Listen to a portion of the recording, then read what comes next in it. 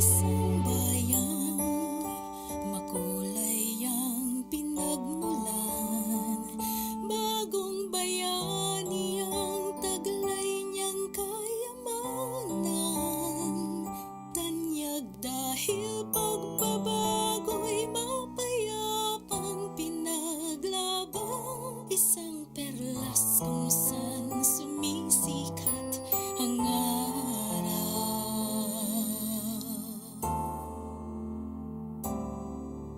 nakilala ng mundo, katapangan mo at kabutihan ng iyong puso. Ipagpatuloy mo, adikain ng mga bayaning nagbuwis ng buhay para sa iyo.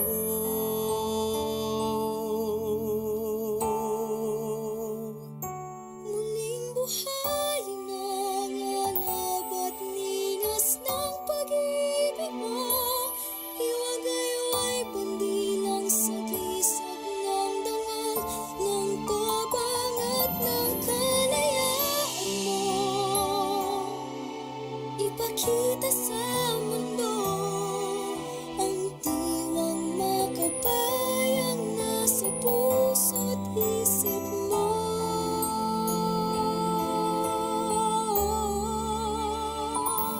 Ika'y isang lahing pinakala ng may kapal, katatagan at tapang mo'y hinubog ng kasaysayan. Sa katapatan mo, karangalan ng iyong lipin ay itatanghal. Kahit saan pa man, taas noo kang hahakbang, Pilipino ka, huwaran ng paglilingkod, sa mundo'y siyang gabay.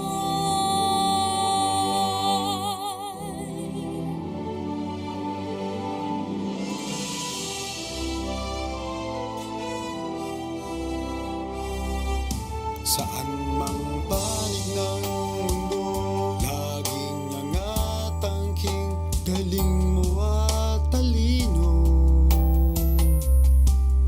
At pinatunayan mo sa bayanihan at pagkakaisa'y makakamtang lahat pangarap mo. Muling buhayin ang alab at ningas ng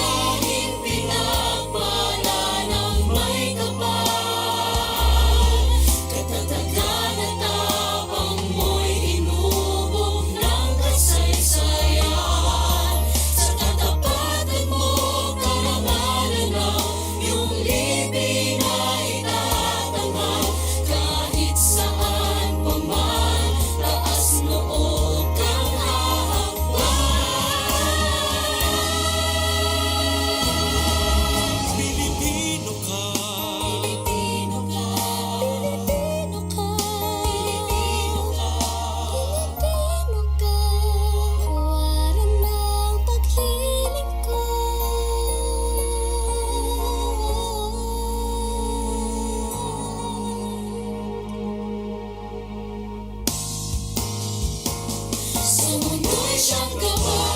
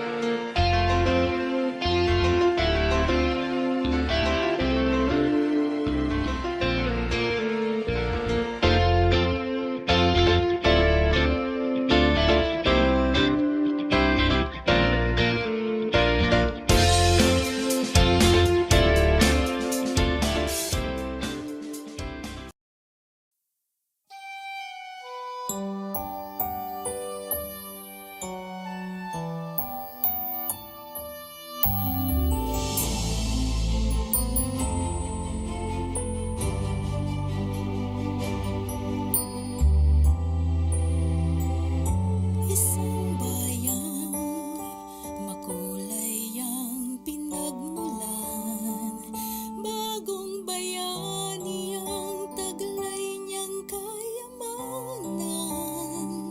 Tanyag dahil pagbabago'y mapayapang pinaglaban, isang perlas kung saan sumisikat ang araw.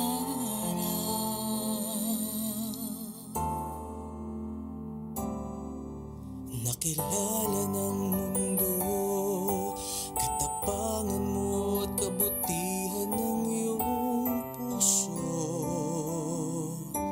Ipagpatuloy mo, adhikain ng mga bayaning nagbuwis ng buhay para sa iyo.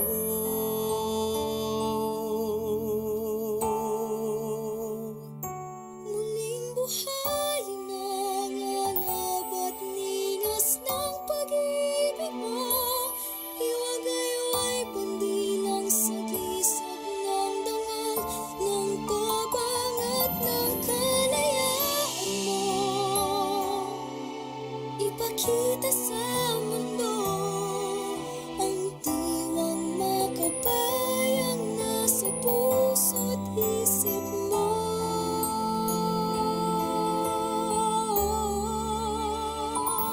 Ika'y isang lahing pinakala ng may kapal.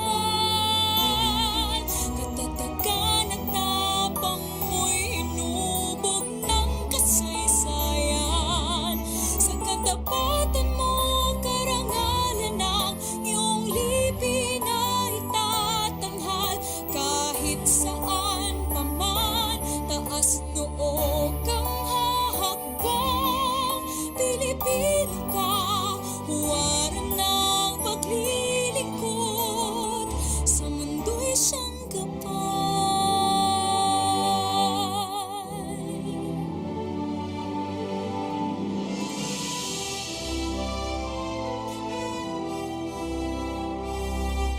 Saan mang panig ng mundo, laging angat ang king, galing mo at talino.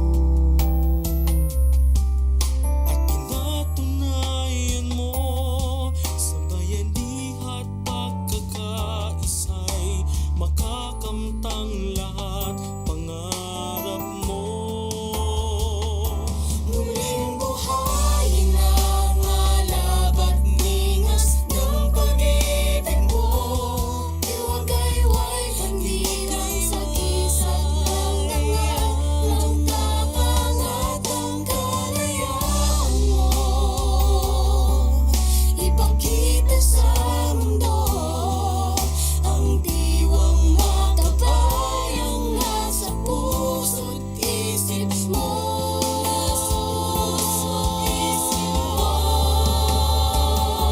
Ika'y isang lahing pinagmana ng may kapal. Katatagan at tapang mo'y hinubog ng kasaysayan. Sa katapatan mo, karangalan ang iyong lipin ay itatanghal.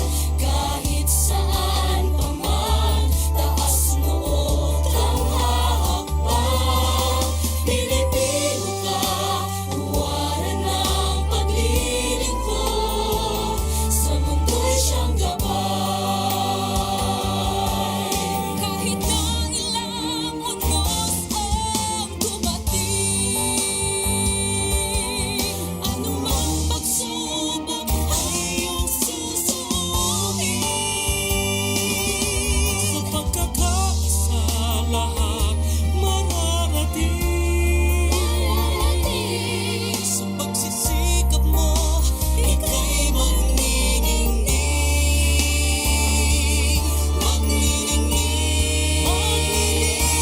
Ika'y isang lahing pinagpala ng may kapal. Katatagan at tapang mo'y hinubog ng kasaysayan. Sa katapatan mo, karangalan ang iyong lipin ay itatanghal. Kahit saan pa man, taas noo kang hahakbang. Pilipino ka, Pilipino ka, Pilipino ka, Pilipino ka, Pilipino ka, huwaran ng paglilingkod.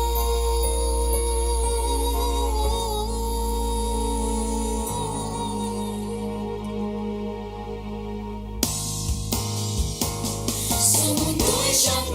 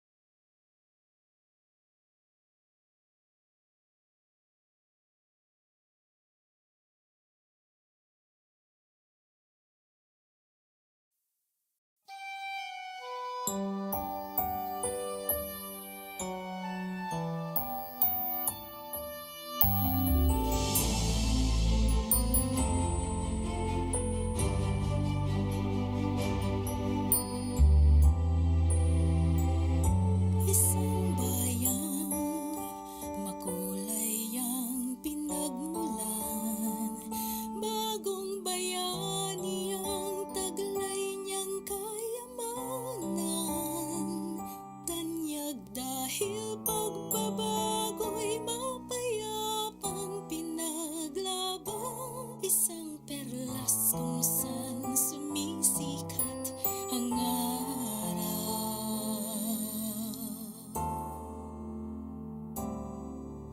Nakilala ng mundo, katapangan mo at kabutihan ng iyong puso.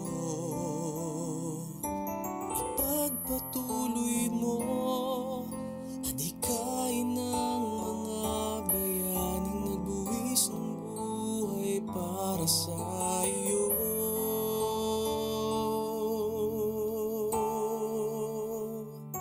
Muling buhayin ang alab at ninas ng pag-ibig mo. Iwagayway pandilang sa gisag ng dangal, ng tabang at ng kalayaan mo. Ipakita sa mundo ang diwang makabayang nasa puso't isip mo.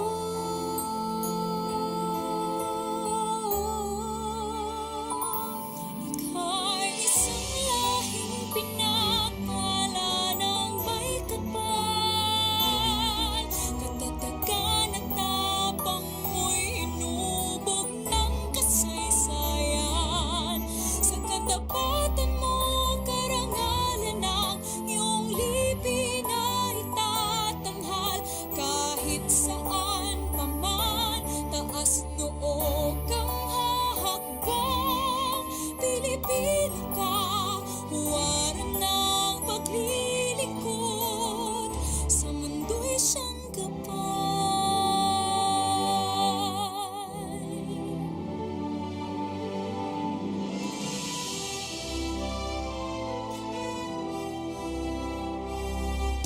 Saan mang panig ng mundo,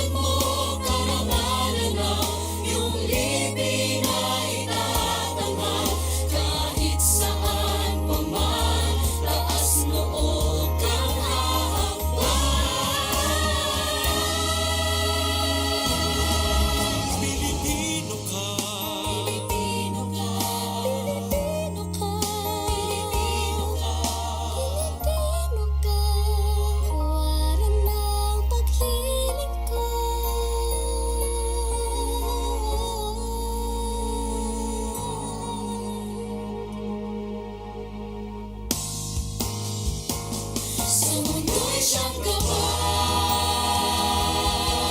siyang gabay sa mundo, siyang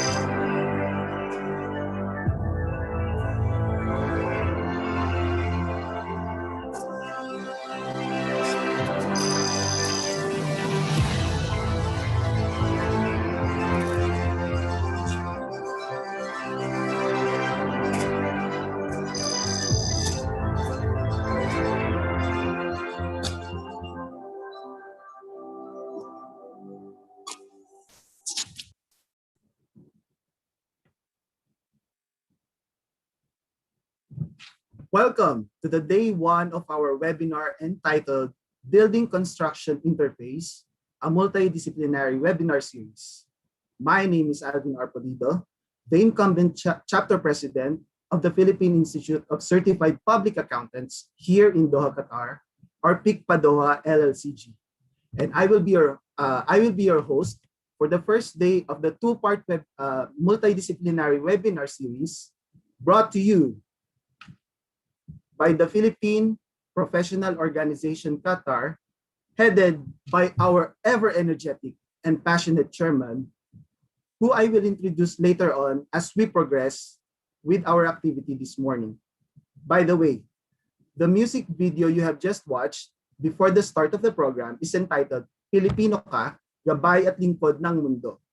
This is a Filipino community joint project initiated by the Filipino community organizations in Qatar with the support of the Department of Labor and Employment and Overseas Workers Welfare Administration. And this includes the 14 strong members of the Philippine Professional Organization here in Qatar. The music video, including the original lyrics and song composition, was fueled by the Filipino community's strong desire to uplift the spirit and to reinvigorate the aspirations of our fellow Filipino workers worldwide and to bring inspiration and encouragement for all to continue and pursue good and greater deeds while serving communities around the world and contributing to our host and home country, especially in these very challenging times. First of all, I would like to greet everyone a pleasant Friday morning and thank you for considering to spend your weekend with us, and rest assured that you will be acquiring all the knowledge you need from our very qualified and competent resource speakers on the three topics which they will discuss for you today. I myself am very thrilled and honored to facilitate today's stimulating and interesting webinars since I am from a different organization, and I am very grateful to be part of this momentous event. To give you an overview of our activity for today, this collaborative project will be delivering three topics from three various organizations, namely United Architects of the Philippines Qatar Chapter, or UAP Qatar LLCG, Geodetic Engineers of the Philippines Qatar Chapter, and Philippine Institute of Civil Engineers Qatar Chapter, with the support from the 14 strong member organizations of the Philippine Professional Organizations here in Qatar. And now moving along, to be able to maximize this morning's discussion, let's have our house rules.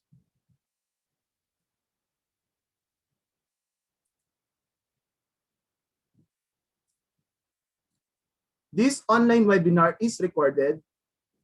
Your participation means that you are giving your consent to be recorded on this webinar. You are all requested to type in your full name as your participant name. The name you will be providing upon signing in shall be cross-checked with our list of registrants.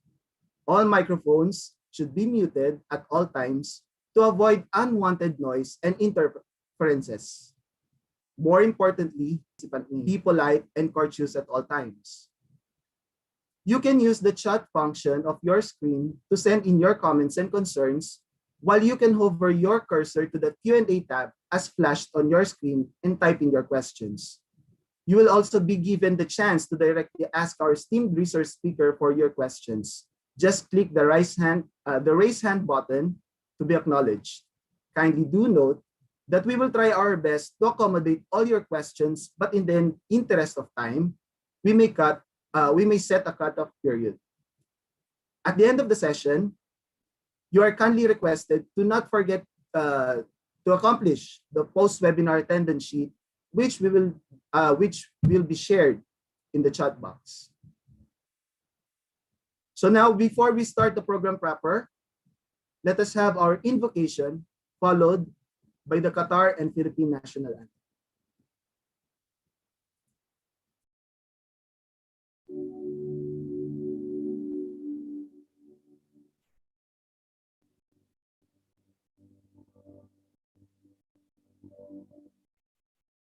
Our ever-loving Father, the core of every reason, the source of truth. You who made the earth and the heavens are the ultimate goal of every knowledge seekers, the infinite wisdom, the cause of all that is good. We are truly grateful for this opportunity to gather together as a community despite the challenges we face each day. Yet you remain that gave us strength to carry on the responsibilities of bearing intelligence and using them for better purposes. We now humbly ask you to join us in our endeavor to explore the wonders of life in the world for knowledge's sake, that in whatever we learn today, we become more grounded to you, who is truth, who is love. We pray that you bless our speakers, the fount of your infinite knowledge, that they can share something worthwhile despite the limited time we have. They can channel all they know and share to us the beauty and truth of living as your child. We pray that you guide our participants, the seekers of your boundless knowledge, that they may continue to persevere in the search and be deemed worthy to share what they learn from today's session. Sanctify us, O Lord, not because we are worthy of it, but because we believe in your love and mercy, that at the end of the day, we can take home something that's amazing and meaningful. This we ask and pray through Christ our Lord. Amen. Mga kababayan, ang pambansang awit ng Pilipinas.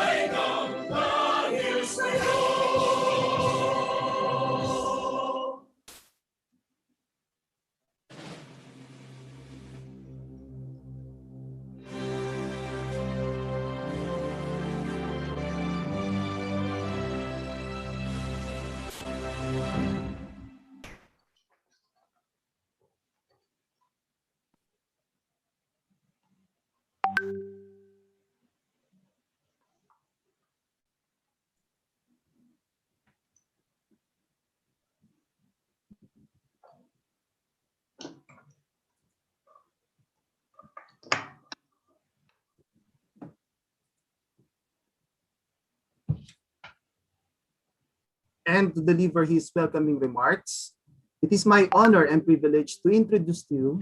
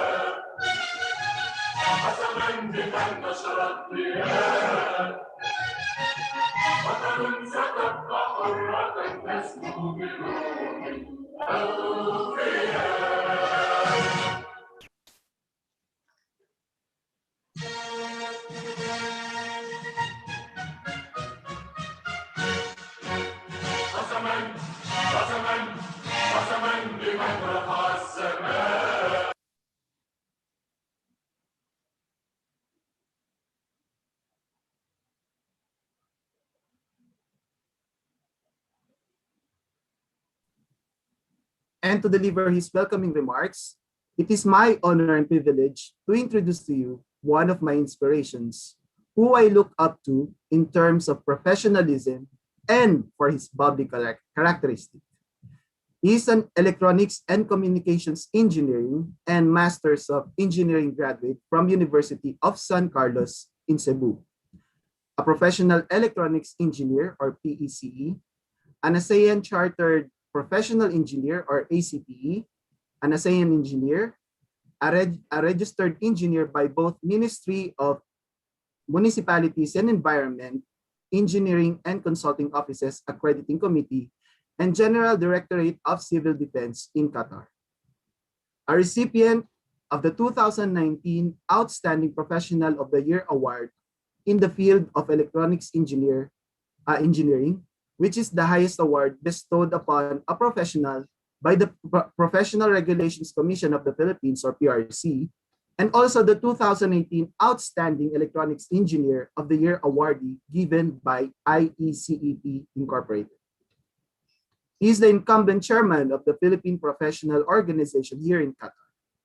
Ladies and gentlemen, let us all welcome from the Institute of Electronics Engineers of the Philippines Qatar chapter, Engineer Adonis Q. Talabo.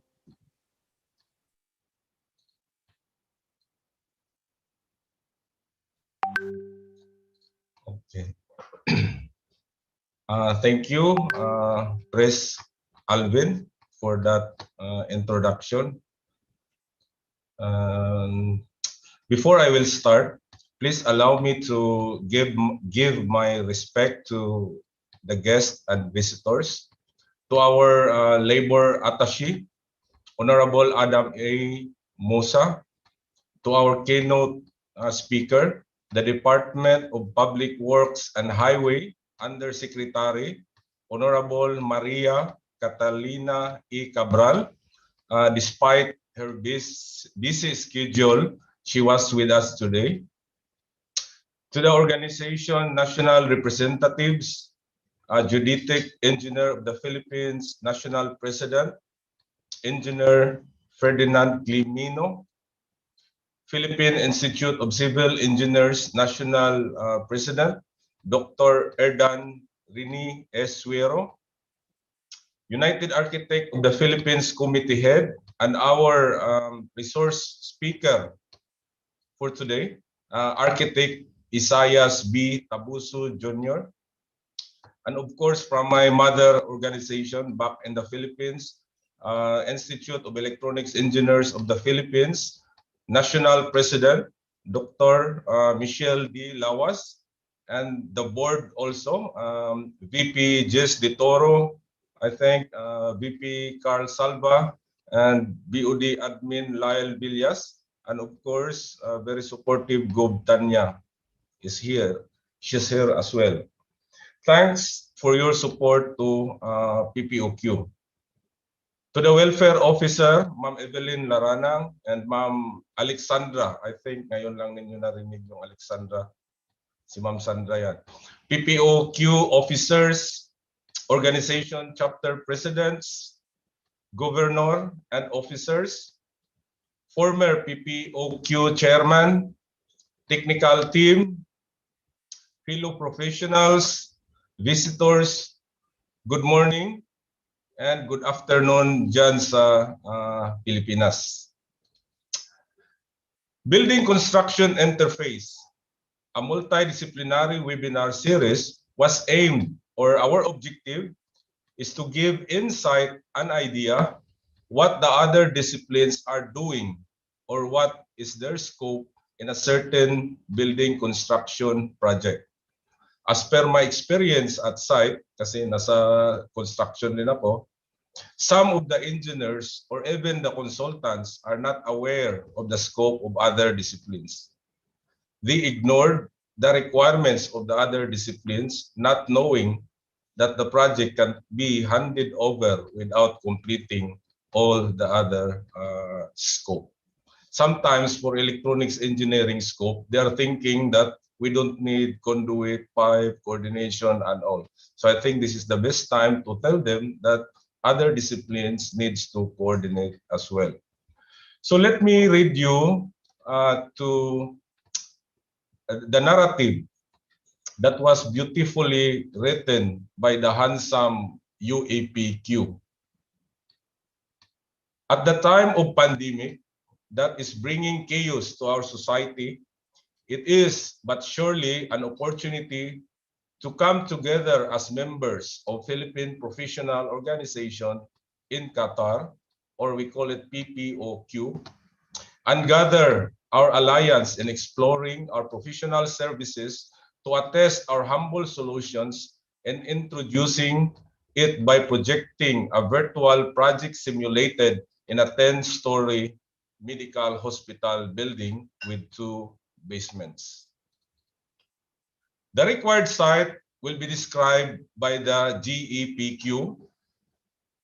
Then the UAP will consolidate all the functions and amenities. IECEPQ shall recommend instrumentation and monitoring. The PICE will ensure structure stability, meet seismic and cataclysmic event. For PSMEQ enables active and passive ventilation, including flow of all liquid from needed and conveyance. Uninterrupted light and electrical power supply, including renewable energy source, under IIEE. Notwithstanding the wise advices of PNA or the nurses, FDOQ or the Filipino dentist, end up NDAP or the nutritionist dietitians, PhilRAP or the radiologist, EFEQ or the Filipino educators, PhilERPQ or the respiratory, and of course the IPAO or the optometrist with regards to the latest and advanced medical practices. This project also aims to finance sourcing and its cost projection therein to so well-tapped PICPA team or the accountants on this. The initial envisioned edifice will have at ground floor, main reception, lobby, in and outpatient, people flow, emergency area, communication and control rooms, while in the first floor, the ICUs, operating theaters, critical rooms, and laboratories. Second floor, all offices, administration, doctor, nurses, and staff. Third floor to seventh floor, all kinds of wards. Eighth floor is VIP wards. Ninth floor, solarium and gardens. 10th floor, helipad, technical floor. First basement, medical supplies and equipment, morgue, waste management, back of house services, mechanical and electrical facilities. Second basement is the parking and utilities areas. As pioneering professional cooperation in educating our peers, aspirants and interested learner about the relevance of interfacing available professional disciplines in a way and anticipation of our built effort with value and virtue. So we have the speakers. The third slide, please. Okay. Okay, zoom. Okay na yan. From the United Architects, it will be delivered by the former PPO chairman as also architect Isias B. Tabuso Jr. He is already there in the Philippines, but still his support to us andyan pa rin. And of course, from the Geodetic Engineers of the Philippines, it will be delivered by Engineer Edgardo Basilio. And for the Philippine Institute of Civil Engineers, it will be delivered by Engineer Ronaldo B. Nilo. This is for day 1 or today. And we have also another session or day 2 that will be on May 7. This scope that will be presented includes the Philippine Society of Mechanical Engineers, the Institute of Integrated Electrical Engineers, and of course, the Institute of Electronics Engineers of the Philippines. So sana andyan pa rin kayo next Friday. And of course, above all those things that I have mentioned, this webinar is beyond the technical requirements or building a project. This is actually a show of unity as professionals. No scope can divide us. Mabuhay ang PPOQ, mabuhay ang manggagawang Pilipino. At para hindi ko makalimutan, welcome address pala itong ginawa ko. So welcome everyone.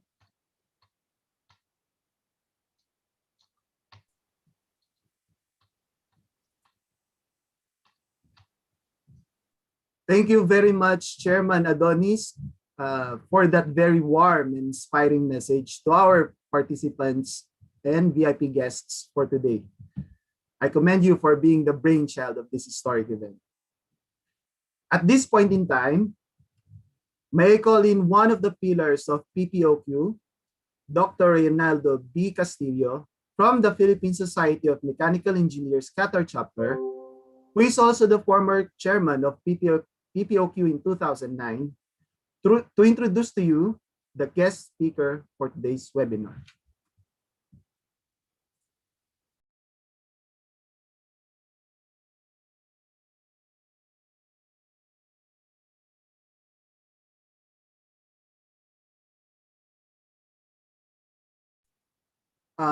Excuse me po, Dr. Ray, your mic is nakamute po.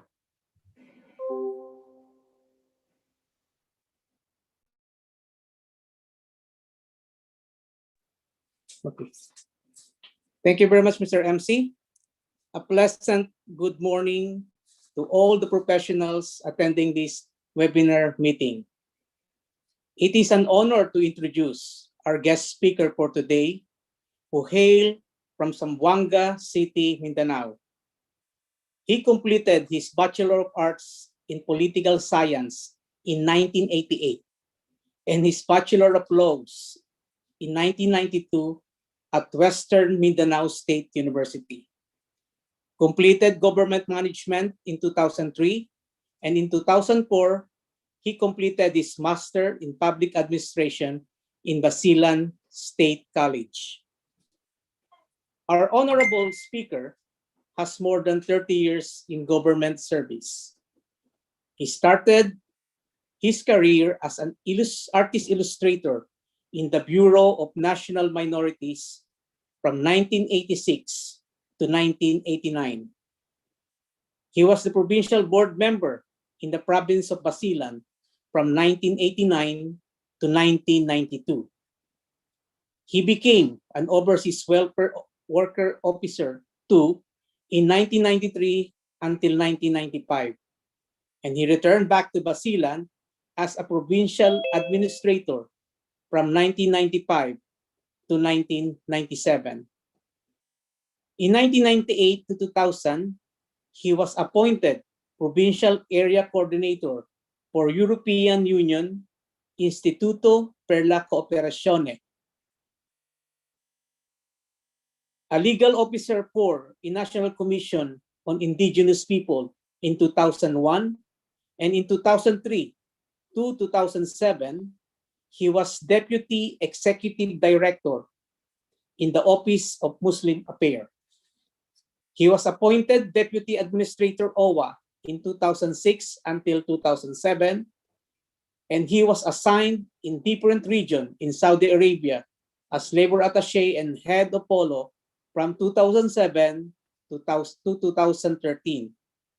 And from 2016 to 2018, he was the Labor Attaché and Head Polo in Greece and Cyprus.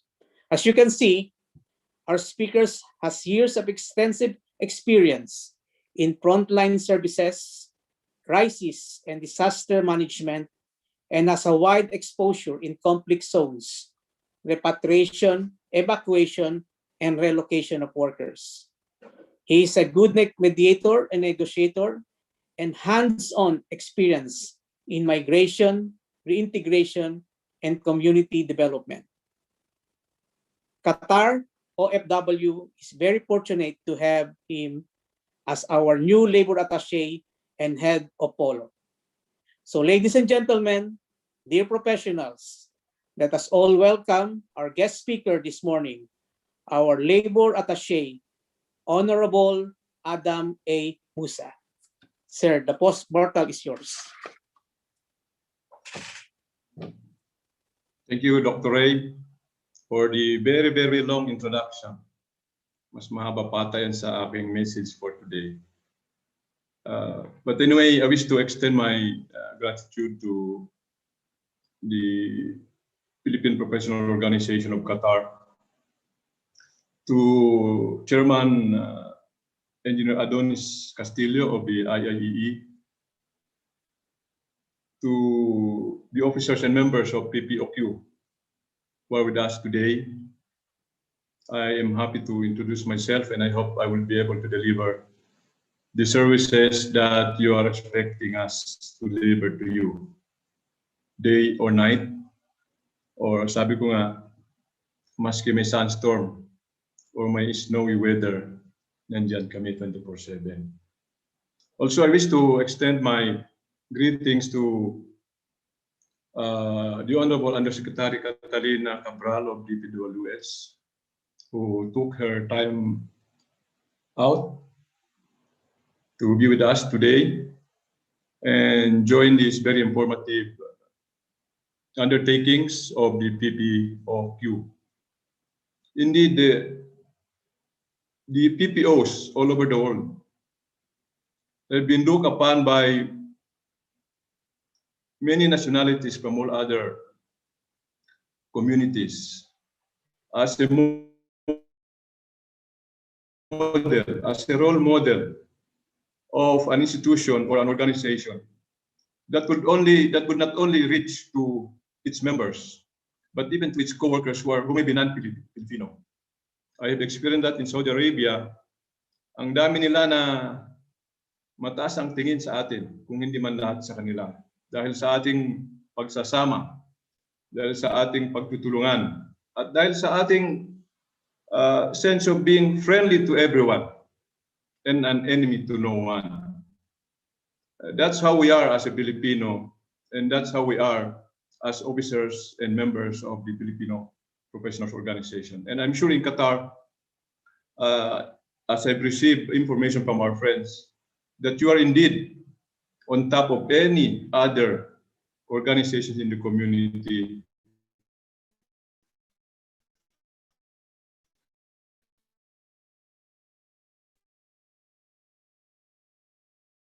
that are ready and willing to deliver the needs of.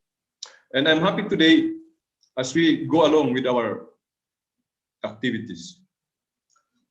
And the sense of cohesion and unity in the delivery of community service has never been tested time and again until we face this pandemic. We have seen yung balikatan natin, yung pagtutulungan natin, and the care for everyone, Filipino or non-Filipino, bata man o matanda, dito man sa Qatar and even outside of Qatar, we have seen how we sympathize and how we deliver the needed services to the community. At kami po sa Philippine Overseas Labor Office, sa Overseas Welfare Administration, kasama dyan ang SSS at Pag-ibig. At ang ating Philippine Embassy ay nakikisa sa inyo sa inyong hangarin upang makatulong sa inyong miyembro at makatulong sa ating mga kapwang Pilipino na nandito sa Qatar at nasa Pilipinas. We shall continue our collaboration with you as we all hope for a better service and for a better and decent work in the years to come. I wish to report to you that despite of all this pandemic that we have been suffering or we suffered for the last a year or so, the figure will reveal to us that there is hope for jobs for our people despite of the displacement brought about by this pandemic. For the period of July to December last year, that figure has been surpassed by a figure of job orders in our office just for the month of January. So ganon karami nang pumapasok sa aming opisina na nangailangan ng mga Filipino workers. Karamihan dyan ay ating mga professionals. And the figure states that from January, February, March until April, tuloy-tuloy yung pag-angat ng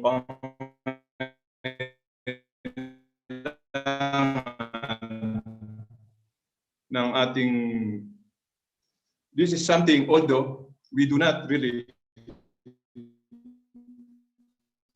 as a program invite people to come, but jobs and our host country needs us more than ever. As they march towards rehabilitation, as they march towards progress for the country after the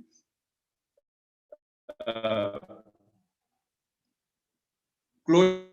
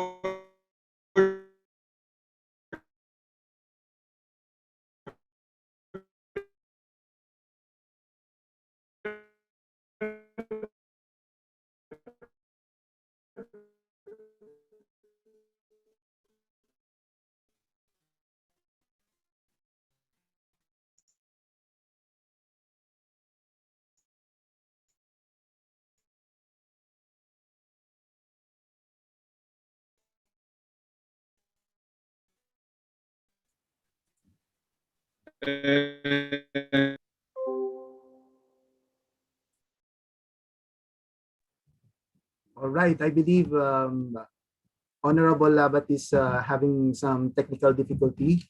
So we are going to get back with him. And moving along,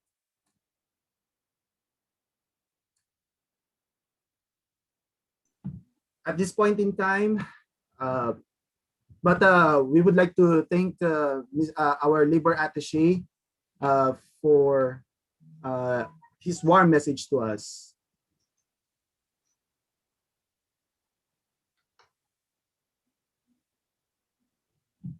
So at this juncture, I would like to call Ms. Mary Rose C. Uy from the Philippine Nurses Association Qatar chapter. MC? Yes. Sorry ha. Meron pa tayong yung video na right. for the Labor Day. Very short, na lang. Naputol lang kasi si Labat. Naputol si Labat, yes. Okay, so we are going to play a short video message from Secretary Silvestre H. Bello III of Department of Labor and Employment for us. Thank you.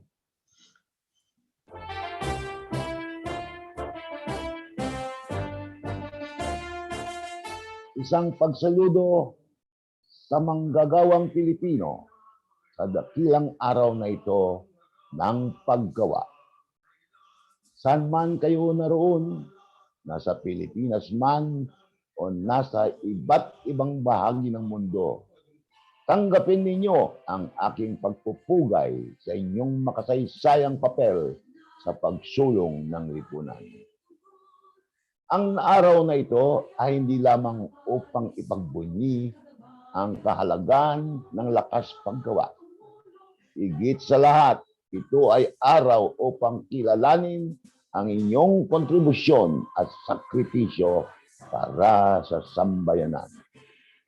Mula pa noon, napakalaki ang inyong ginampanan sa pagpapaunlad ng pambansang kabuhayan. Ngayon, nasasadlak tayo sa pangdaigdigang krisis dulot ng COVID-19, pero kayo pa rin ang sandigan ng bayan upang bumalikwas at bumangon mula sa lugmok nating kalagayan. Di matatawaran ang utang na loob ng ating pamahalaan at mamamayan sa manggagawang Pilipino. Kayo ang mga frontliners na hindi alintana ang panganib at nag-alay ng buhay para maligtas at patuloy na makapamuhay ang higit na nakakarami. Lubos ang aking pasasalamat sa mga doktor, mga nurses, healthcare workers, mga janitor, security guard, driver, gasoline boy, factory workers, farm workers, engineer, call center agent, teachers, kawani ng gobyerno at marami pang iba nating mga manggagawa na patuloy na naglilingkod sa kabila ng panganib na dulot ng COVID. Kasama ang mga mahal nating overseas workers, kayo ay nabibilang sa hanay ng mga bagong bayani ng ating panahon. Mula sa aking puso, maraming salamat sa inyong kabayanihan. Bagamat nagdulot sa atin ng matinding paghirap ng pandemya, nananatili kayong nananalig sa kakayanan ng pamahalaan na gabayan ang ating laban. Muli, maraming salamat. Ang inyong tiwala at pananalig sa ating Pangulong Duterte ay sapat na dahilan upang kami ay magpatuloy na maglilingkod upang ating mapagtagumpayan ang dambuhalang hamon sa ating bayan. Mabuhay ang manggagawang Pilipino sa buong mundo. Mabuhay ang Pilipinas. Maraming salamat po.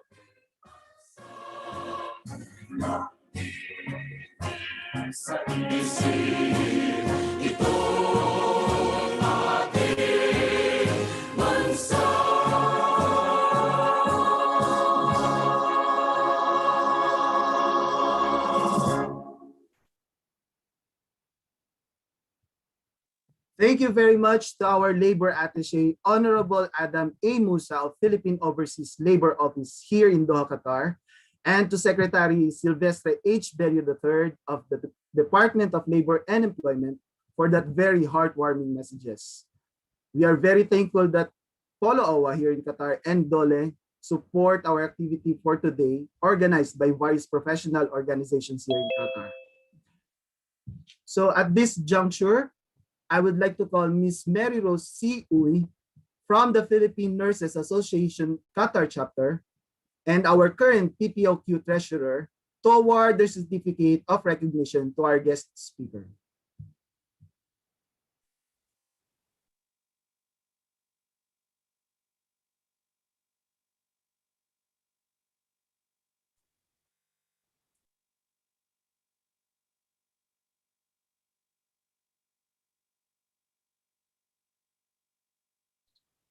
Naka-unmute ka, ma'am. Naka-mute.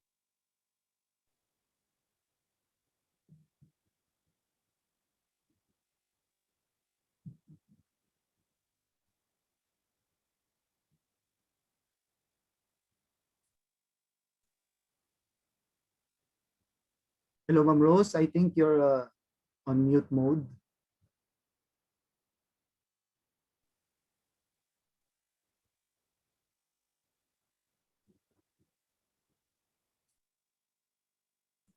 Wala pa rin pong sound.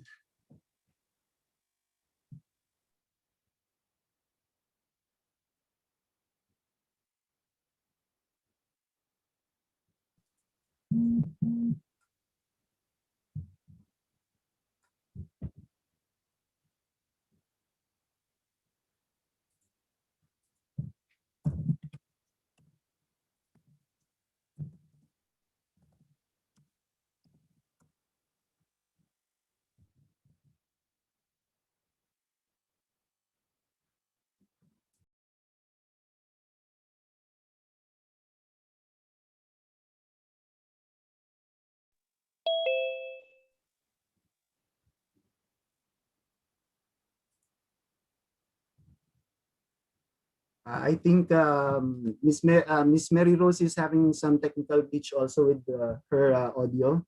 Um, all right, I'm going to read the citation for the certificate of appreciation. Philippine Professional Organization Qatar, Doha, in Doha, State of Qatar, awards this certificate of appreciation to Honorable Adam A. Musa, Philippine Labor Attaché to State of Qatar, in grateful acknowledgement of his distinguished and individual services rendered as guest speaker during the Building Construction Interface, a multidisciplinary webinar series given this 30th of April 2021. Signed, Engineer Adonis Q. Talabo, Chairman of Philippine Professional Organization, Qatar. Thank you po, Labat Adam. Thank you, mabuhay tayong lahat. Maraming salamat. Buhay po tayong lahat.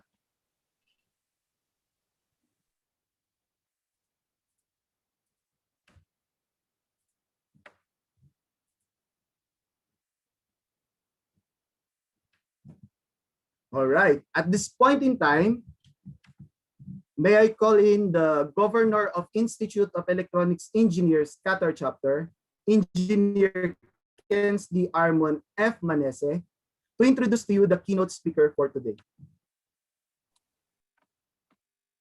Hello. Thank you, Pres Alvin. So it is my honor to introduce to you our keynote speaker today. If there is a model for woman infrastructure in an organization dominated by male officials and employees, it is Undersecretary Maria Catalina E. Cabral, who made history when she became the first female rank and file employee who reached the level of Undersecretary in the hierarchy of officials in the engineering and construction arm of the government. A licensed civil engineer, Undersecretary Cabral has 3 master's degrees and 2 doctorate degrees in the field of business management, economics, and public administration. She also enrolled a short course of business analytics at the Wharton School, University of Pennsylvania. And at present, she is taking another doctorate degree on urban and regional planning at the University of the Philippines. As Undersecretary for Information Management, Planning, and Public-Private Partnership or PPP Service, Undersecretary Cabral is in charge of overseeing the development of strategic and priority plans and programs of the department, including implementation of PPP projects. She is a registered ASEAN and APEC engineer and has been conferred as a honorary fellow by the ASEAN Federation of Engineering Organization. She is 2017 to 2018 National President and first female highest leader of the Philippine Institute of Civil Engineers, PICE.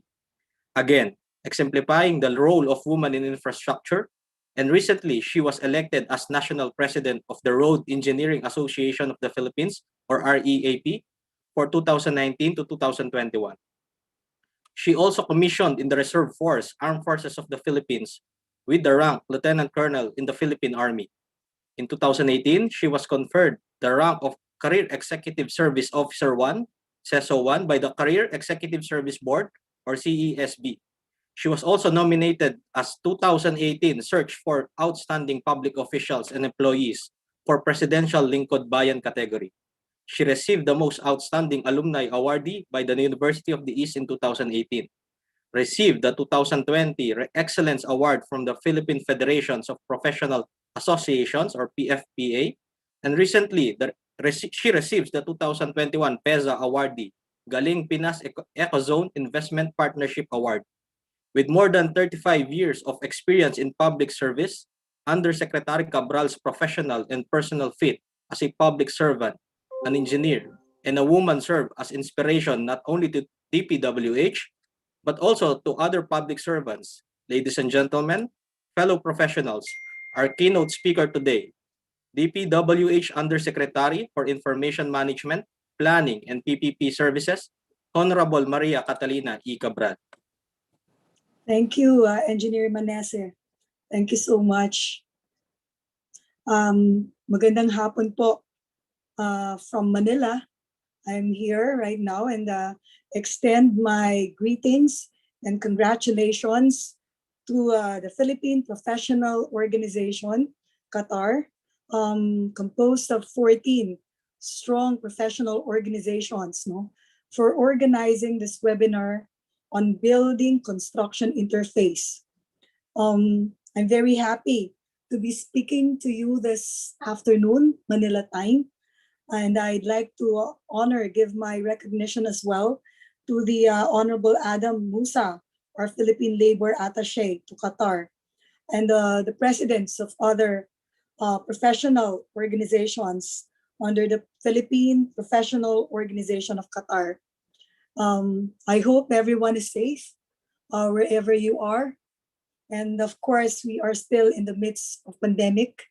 We're struggling, but surviving here in the Philippines. I hope we can overcome this as soon as possible. And of course, we amidst this, we are still pushing for the completion of a lot of major infrastructure projects under the administration of President Rodrigo Roa Duterte.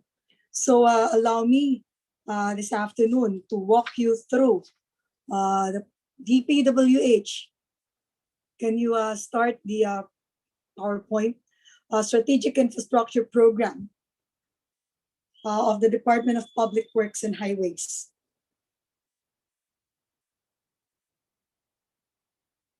Can we start from the beginning?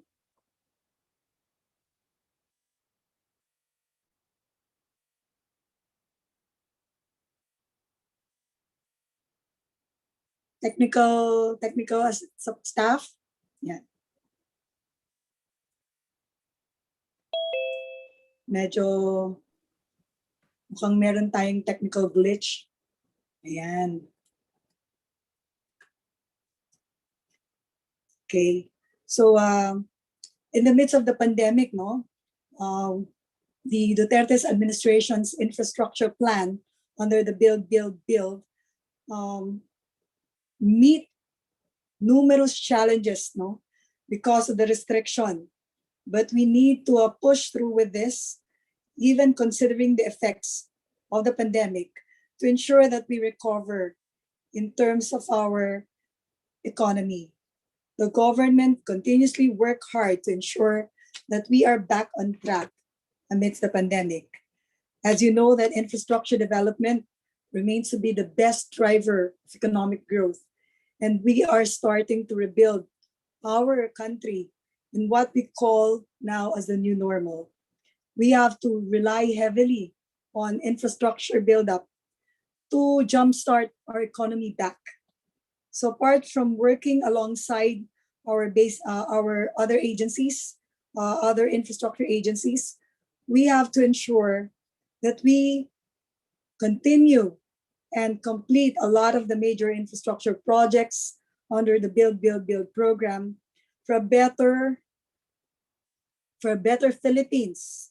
And we have to remain steady despite all the challenges of pandemic.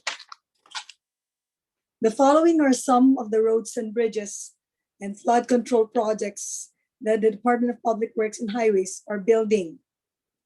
I hope you have, when this is all over, I hope you can come and visit us or even join the country, because we are in the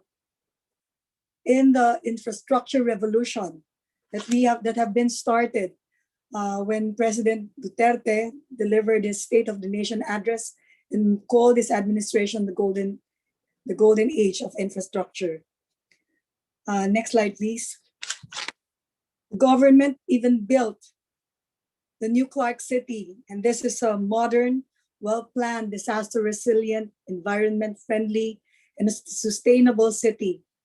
Also, we have efficient infrastructure system that we are pursuing, especially that we are an archipelago, the Philippines, more than 7,100 islands connecting the country. And we want to build more railways, more urban mass transport, more airports, and more seaports. Next slide. As the administration banks on infrastructure development to revive our economy, Public Works and Highways remains to be vigor and eager to finish the infrastructure program that we have started in 2016. Prior to the pandemic, the country's gross domestic product, particularly on infrastructure spending, has drastically increased and even surpassed 5% of GDP in 2019, which is twice as much as the country's average total spending for the last 50 years. Then the pandemic came in 2020, when we experienced a decrease in our infrastructure spending. We in the public works, we are mandated to undertake the planning of infrastructure such as national roads and bridges, flood control, water resource projects, and other public works, including the design, construction, and maintenance of national roads. As you can see, our total road network in the country is more than 200,000 kilometers, but majority of those are local roads. 177,000 kilometers of those are local, meaning they are being overseen by the respective local government units, provincial, municipal, city, and barangay. But if you notice also that the national road, some 33,000 of this have already been, most of them already paid either with asphalt or concrete. 97% or almost 98% are already paid. Our build strategy will be strengthened to revitalize our economy through this major strategic infrastructure program. We have our traffic decongestion program, as you know, particularly Manila is one of the traffic congested city all over the world. I think we ranked number 3. And therefore, we want to build high standard highways and expressways, bypasses, diversion roads, flyovers, interchanges, and underpasses where right of way is very difficult to acquire.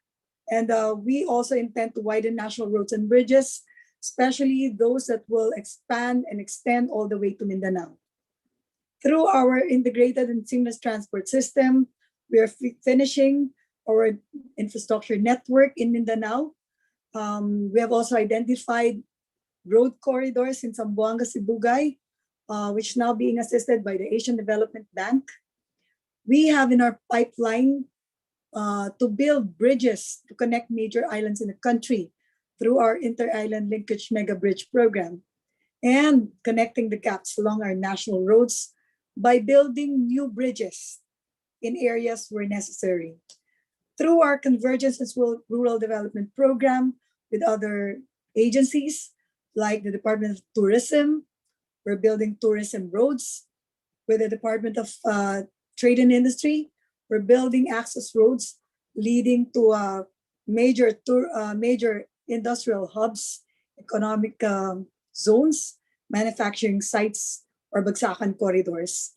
And with the Department of Trade and with the Department of Transportation, who is in charge of the airport and rail and ports, we are improving or building the access roads leading to the roll-on, roll-off ports, seaports, major airports, and railway stations.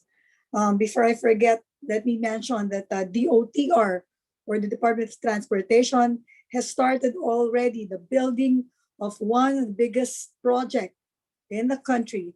And this is the mega subway here in Metro Manila, as well as the north-south commuter rail that will connect the Bicol region all the way to Pampanga in the north. Under the livable, sustainable, resilient community, we are going to build facilities such as flood control, evacuation centers, bike lanes in areas where we can still acquire the right of way, projects that would focus more on ensuring our climate change and disaster resilient activities to make the communities livable, sustainable, and resilient, so that it will sustain our efforts to combat disaster risk. Because as you know, the Philippines is located in the Pacific Ring of Fire. And therefore, we are experiencing on the average more than 20 typhoons a year, volcanic eruptions, other disasters, earthquakes. So we are building these facilities to ensure that we will build livable, sustainable, and resilient communities. As the country's infrastructure and engineering arm of the government, the Department of Public Works and Highways has implemented more than half of the Philippine government's infrastructure spending annually. In fact, our disbursement for 2019 and 2020 has even reached, increased by more than 200% as we ramp up our infrastructure spending. I mentioned already that the Philippines is one country located in the Pacific Ring of Fire, and we are constantly exposed to a lot of potential climate change and disasters. We are very vulnerable, and with this, we want to prepare the master plan and program by finishing the feasibility studies for the 18 major river basins of the country, from Luzon all the way to Mindanao. We have finished already 11 of the major river basins master plans, and we are finishing 7 more.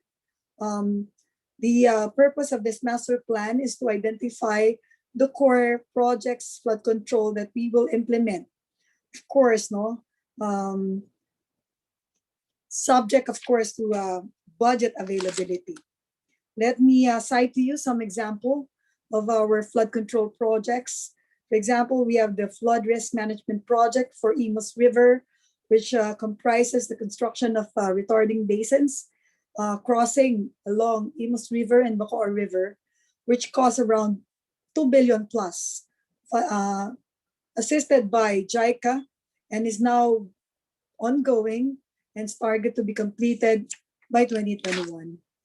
Another flood risk management project is located in Cagayan de Oro, where it costs more than 8 billion, where we intend to build concrete flood wall that will protect Cagayan de Oro City. If you remember, I don't know if you have relatives here, many years ago, Sendong struck Cagayan de Oro City and flooded and killed a lot of residents in that city.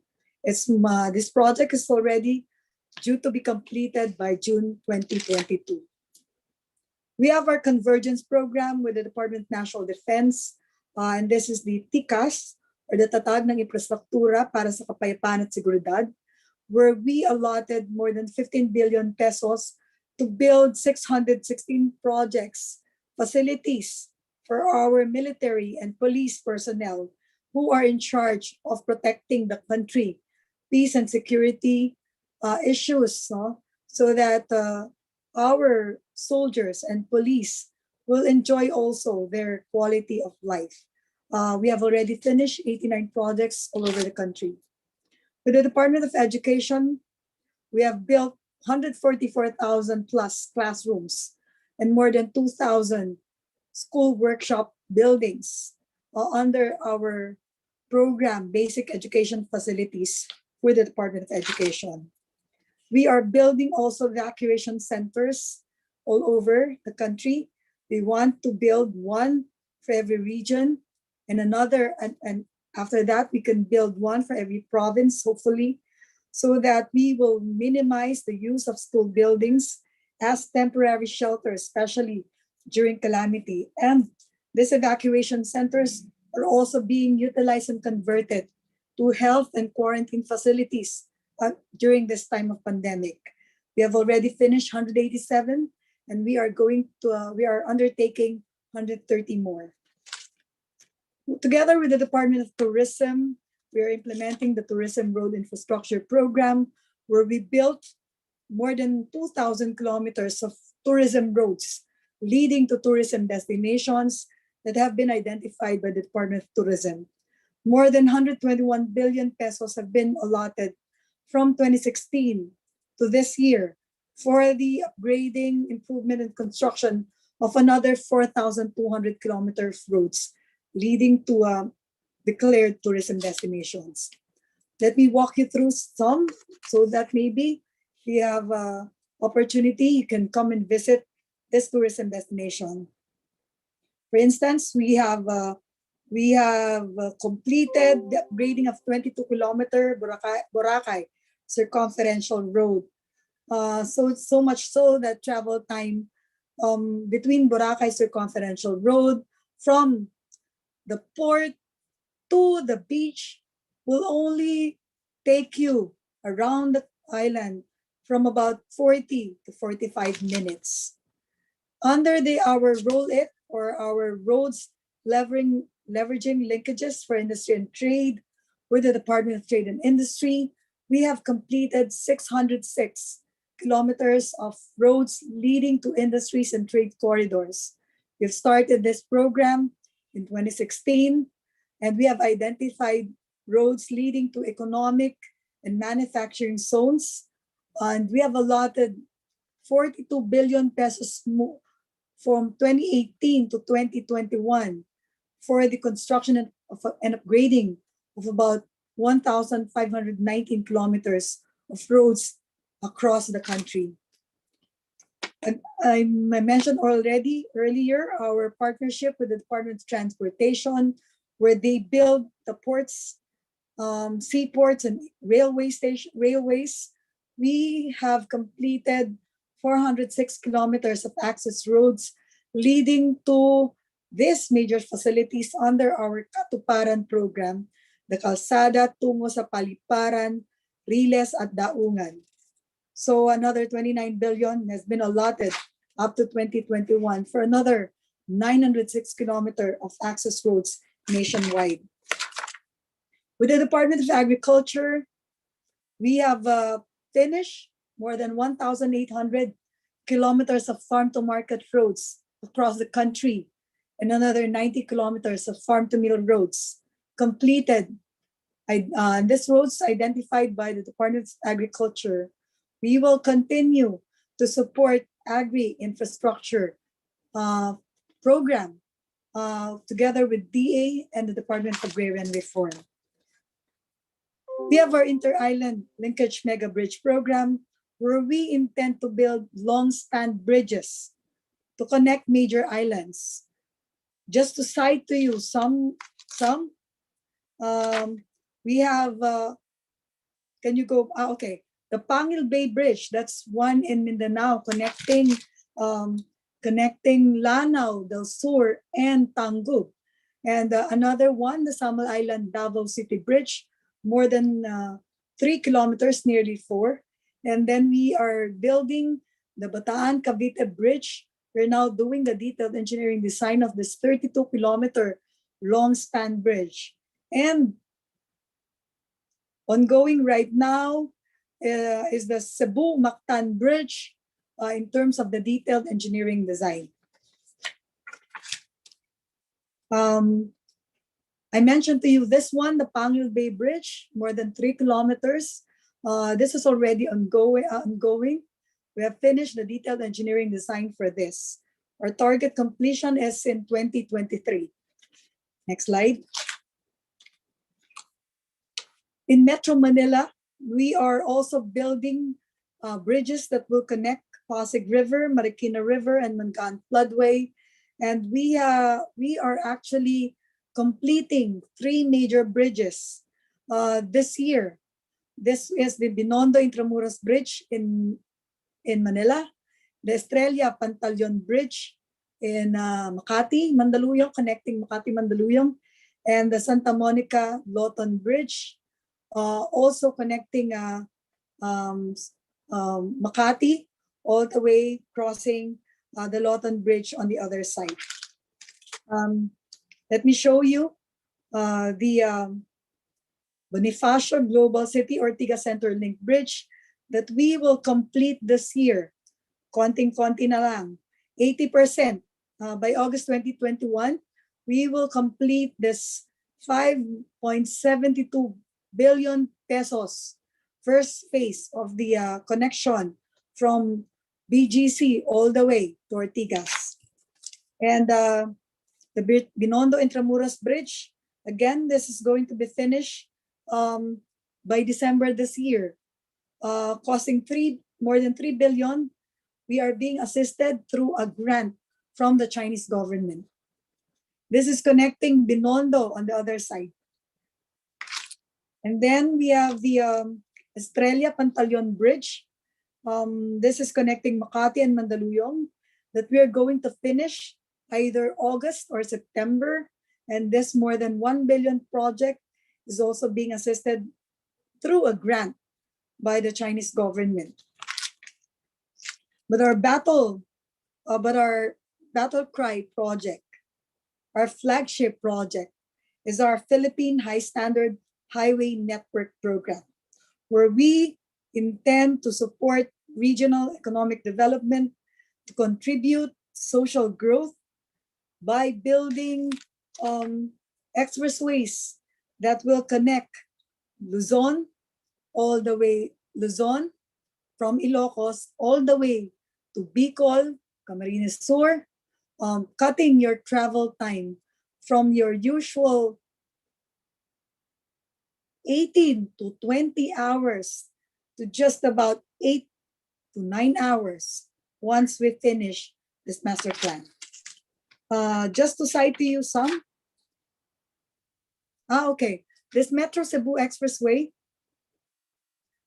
this is a major expressway in the Visayan region, particularly in Cebu.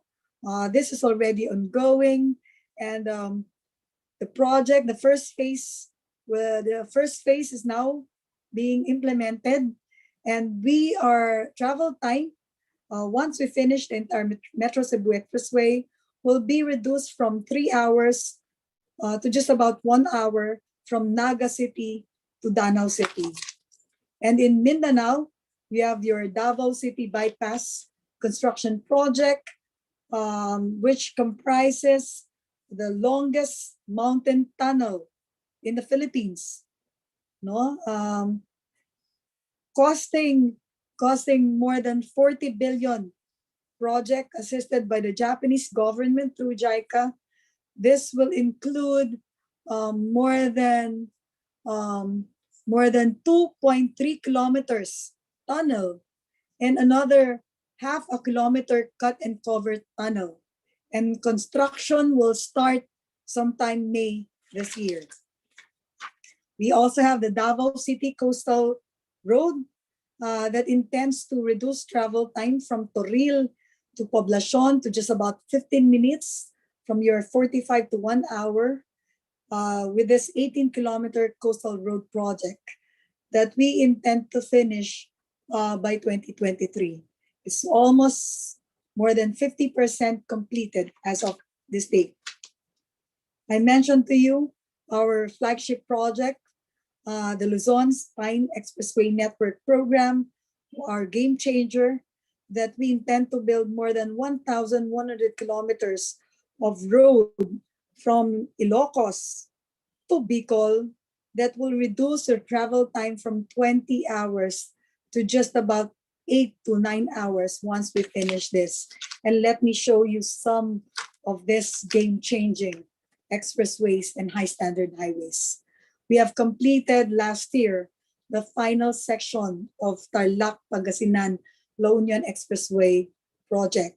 This 89-kilometer expressway from Tarlac City connect all the way to Rosario La Union, cut your travel time from 3.5 hours to just about 1 hour. And it was open to traffic last year. We are now developing and having the approval for the extension of T-Plex that will involve another 59-kilometer 4-lane road from the terminal of T-Plex 1, and this will end at San Juan, La Union. This costs around 24 billion. And there's another feasibility study that we are now finishing to expand the extension from T-Plex Phase 2 all the way to Ilocos region. Moving to Central Luzon, we have the 30-kilometer Central Luzon Link Expressway that is targeted to be finished July this year, which will cut travel time from Tarlac to Cabanatuan City to just about 20 minutes. This is more than 90% complete. We're going to open this vital road to connect the North Luzon Expressway to the east in Nueva Ecija. And we're going to open this sometime in July this year. Also, in Luzon, we have the arterial road bypass project, the Plaridel project, phases 2 and 3. And we're even widening the bridge in crossing the Angat River. Once we finish this in 2023, travel time from Burol, Balagtas, and Maasim, and San Rafael in Bulacan, from your 1.5 hour will be reduced to just about 20 to 30 minutes, comprising of 22 kilometers of bypass road and 10 bridges, including 3 flyovers. Moving to the National Capital Region, we have completed and opened the North Luzon Harbor Link Segment 10, cutting your travel time from Valenzuela City to C3 in Caloocan from 1 hour to just about 5 minutes. We have finished this and opened it last year. No, that was in April, the other year before the pandemic. And connecting to this, another component of the NLEX is the Harbor Link segment C3 R10 section, about 2.6 kilometer, elevated, 6-lane, all elevated, which will shorten travel, which we have opened last June, despite the pandemic, no? That cut your travel time from 1 hour to just 10 minutes. This 6.55 billion is now open to motorists. Connecting further is the connector road, connecting the North Luzon Expressway and the South Luzon Expressway. This 8-kilometer 4-lane elevated expressway will extending from the segment 10 in C3 to PUP in Santa Mesa, and finally connecting to the Skyway Stage 3, all elevated and mostly traversing above the rail track, the Philippine National Railway track. So on top of the rail track, we will have an elevated expressway. It's ongoing right now, and we're going to finish this by 2022.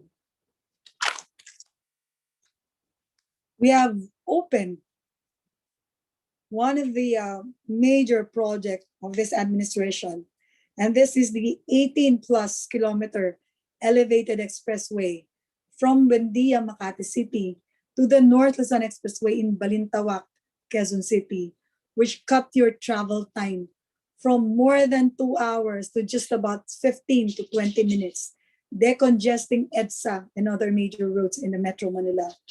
You have around 10 off and on ramps connected to the Skyway. And the full trunk line was opened last December, and we are finishing all the ramps this year. This will connect to the connector I mentioned before this, and hopefully once all this is finished, you will no longer have to pass EDSA if you're coming from north and going to the south. And further extending to the south, we have completed 62% of the Alabang Sucat Skyway connection, including the ramp extension. We are also extending the completed NAIA Phase 2, NAIA X Phase 2. We've opened this elevated expressway that connects the 3 major terminals of the country back in 2017. And we are going to extend this on both sides. Also, ongoing right now is the Manila-Cavite Expressway Project, C5 South Link Expressway. This more than 7 kilometers, 6-lane expressway will cut your travel time from R1 Expressway or the Ross Boulevard Cavitex to South Luzon Expressway C5 from 40 minutes to just about 10 minutes. And another one in Luzon is the Southeast Metro Manila Expressway or the C6. That will be this 32-kilometer toll road project from Skyway in Taguig all the way to Batasan Complex in Quezon City, costing 45 billion pesos, will reduce travel time from Bikutan to Batasan from almost 2 hours to just about half an hour. We are now acquiring the right-of-way for this major project. Completing the Cavite-Laguna Expressway this year in 2022, this 44-kilometer major expressway will reduce travel time between Cavitex and South Luzon Expressway from 1.5 hours to just about 45 minutes. And further connecting to Calax is the Cavite-Tagaytay-Batangas Expressway project. And this 50-kilometer will traverse areas of Silang, Tagaytay, Amadeo, Mendez, Alfonso, and Magallanes, all in Cavite, all the way to Nasugbu, Batangas. We will start this project next year. So we are now in Luzon, further extending the South Luzon Expressway. We call this the TR4, and the 66-kilometer toll road will start from the end of SLEX in Santo Tomas, Batangas, and will connect all the way to Tayabas, Lucena City. Imagine cutting your travel time from 4 hours to just about 1 hour. Right-of-way acquisition is now ongoing by the Department of Public Works and Highways, and 30% of the phase 1 is already completed, particularly at Tiaong Interchange. And we just approved the extension of TR4 from the terminal point of TR4 all the way to Barangay Mayao in Lucena City, Quezon, and will end at Matnog, Sorsogon. And we are now studying this project, major project, particularly the phase 1 that will cost 22 billion pesos. We're now in Bicol. To cap it, the ongoing 13 kilometers Camarines Sur Expressway will connect San Fernando Municipality and Pili Municipality in the province of Camarines Sur. This is 16% complete, and we will complete this by 2023. We have built more than 5,500 bridges since 2016 under this administration. We're able to construct, next slide, we're able to construct, widen, upgrade, rehabilitate, and strengthen 5,555 bridges. We also have complete, I think the slide froze. We have also constructed, maintained, widened, upgraded, and rehabilitated more than 26,000 kilometers of roads. Such as Laguna Lake Highway, the Urdaneta Bypass in Pangasinan, Pulilan Baliwag Diversion Road in Bulacan, Sorsogon City Coastal Bypass Road. We have built 10,000 plus, completed 10,000 plus flood control structures. Amidst the pandemic, we are fast-tracking the development of this infrastructure under strict government health protocols.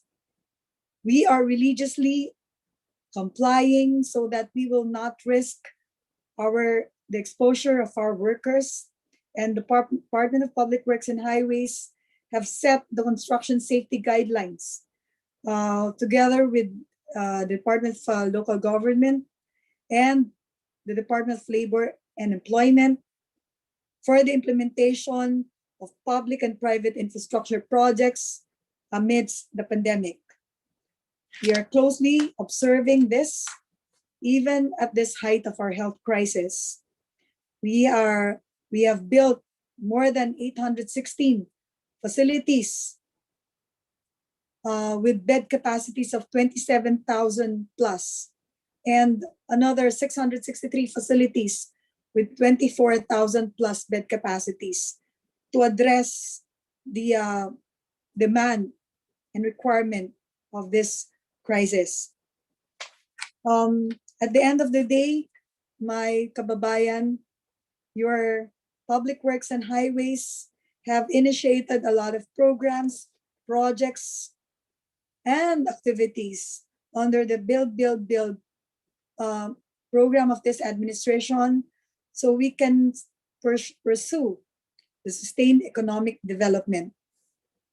It will solve the problem of congestion, the problem of flooding, hopefully ensure sustainable development, provide employment opportunities, especially a lot of our OFWs have come home. Of course, we want to ensure recovery of everyone in this time of pandemic. What we will build is not only for the current generation, but the future of the generation and the generation's generation. We will heal as one, mga kababayan. So tulungan niyo po kami kahit po nasan kayo. Magdasal po tayo makaraos. And kami po sa kagawaran ng mga paggawain at lansangang pambayan ay kasama ninyo with your struggle, no? As we will recover and heal as one. Maraming salamat po, and I hope the technical team can play a very short video that we have prepared for you.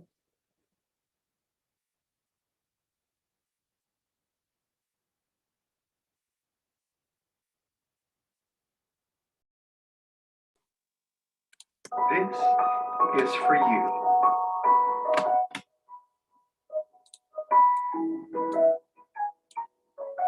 We didn't give up. Shared all your strength against COVID-19.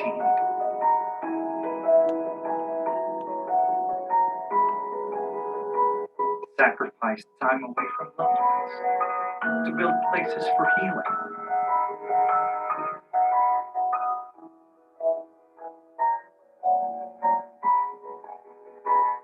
Struggle is temporary.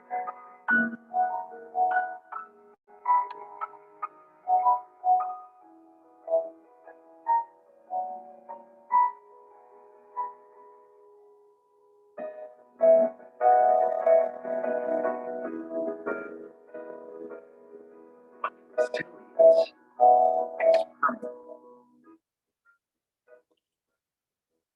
As we heal as one,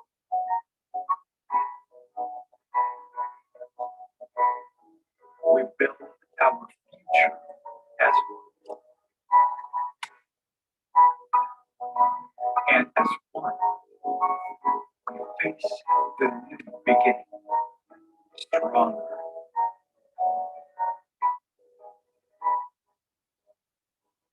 More resilient.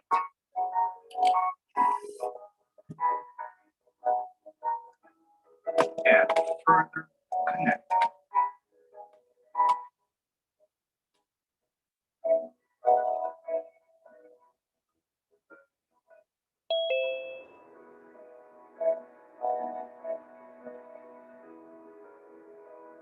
Because of you, the Philippines will pull through.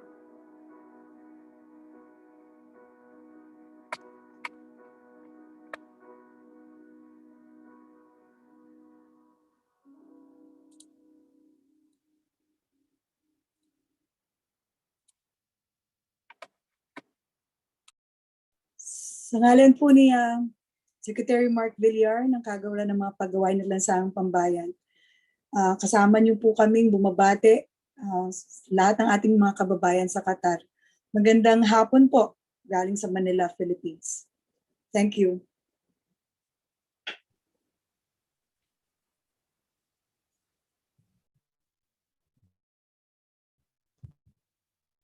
Thank you very much, Undersecretary of the Department of Public Works and Highways, DPWH, Honorable Maria Catalina E. Cabral, for that very informative structure programs by the Philippine government, which is the build being emphasized more with the project accomplishment, basic education facilities, evacuation center development program, various roads and bridges project, among others, and to name a few. We are very thankful for spending your time with us despite your busy schedule, and that DPWH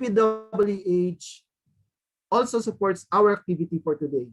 We would like to request your honor to stay in for a while for the awarding of your certificate.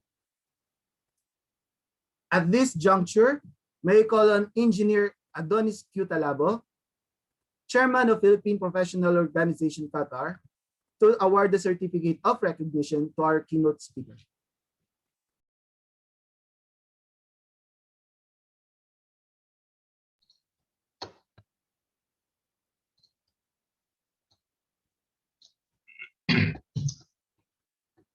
Philippine Professional Organization Qatar, or PPOQ, Doha, State of Qatar, award the Certificate of Appreciation to Honorable Maria Catalina E. Cabral, DPWH Undersecretary for Information Management, Planning, and PPP Service, in grateful acknowledgement of her distinguished and individual services rendered as keynote speaker during the Building Construction Interface, a multidisciplinary webinar series, given this 30th of April 2021. Signed, Engineer, yours truly. And thank you very much, Madam Undersecretary.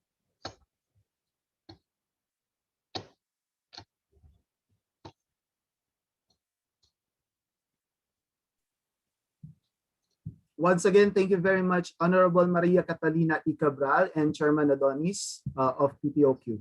This certificate will be given to you on a later date. And we request everyone, Undersecretary Madam Maria Catalina and Honorable Adam Musa, and all others to turn on your camera for the photo ops.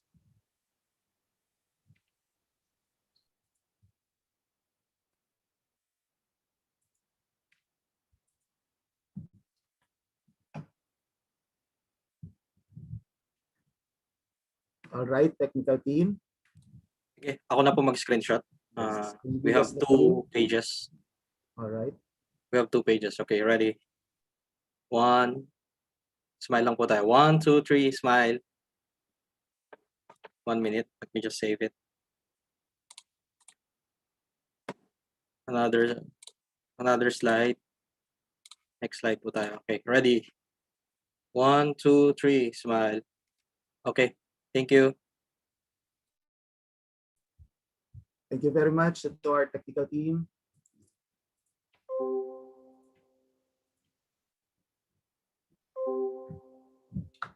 Now, ladies and gentlemen, this activity would not be possible if not from the support of the mother organizations from various national presidents and representatives in the Philippines that will facilitate today's topic discussions.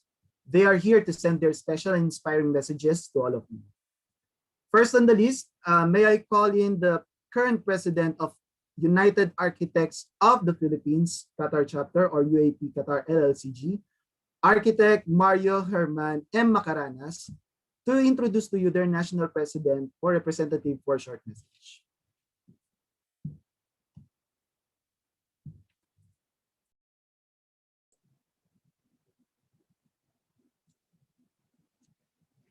Hello. Good morning. Good afternoon in Manila. Good morning in Doha.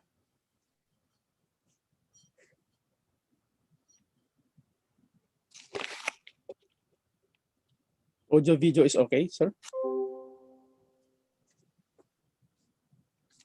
Yes, loud and clear. Thank you.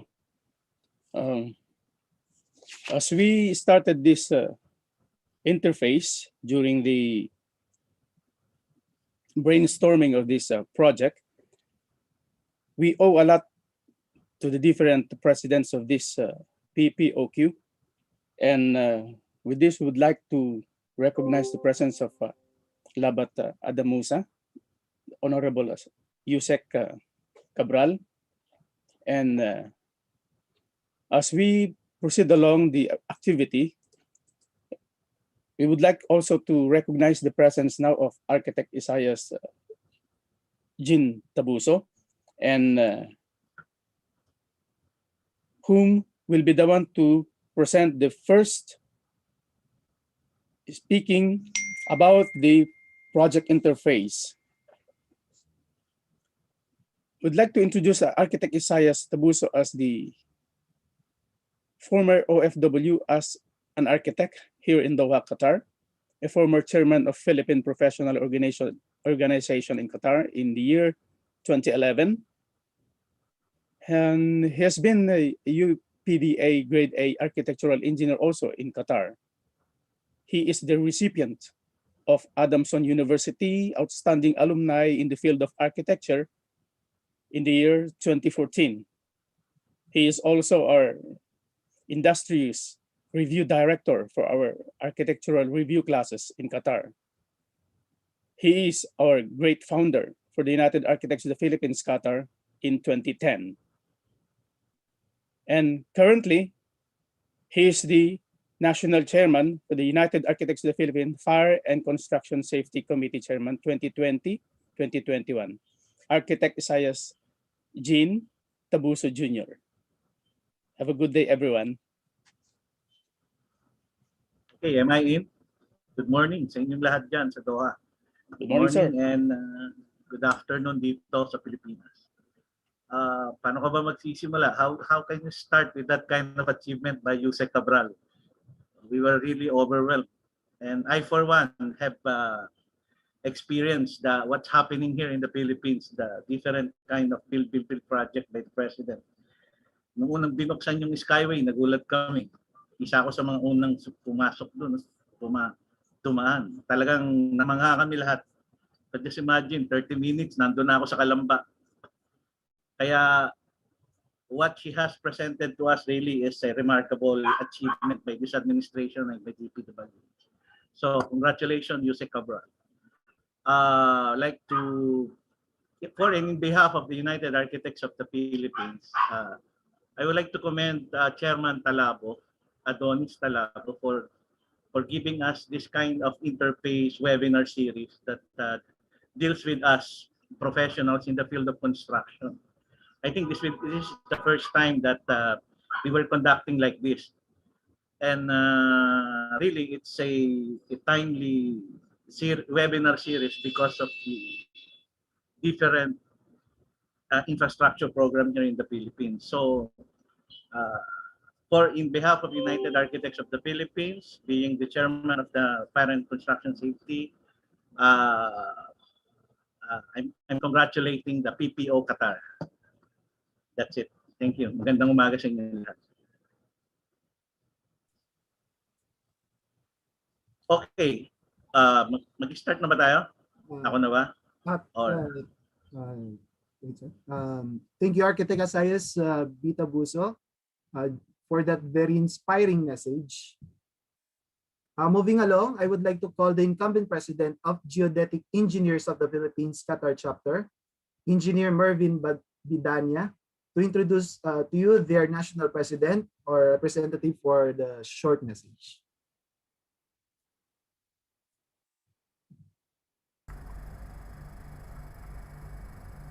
Where's mine? Hello. Good morning, everyone.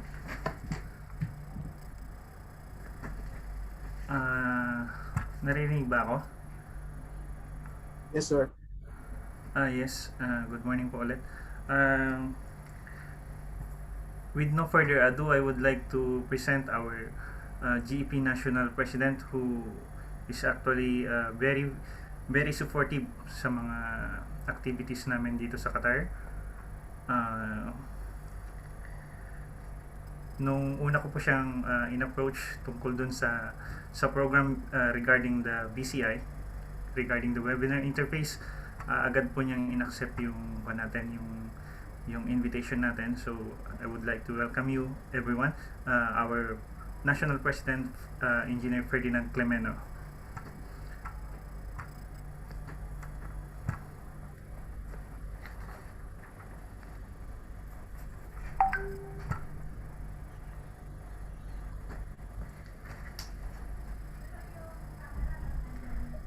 Hello.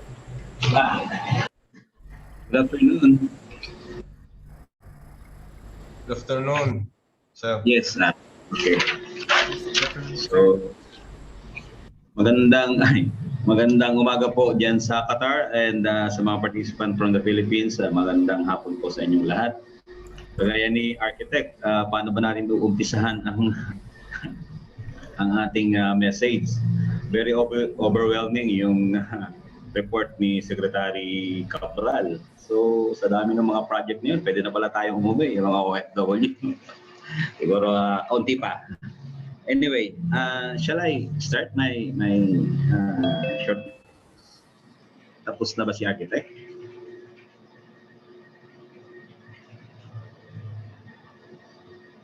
Hello?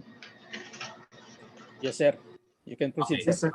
Good afternoon once again to Honorable Adam Musa, our Philippine Labor Attaché to Qatar, to Honorable Maria Catalina E. Cabral, USEC for Information Management and Planning, and Public-Private Partnership of DPWH, Engineer Adonis Talobo, the current chairman of the Philippine Professional Organization in Qatar, and all its former council chairman, to all national president, to our PTC President Monsada. I understand next week pa pala siya. Anyway, to all professional organization in Qatar, chapter president and members, to our former president, chapter president in Qatar, Engineer Edgardo Basilio, who are going to conduct this lecture later, to our current Qatar chapter president, Mervin Bidanya, to all lecturer, participant, and guests. Good afternoon from the Philippines and good morning to all of you in Qatar. Of course, first of all, I would like to congratulate the officers and members of the professional organization of Qatar for organizing this event with a topic of building construction interface, a multidisciplinary seminar. This collaboration will promote better understanding among different professionals working in different projects there in Qatar. So all of us have important contribution to play in every project. Each professional, technician, and technologist has unique role in the implementation of phases of work. We need to understand each other to have better communication, coordination, and cooperation to have a for our project to be successful. So as a geodetic engineer, our role in every project is essential, like other professional, like other disciplines in making the project feasibility studies. Sabi nga nila, we are the Marines of construction. The surveyor are first to be deployed to survey and lay out the boundary, conduct topographic survey or hydrographic survey, and to determine the elevation and natural feature of the project site.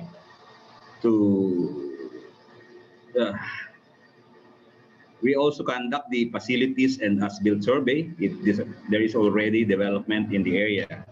The layout of alignment of roads, water distribution system, power lines and bridges, check the verticality of high-rise building and airports, seaports, and flood control project. Halos yung mga mga project na diniscuss ni Sec Cabral ay involved ang geodetic engineer sa implementation. Anyway, yung ibang mga scope of activities ng geodetic engineering will be discussed later by our representative, Engineer Edgardo Basilio, in this lecture later. So let's take this opportunity to give updates to our fellow geodetic engineer. We are planning to conduct our national directorate meeting and the elections of new sets of officers. In our collaboration with PRC, the GEP participate in the discussion with PRC regarding the proposed CBLE. Ito yung computer-based licensure examination. Mag-computerize na ang mga exam. So, kagaya ng siguro ng SPLE, computer-based na rin ang magiging examinations. There's no need for us to be physically present during the conduct of the licensure examination. This is in preparation to the total migration to full computer-based exam. Siguro pwede na ring madalas ang licensure exam pagka meron ng siguro at least 50 examinees, pwede na siguro mag-exam. And this is also being implemented to address the challenges of new normal. The geodetic engineering profession will be the pilot profession to conduct this computer-based licensure examination on October. I think the PRC is now conducting the preparation and the reading is in progress. Of course, we have to address the issue of security and connectivity. As we all know, hindi pa ganoon kaganda ang internet service dito sa Pilipinas. We also participate in activities of a professional technological council headed by our keynote speaker on May 7, Engineer Monsada.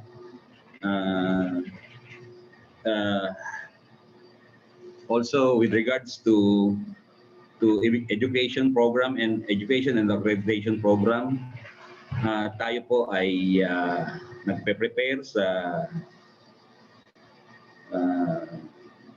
Washington Accord accreditation. Ito po, tayo po ngayon ay bilang provisional member ay I understand sana ngayong taong ito na tayo i-assess, but then because of this national health emergency ay hindi po natuloy. So anyway, I think those issues will be discussed by Engineer Monsada on his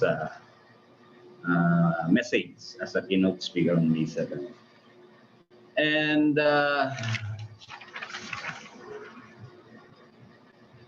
we are also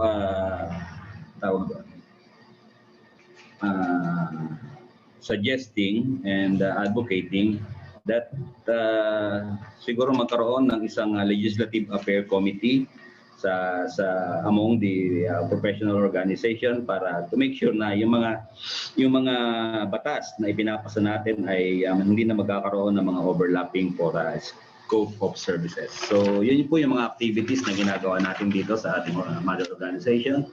And of course, lastly, let me acknowledge all of you who are working abroad, not only to provide the basic needs of your family, but also to contribute to the country's economic development. Truly, you are our modern day heroes. Thank you and good day. Mabuhay po ang Filipino professional. Good afternoon po once again.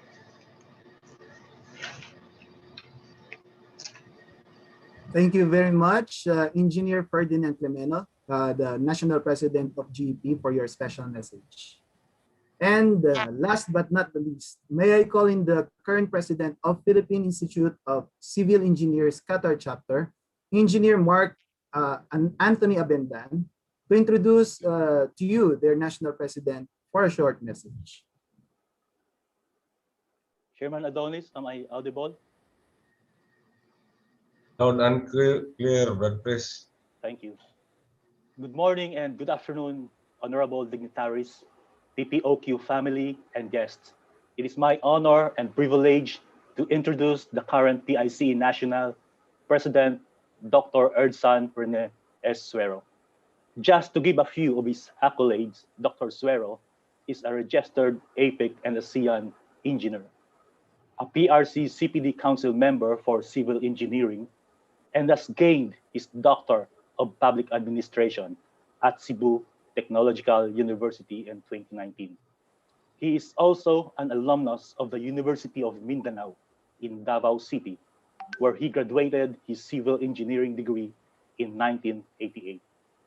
Dr. Suero is a noble family man and a great leader to PIC. He always loved to share the 3H in most of his speaking engagement. Ladies and gentlemen, please help me in welcoming PIC National President, Dr. Erdsan Rene S. Suero. Thank you. Greetings to all attending Filipino professionals, especially to the officers of the Philippine Professional Organization, Qatar, your chairman, Engineer Adonis Q. Talabo, the officers, and likewise the presidents, officers, and members of the 14 strong member professional organizations. However, I'd like to specifically mention, of course, PICE Qatar chapter, the perennial most outstanding PICE international chapter for years now, with its president, Engineer Mark Anthony Abendan, our dear officers and members. I'd also would like to extend my gratefulness to the PICE past national president and DPWH Undersecretary Cathy Cabral, who is also with you on this webinar. We are thankful for such opportunity of conducting webinars like this through virtual, especially at this time that we are all experiencing pandemic restrictions. I hope that you are all safe and well wherever it is that you are staying now. Undeniably, the past year has rendered us all weary and reluctant because health is at stake. Globally, the coronavirus has affected our families and our expertise, putting it nearly to a null, but we continue to overcome. And as much as the restrictions and limitations are placed before us for our own safety, I would still like to expound that these restrictions and limitations serve as starting points for all of us to rethink our strategies. Not only that, the pandemic has drawn out amazing new discoveries and skills that various professions around the world has contributed in our fight against it. One good example is this: the strengthened availability of communication technology supported by both electronic and physical infrastructure our field have mastered to provide. Surely, even in a dire catastrophe, humans, especially us, professionals, can surely overcome. Your event entitled Building Construction Interface, a multidisciplinary webinar, is always a relevant topic or concern, being composed of 14 strong professional institutes of various disciplines. The organization, through regular dialogues and activities like this, opens up avenues of cooperation and collaboration. The term multidisciplinary says it all. This refers to an approach which creates a single and united team from a range of different disciplines or fields of expertise. A multidisciplinary approach can confront complex situations or problems by using the combined skills of different disciplines to develop holistic solutions for the success of any project, of any endeavor, or in our case for engineers and architects, a successful completion of an infrastructure project or a building project. And surely again, I tell you, we will overcome. Our organizations have envisioned to put forward the welfare of our members, our colleagues, and our communities. It is by standing as one and moving together as one that we can vouch for the better new normal, the time that will testify that we had overcome, and where our future, our children and their children, the young professionals in varied fields, our successors, will find the fruits of our right actions and collective endeavors. I am sure that most of you know the line, what goes around comes around. And in the same sentiment, it is quite indicative of the truth that what we usually do for ourselves and for others will only manifest and reflect back to us in one way or another. No matter how we try to keep it to ourselves, we are bound to connect, to really connect to others and help each other forward. In essence, I would like to remind all of us that our label as professionals can better shape its reality on ourselves when we seek out ways to improve our field of practice and its community and foster better living opportunities for others. Of course, there are several redeeming qualities of a professional, such as being highly technical, a team player, results-oriented, and can work in grace even under pressure. Nevertheless, we must shine light to other equally important qualities that is not taught in books. Our capacity to lead others, inspire others, work with others, our capacity in being consistent with our passions and compassions. And with your theme of your webinar, I hope that all of us will clearly get the message. We are here to improve our field and improve it not only for our own means and our own time. We should work together as one, even that we have different fields of discipline for one common goal and aspiration, to be successful in our project, to be successful in our undertakings. We are being called to create innovations and to introduce cohesive solutions and set out a pathway or pathways that can be useful for our future engineers, future professionals, and more so for our communities and our country, the Philippines. Our predecessors had already set examples for us to follow. It is in excellence and dedication to their works and the practice that they have shifted our field to address the needs of our time.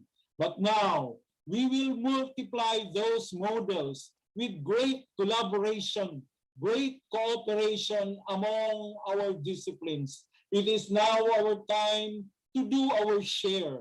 What goes around comes around.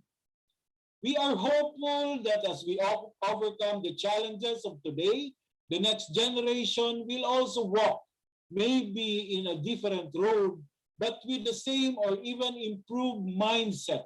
And through this event, we are making a testament of how we will overcome together as one. To end, I'd like to share to all of you 3H: be happy, be healthy, and be holy always, especially during this time of the pandemic. Good day and mabuhay ang mga Filipino professionals dito sa Qatar. Maraming salamat po. Wow, thank you very much, Dr. Erdsan Rene Essuero, the National President of PIC, for that very warm and inspiring message. So once again, thank you very much to all the national presidents from United Architects of the Philippines, Geodetic Engineers of the Philippines, and Philippine Institute of Civil Engineers for their short but very meaningful messages to all our participants for today. This activity will not be complete if not because of your support to your respective chapters here in Qatar and to all the participants as well. And your presence are being well acknowledged by all of us here present in this activity. So now I believe everyone is ready to start our activity for today. So ladies and gentlemen, are you all ready? But first, can I get a thumbs up from everyone right now in the chat box? Can I please see your thumbs up, sir and ma'ams?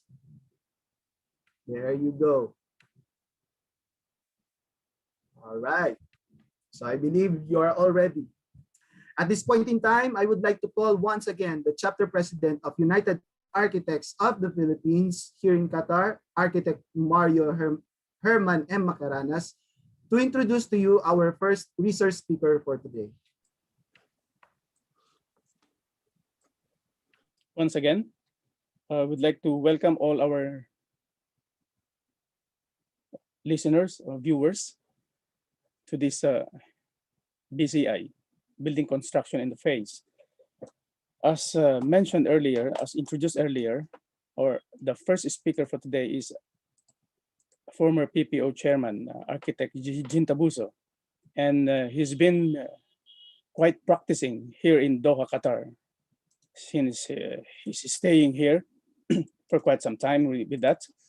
And as an architect, we have the privilege to listen and learn from his experiences about the architecture interface.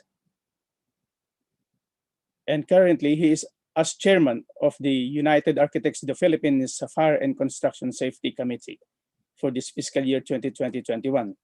In the interface, we hope that he will be able to share with us the importance of this fire and construction safety within the normal interface of engineering and architecture. Without further ado, please welcome Architect Jin Tabuso. Thank you.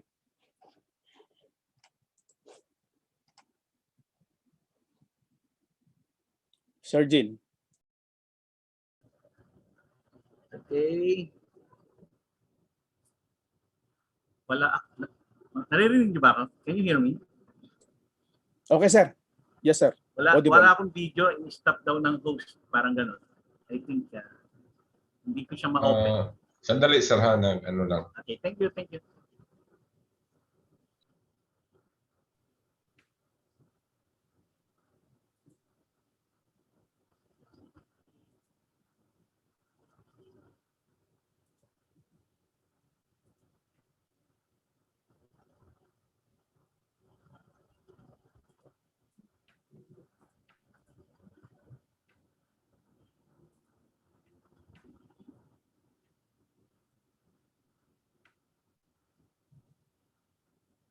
Yan.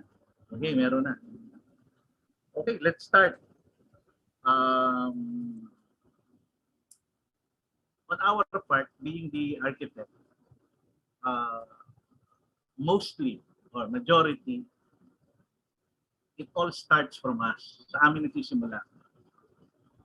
Ang unang approach, every approach of every client is to look for an architect to design.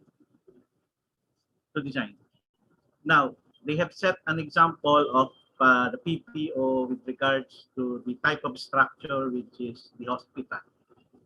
Sinabi, paano ba ang interfacing ng building construction with regards to the professional when you are designing a hospital? Or there are different types of hospitals. Sinabi mong hospital, government hospital, private hospital, medical center, general hospital, etc. But hindi ko na yun i-elaborate pa kasi napakahaba. Okay. I know the objective of this webinar is the interfacing of multidisciplinary every discipline of the building construction professional. Now, medyo hindi kasi ako mabulaklak na magsalita. Okay, ako straight to the point. As I understand, it should be based on the Philippines. Philippine settings tayo, hindi Qatar. Kasi I've been in Qatar for 7 years, kaya ko pang i-explain during that time. I was invited by the IIEE. Pero ngayon, di na. So dito na ako sa Pilipinas. Ang tipo ko kasi is that ayoko ng bulahan, diretsahan na tayo. Ano ba gusto nyong malaman? Showbiz o totoo? Dito sa Pilipinas. Ano, gusto nyo ba showbiz ang sasabihin ko o totoong nangyayari on the ground level? Diba? Pero since we are all professionals, dedirektahin ko na muna kung ano yung nalalaman nyo. Okay? Kung ano yung nangyayari dito based doon sa ating kinalakihan, sa ating the normal norms of being a professional. Kasi there are a lot of things happening here. Tawag nga natin doon, open secret. Yung open secret, ito yung ground rules. What happened in the ground? Pwede ko rin banggitin sa inyo. But let me start first para maging systematic tayo sa hospital. An owner wants to build a hospital. Who will he have first? Definitely, most of the time, majority, we should look for an architect to design. Why? Because we have the functionality, aesthetics, orientation, etc. that we were tasked and experienced of doing that. Kami yung nakakaalam kung paano pagalawin, patakbuhin, base dun sa objectives ng owner. Maraming paraan yan. Okay? Kaya sa amin, ang bagsak nung una. Now, paano ba magsisimula? May tinatawag kami sa services namin na project description page. The project description page is merely an interactions between an architect and a client. The client will tell his objective, what he wants, what his need, what his lifestyle, what's the type of structures that he wants to do based on the environment, etc. Then from there, nag-uusap kami. Mag-take down notes ako. I'll take down notes kung ano yung gusto niya, what are his objectives, and then from there, project definition, malalaman ko kung ano ba talaga yung gusto ni owner. Ano yung objective niya. Ano yung gusto niya doon sa bahay niya, sa hospital na yun.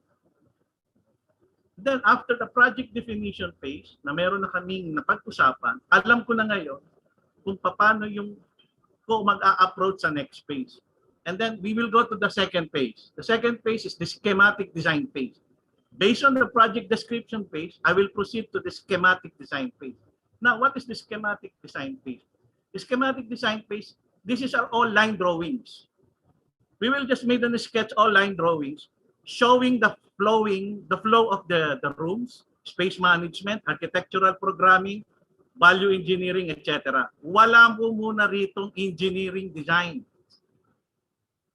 Wala pang pumapasok na structural, plumbing, electrical, IECP, etc. It's all purely design. Architectural programming lamang muna sa schematic. We will make a sketch. We will put the setbacks. We will consider the orientation. We will consider the fire safety. We will consider the PWD. We will consider our architectural theory design based on our education and experience. So doon kami pumapasok muna sa schematic design phase. These are all line drawings. Pinapakita namin, makukuha namin doon yung floor area, gaano kalaki, yung budgetary cost, at yung flow na ipapaliwanag namin sa owner, bakit namin ginawa yun. Pumapasok dito yung scale ng kwarto, proportion, tamang sukat ng mga corridors, ng toilet, etc. based on the code. Based on the building code, based on our code, the architectural code or anthropometrics. It all should be in proportion. So kami ang nagpapagalaw ng tao sa loob ng building. So after ng schematic space, at ito ay na-approvean, been approved by the client, we will proceed to the design development phase. So, kung nabalikan ko, first is the project description, then schematic design phase, and then we will go now to design development phase. What is design development phase? Design development means you will only proceed to design development based on the approved schematic design. Ibig sabihin, approved na sa owner yung laki, yung floor area, yung plano, yung architectural plans, etc. na nakakasanayan. And then, ide-develop mo lang yung design mo. Ano ang makikita sa design development phase? The design development phase, you will see the windows, materials, perspective, etc. Binubuo mo na yung hospital. Nagiging klarado na. Ngayon, doon mo makikita kung saan nabubuo ang isang istruktura o ang isang ospital sa design development phase. Now, being an architect, it's not merely for the design. We have to be very careful also of the engineering, especially the mechanical, the size of the columns, etc. Kinukonsider na namin yun during our design. In the design development phase, lumalabas na ito. Pero, hindi pa pumapasok dito ang mga engineers. Hindi pa papasok si design development phase. Ang papasok lang sa design development phase is sa kanila schematic naman. Kami nasa design development na. Pagdating ng design development phase, meron ng front elevation, rear, two sides elevation, section, the composition of the building, the windows, and then the perspective. Magbibigay na kami. If the owner approves the design development phase, pinapipirma namin yan.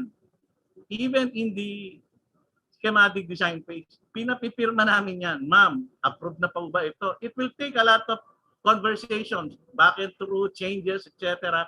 until he's satisfied with the design. And then from there, pipirma siya based dun sa design development na pinakita na namin so that we can proceed to another phase. So what's another phase? That is the contract document phase. So going back, project description phase, schematic design,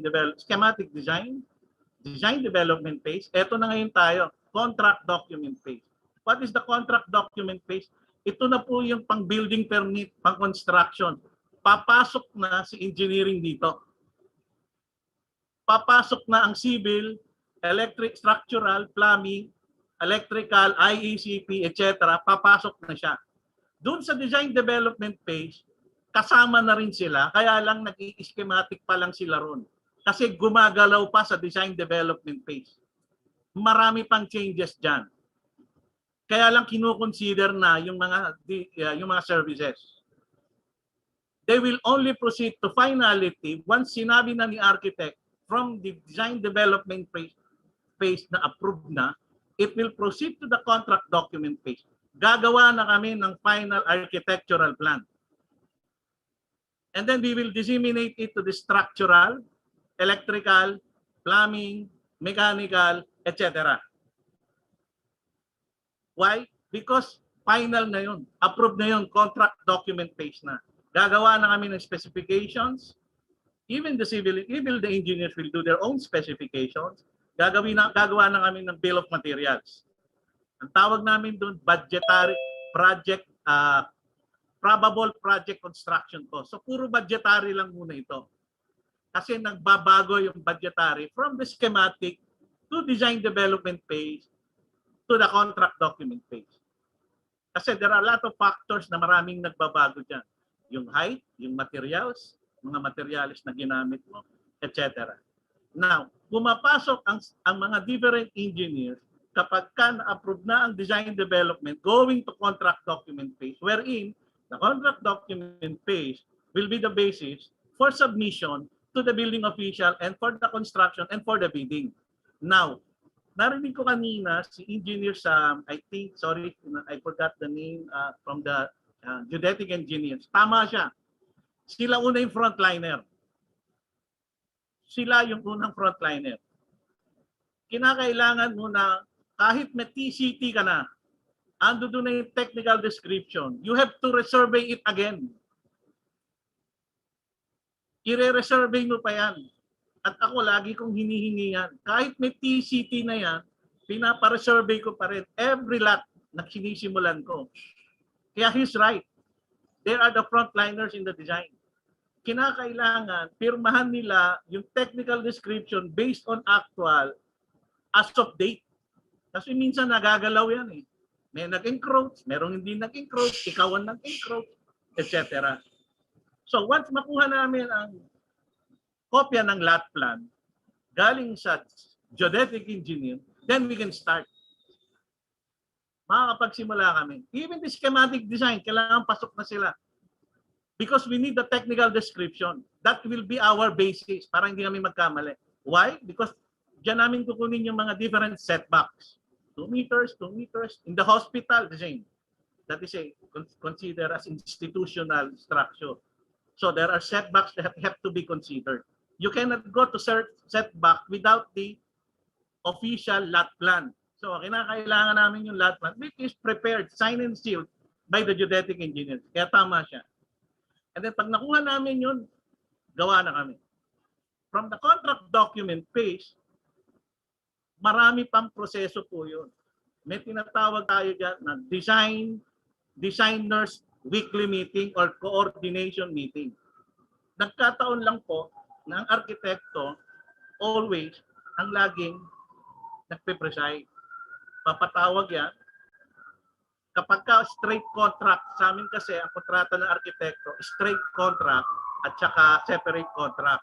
Pag straight contract, ang mga engineers sa akin galing from the architect itself. We will pay them. Our fee is carried through all the through all the designing engineers. Amin sila. That's straight contract. If I do the straight contract, yung design coordination meeting, kami magpe-preside. Now, if it is a separate contract, yung owner magbabayad sa mga engineers. Ang kontrata ko lang sa owner, design lang. Kasi there are certain factors or times na yung owner may kapatid na engineer, may kapatid na mechanical, may pinsan na electrical. So sinasabi sa amin, architect, pwede ba architectural ka lang? That's fine, walang problema sa amin. But the thing is, medyo magulo yun kasi separate kasi you have to control the time. Now, we're just talking to the straight contract. Sa design coordination na mangyayari is that papatawag ko yung mga engineers na kinuha ko and then we'll sit down every week to oversee the development of the design. Pag binigyan ko ng height ng 4 meters, masyadong malaki ang biga ng structural engineer. Papasok si mechanical, papasok si electrical, ayokong patawirin sa biga, pupunta sa ilalim ng biga, nawawala yung building height ko. Yung height, ceiling height ko na kailangan ko makuha. So from that alone, that's just one example. So sasabihan ko si structural engineer, hindi ma-reach yung 3 meters height ko, ang lahab, ang lalim ng biga mo.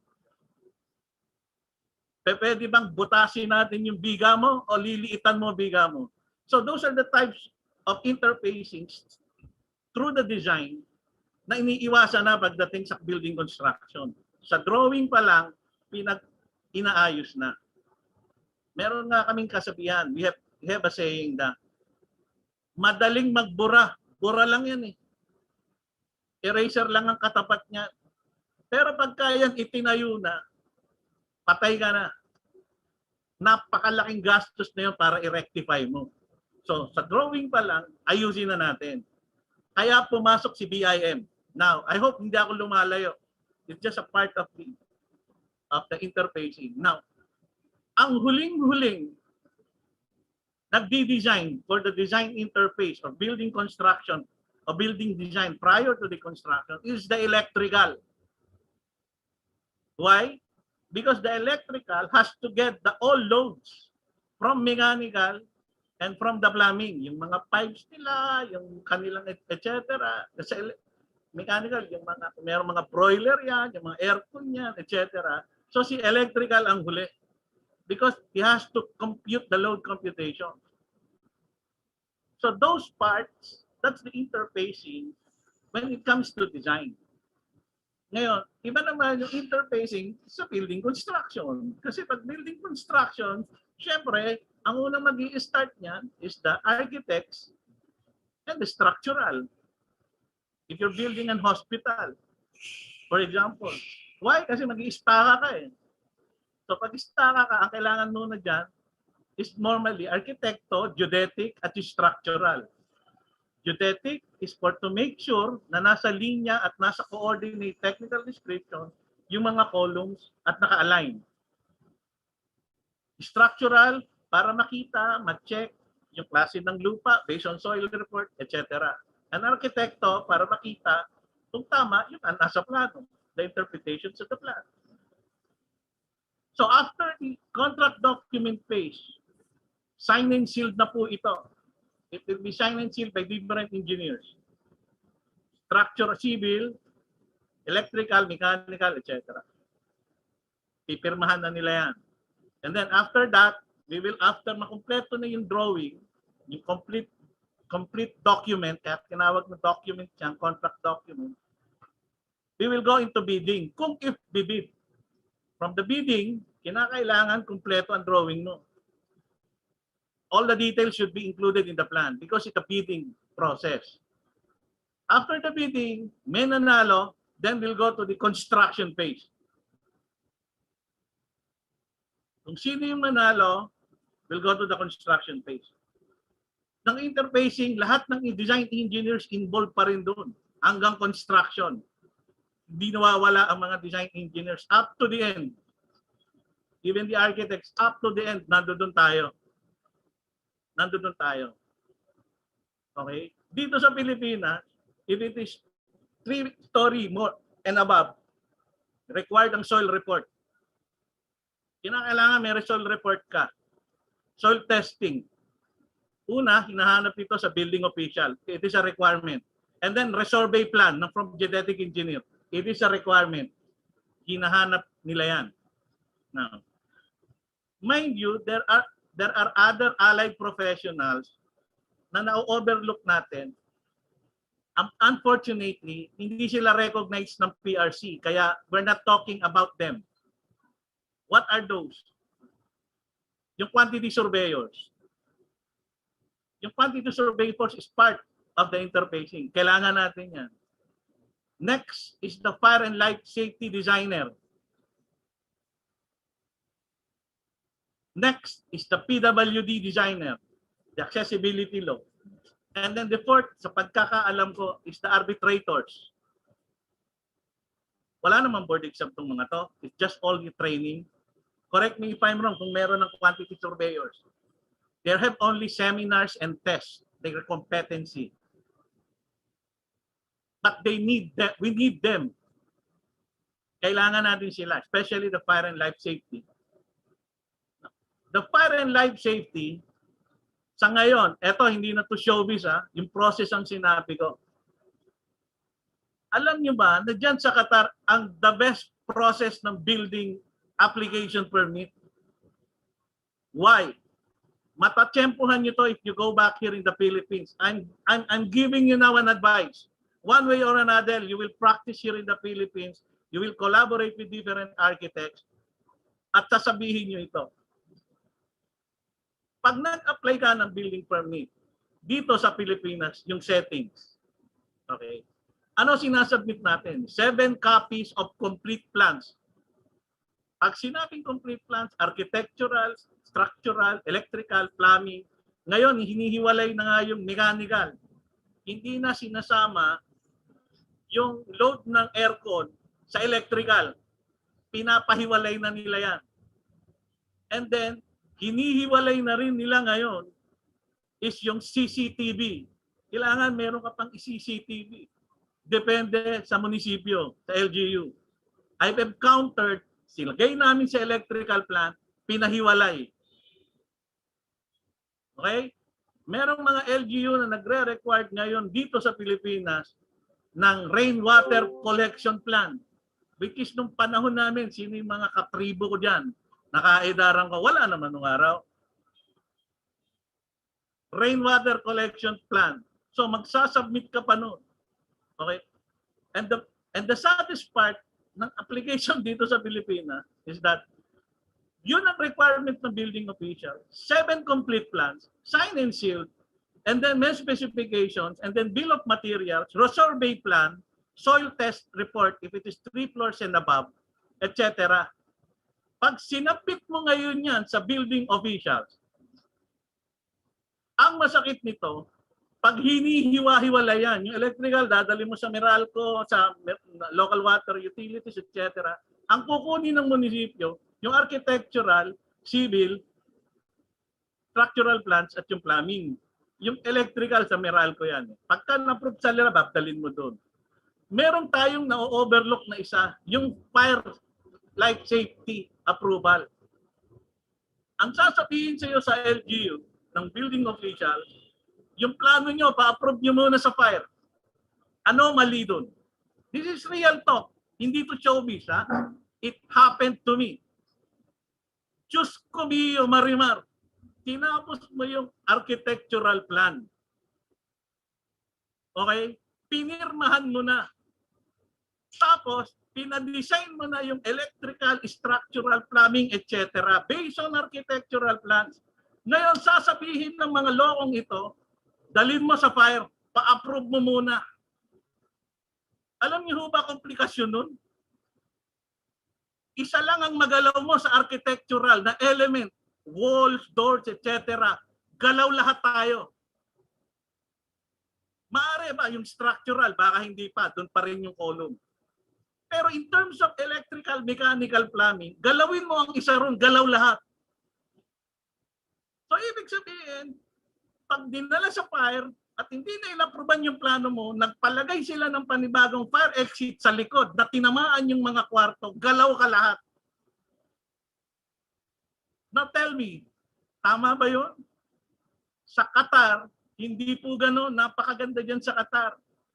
Yung mga nasa Pilipinas dito, pasintabi na po. Dahil ako po ay napalaban ng matagal dyan sa Qatar sa approval. Napakaganda sa Qatar.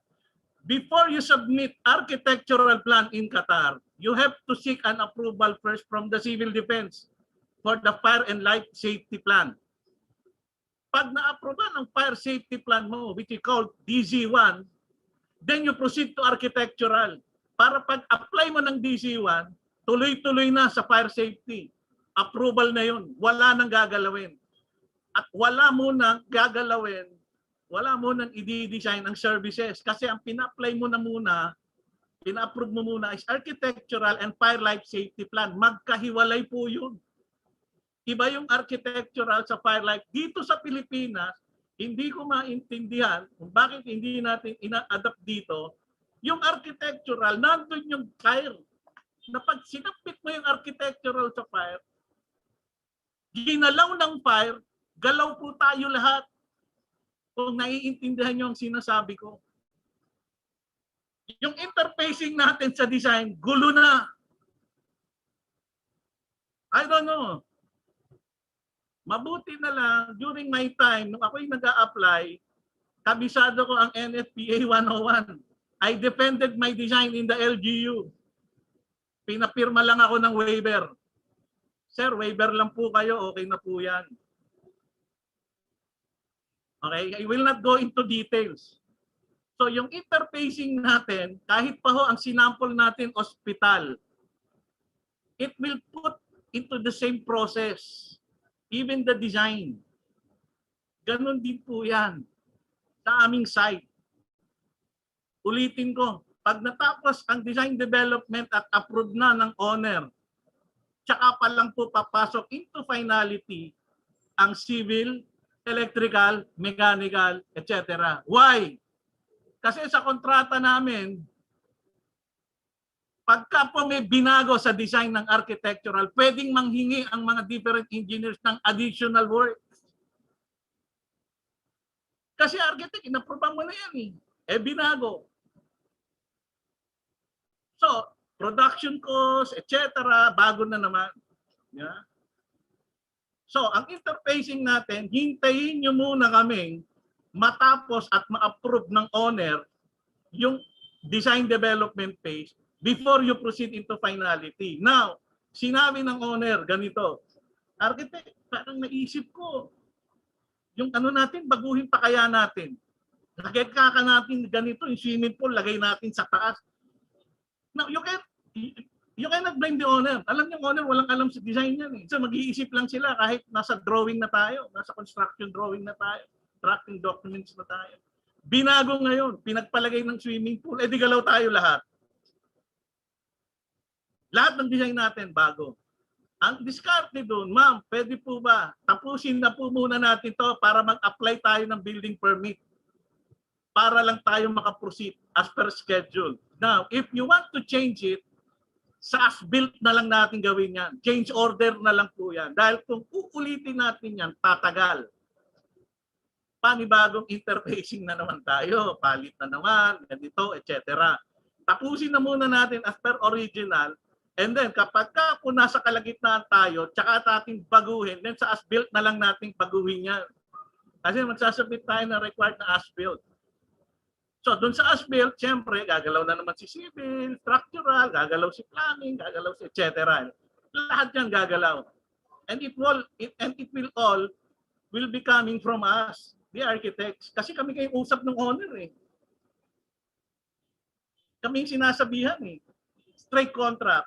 Sasabihan ko yung mga engineer ko. Oh, engineer, baguhin mo to. May nilagay na AHU rito. Wala tayong floor drain dyan. Lagyan mo uli ng floor drain.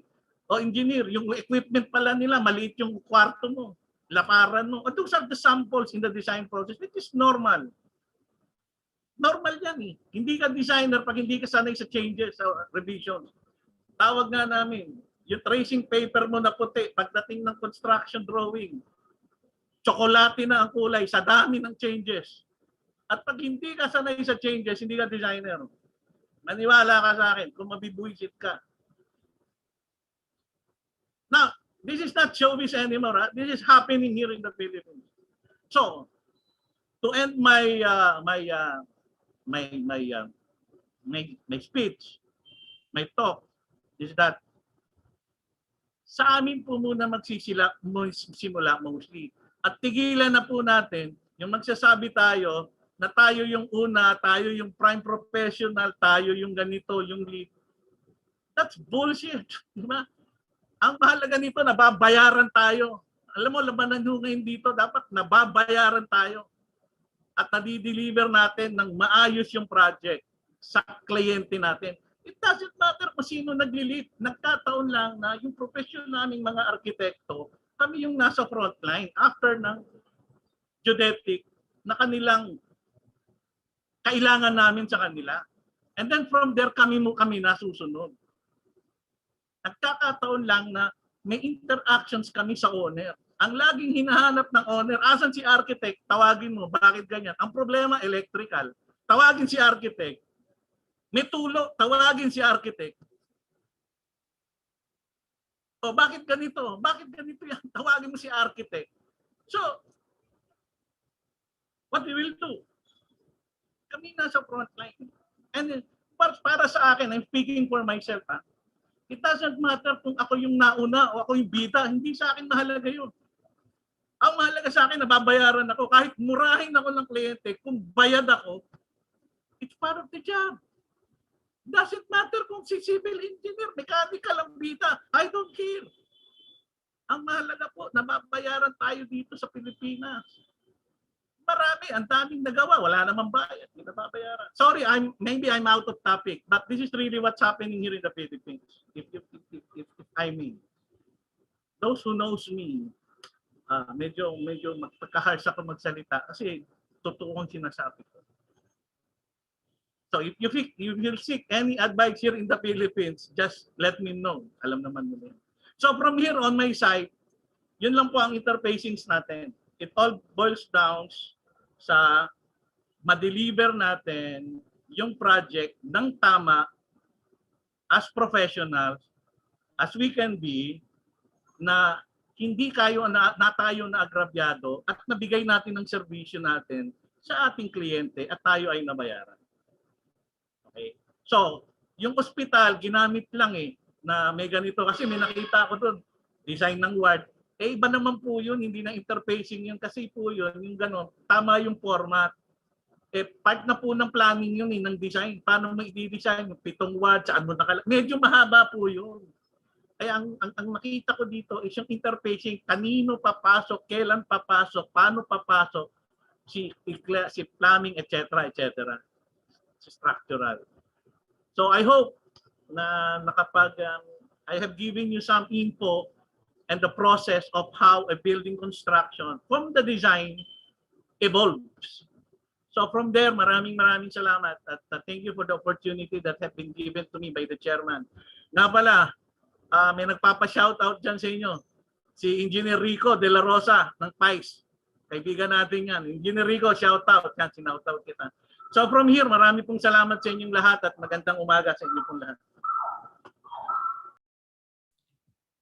Wow, thank you very much, Architect Isaias B. Tabuzo Jr., the United Architects of the Philippines Committee Chairman on Fire and Construction Safety, for that very informative discussion about project description, schematic design, design development, contract document, bidding, and construction. It was indeed a very insightful presentation to our participants for today. So at this point, let me check if we have some questions from our participants. I think we have one question in the Q&A. Let me read that. Sir, how can you estimate po design cost and fee or fees?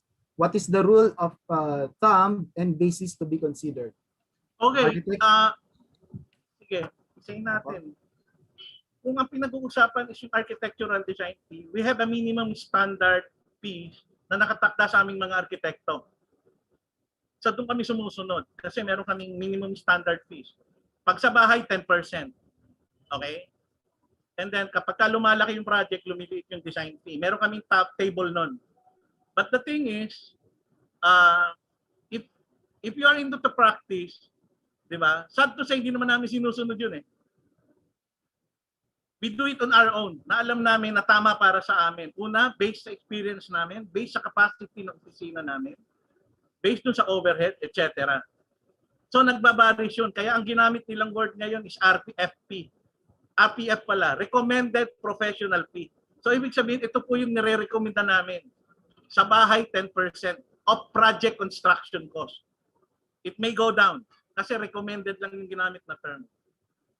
Okay? Basta bahay, 10. Kapag ka po yung lumalaki na yung mga building, may group 1, group 2, group 3, lumiliit na yung fee. So depende na lang po sa diskarte ng mga nung pag kayo po ay nag-practice dito. Ayan. Thank you, Architect Isaias. I hope this answers your question, Mr. Mark Oria. Actually, that one is coming from Mr. Mark Oria. And now there is one more from Mr. Leo Cristo de la Rosa. Sir, dun sa nabanggit na lot plan requirement to be signed by GE before ng design development phase, kasama po ba dito yung topo plan? Topography plan? Yes. Yes, kapag even lalo na kapag terrain. If it is naka-terrain siya, kailangan natin ng topo plan. Kasi doon makikita nakalagay yung gradual elevations ng lot, kung may puno siya, etc. Kasama po 'yun. Sa design process, mas malaking tulong sa amin 'yun. Now, if it is flat lang naman, based doon sa aming actual na inspection, flat lang naman, lot plan okay na, basta flat. Normally pag subdivision. Pero kapag ka po nag-terrain yan, required na po talaga sa amin sa design process, sinasabi ko yung topo plan. Kailangan po 'yon. Okay, thank you once again, Architect Jean. I hope that answers your question, Mr. Leo. Any more questions here? Follow-up question daw po. 10% of construction cost, meaning labor lang po daw yon or hindi kasama ang material cost? Pag sinabi po kasing project construction cost, kasama na po labor materials doon. Kaya bigyan po kayo ng rule of thumb. Pag po ang floor area nyo is 100 square meter, I'm talking about floor area, not lot area. Maybe the lot area is 200 or 150. We're talking of the total floor area. Ibig sabihin ng total floor area, meron kang ground floor, second floor, tinotal mo yung dalawang floor na yon. We're talking of the building, umabot siya ng 100 square. Ang labanan ngayon dito sa Pilipinas, ako, ranging from 25,000 to 30,000 pesos per square, depende sa top klase ng materyales na gagamitin ng owner. So if we're talking of about 100 square meters total floor area, multiply mo lang yung 25,000. So that will be 2.5 million. Am I right? So the total project cost is 2.5 million. Multiply mo lang sa 10% na design fee. So you have 250,000 pesos as the professional design fee. Napakasimple lang po. At yung 250 na yon, mind you, hindi lang po sa arkitekto na pupunta yun. Ha? Baka akala nyo napakayaman naming arkitekto.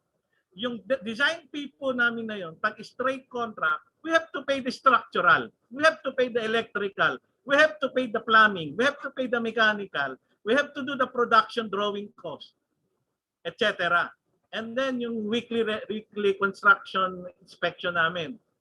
So, yung pong sinasabi naming 10%, that is only a recommended professional fee. Ako, hindi ko minsan ma-reach yun. Kasi umiiyak ang kliyente. Ngayon, sabi ko nga, depende yung base doon sa capacity mo. Yung overhead mo, yung skills mo, etc. If you feel na malaki yung opisina mo, then go for the higher percentage kasi may overhead ka. Ngayon, kung ikaw naman ay nag-iisa lang at maliit naman yung overhead mo, na sapat lang, then go lower from the 10. But the rule of thumb, yun nga, is that to get the PDF, get the total floor area, the prevailing construction cost per square meter, ranging from 25, the minimum, to 30. Ibig sabihin, magandang bahay na yon. Depende na lang sa materials kung tumataas. Now, kapag ka-terrain siya, pag nag-terrain, nagmamahal po ang bahay pag terrain because of the retaining walls. Gumagastos ng malaki. Pumapalo yan ng 30 and above pag nag-terrain. Kasi you have to protect the property. At yung retaining wall po, mahal po yun. Okay, salamat pa. Thank you very much again, Architect Jean, for your answer. I think we can conclude now the discussion of Architect Jean about this topic. So, as at this juncture, may I call on Engineer Jaime G. Fortaliza from Institute of Electronics Engineers Qatar Chapter, our PPOQ First Secretary, to award the Certificate of Recognition to our first resource speaker.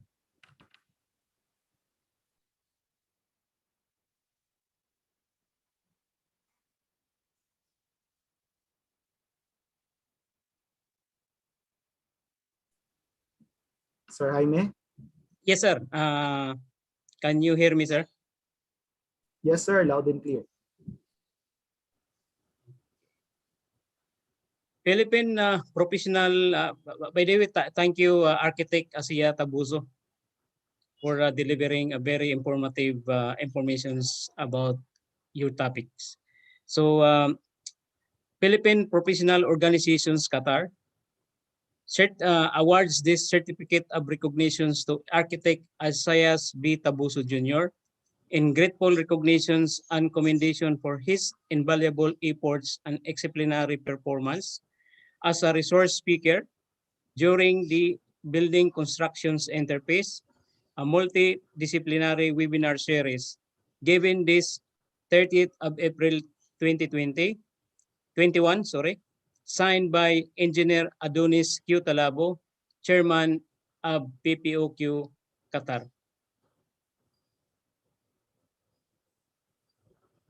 Okay, maraming salamat. Meron lang akong idadagdag. Merong nagtanong dito kasi para maintindihan niyo din indulgence muna, host ha. May nagtanong dito, sabi niya, design stage process have 2 stages, concept design and detail design for DC1 and DC2 submissions here in Doha, Qatar. Schematic design stage are only in the Philippines. Okay, sagutin ko ito kasi maganda to para sa kaalaman lahat yan kahit wala na ako sa Qatar. Yes, ang tawag kasi dito sa Pilipinas is schematic design. Ang tawag din sa Doha, DC1. Okay? Alam niyo, sa tagal ko dyan, ang sinasabi lang dyan sa building officials, sa mga design consulting, DC1 and DC2. May kulang ho dyan, may kulang. Alam niyo pa pag sinabi niyo DC2, pag sinabi niyo DC2, approve na yung mga plano, isasubmit mo na. Inaproba na ng mga isang different engineers yun. May stamp na po yun. Kukumpletuhin mo na yung lahat ng drawings, tapos isasubmit mo na for DC2 approval. That is the DC2. Now, ano yung DC1? Yung DC1, ito yung preliminary. Sasubmit ka muna, may naglagay dito. Soft copy nga, ibibigay mo muna for approval. Titignan nila yon kung okay sa kanila. Lalo na yung architectural and fire. And then meron sa gitna ng DC1 and DC2, correct me if I'm wrong, mga nasa Qatar, may sa gitna ho ng DC1 and DC2. Ang nasa gitna ho ng DC1 is services. Sa tagal ko dyan. Kasi yung services, ito yung ginagawa mo na yung mga services. During the services, pinapa-approve mo yung services doon sa mga different building officials. Pag na-approve na po yan, naka-folder sa computer man yan, pag na-approve yan, ikukolekta po yun. It will be collected, all the approved mga services. And then ready for DC2 approval. Yun ang tinatawag nilang DC2. Yung DC2, isasubmit mo na po ngayon yan sa munisipyo. And then they will approve it. So, kaya dapat yan, DC1, services, and then DC2. Kaya lang nakukuha lang tayo sa DC1 at saka DC2. Nalilimutan natin yung services approval. So yun lang po. Maraming sanagot ko lang yung tinanong. Yes, schematic yung tawag dito, pero dyan DC1, DC2. Okay, magkaiba. Maraming salamat sa inyo lahat. Magandang hapon.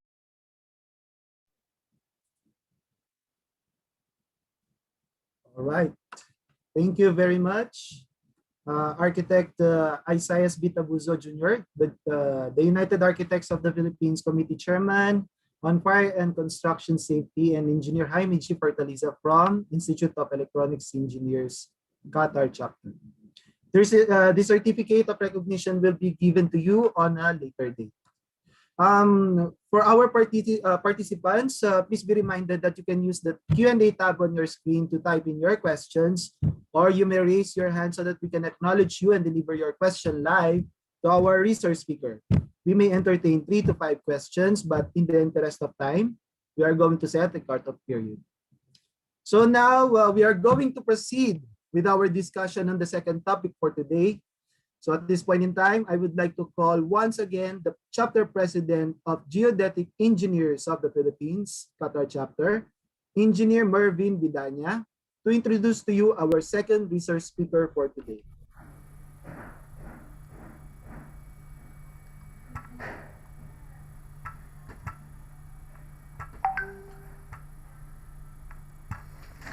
Yes, hi, hello. Hello, everyone. Hello, Sir Mervin. Yes, okay. To begin with, I would like to take this opportunity to thank the GEP family, both in the Philippines and here in Qatar, for being with us in today's event. So let me well introduce our next speaker to impart our roles and scope in project life cycle, to share his wisdom and gain experience in surveying science. As we all know, in construction surveying is only one of the many fields of our profession to which we set a different skills and expertise into it. Thus, I'm happy to say that our speaker has more than those capacity and capabilities to share it with us. To name a few, our speaker is University of the Philippines graduate, a licensed GE with more than 30 years of experience. He is a registered MMUP Grade A survey engineer here in Qatar. He was a member of the working committee that drafted the data dictionary for the implementation of Geographic Information System, or the GIS, in the Roads Department, and also was a member of the review committee for the amendment of Qatar Highway Design Manual. Apart from those, he's also a part-time instructor in Qatar University for 4 years. And in 2015, he was awarded a professional degree in geodetic engineering given by the UP alumni engineers. Presently, he is the general manager of Al Shabib Surveying, an accredited and registered first grade engineering office here in Qatar, certified to ISO standards. So, distinguished guests and fellow professionals, I am pleased to introduce you our founding member of the GEP Qatar and two-time former chapter president, Engineer Edgardo Tabines Basilio.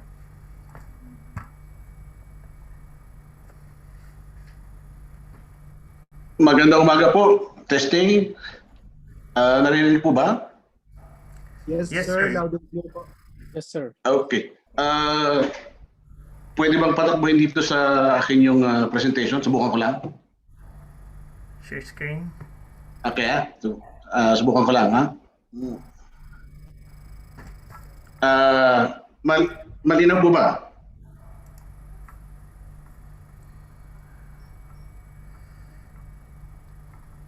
Okay. Kung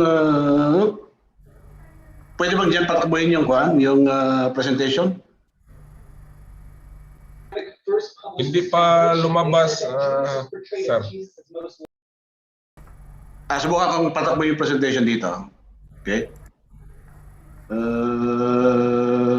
Okay, sandali lang.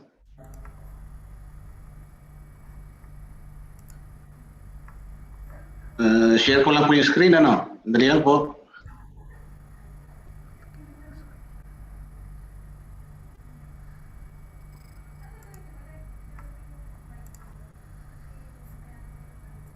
Okay.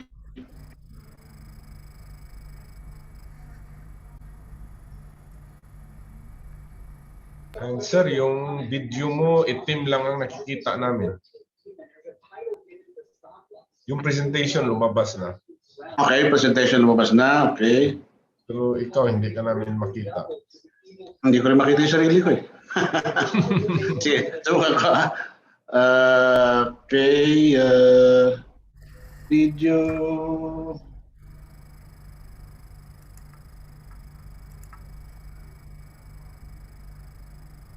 Save system, okay. Anyway, naka-okay naman itong video. Okay. May takip yung camera mo, sir. Patingin lang po. Bakit minsan kasi may lead yung camera. Hindi naman, okay naman.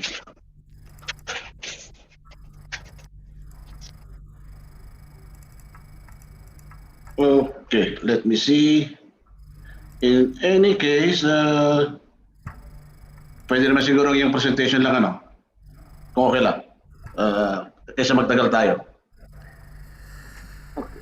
So, naka-okay naman yung video rito? Yes, sir.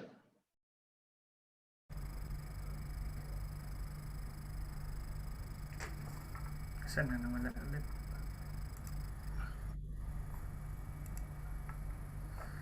Sandali lang. Window.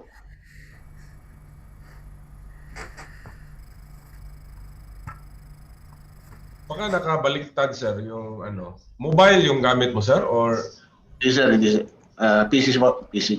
PC? Parang may naka-ano eh. Na naka-cover sa lens. Sandali lang.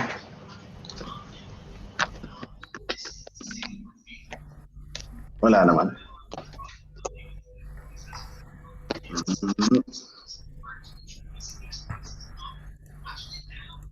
Okay.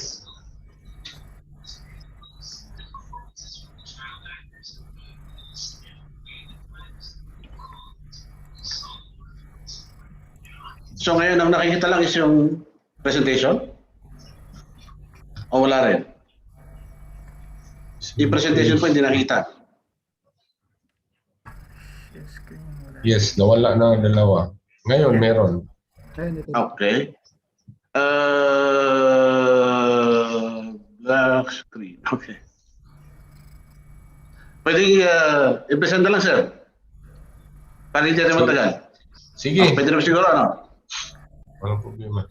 Sabi ni Architect Tabuso, hindi naman tayo showbiz.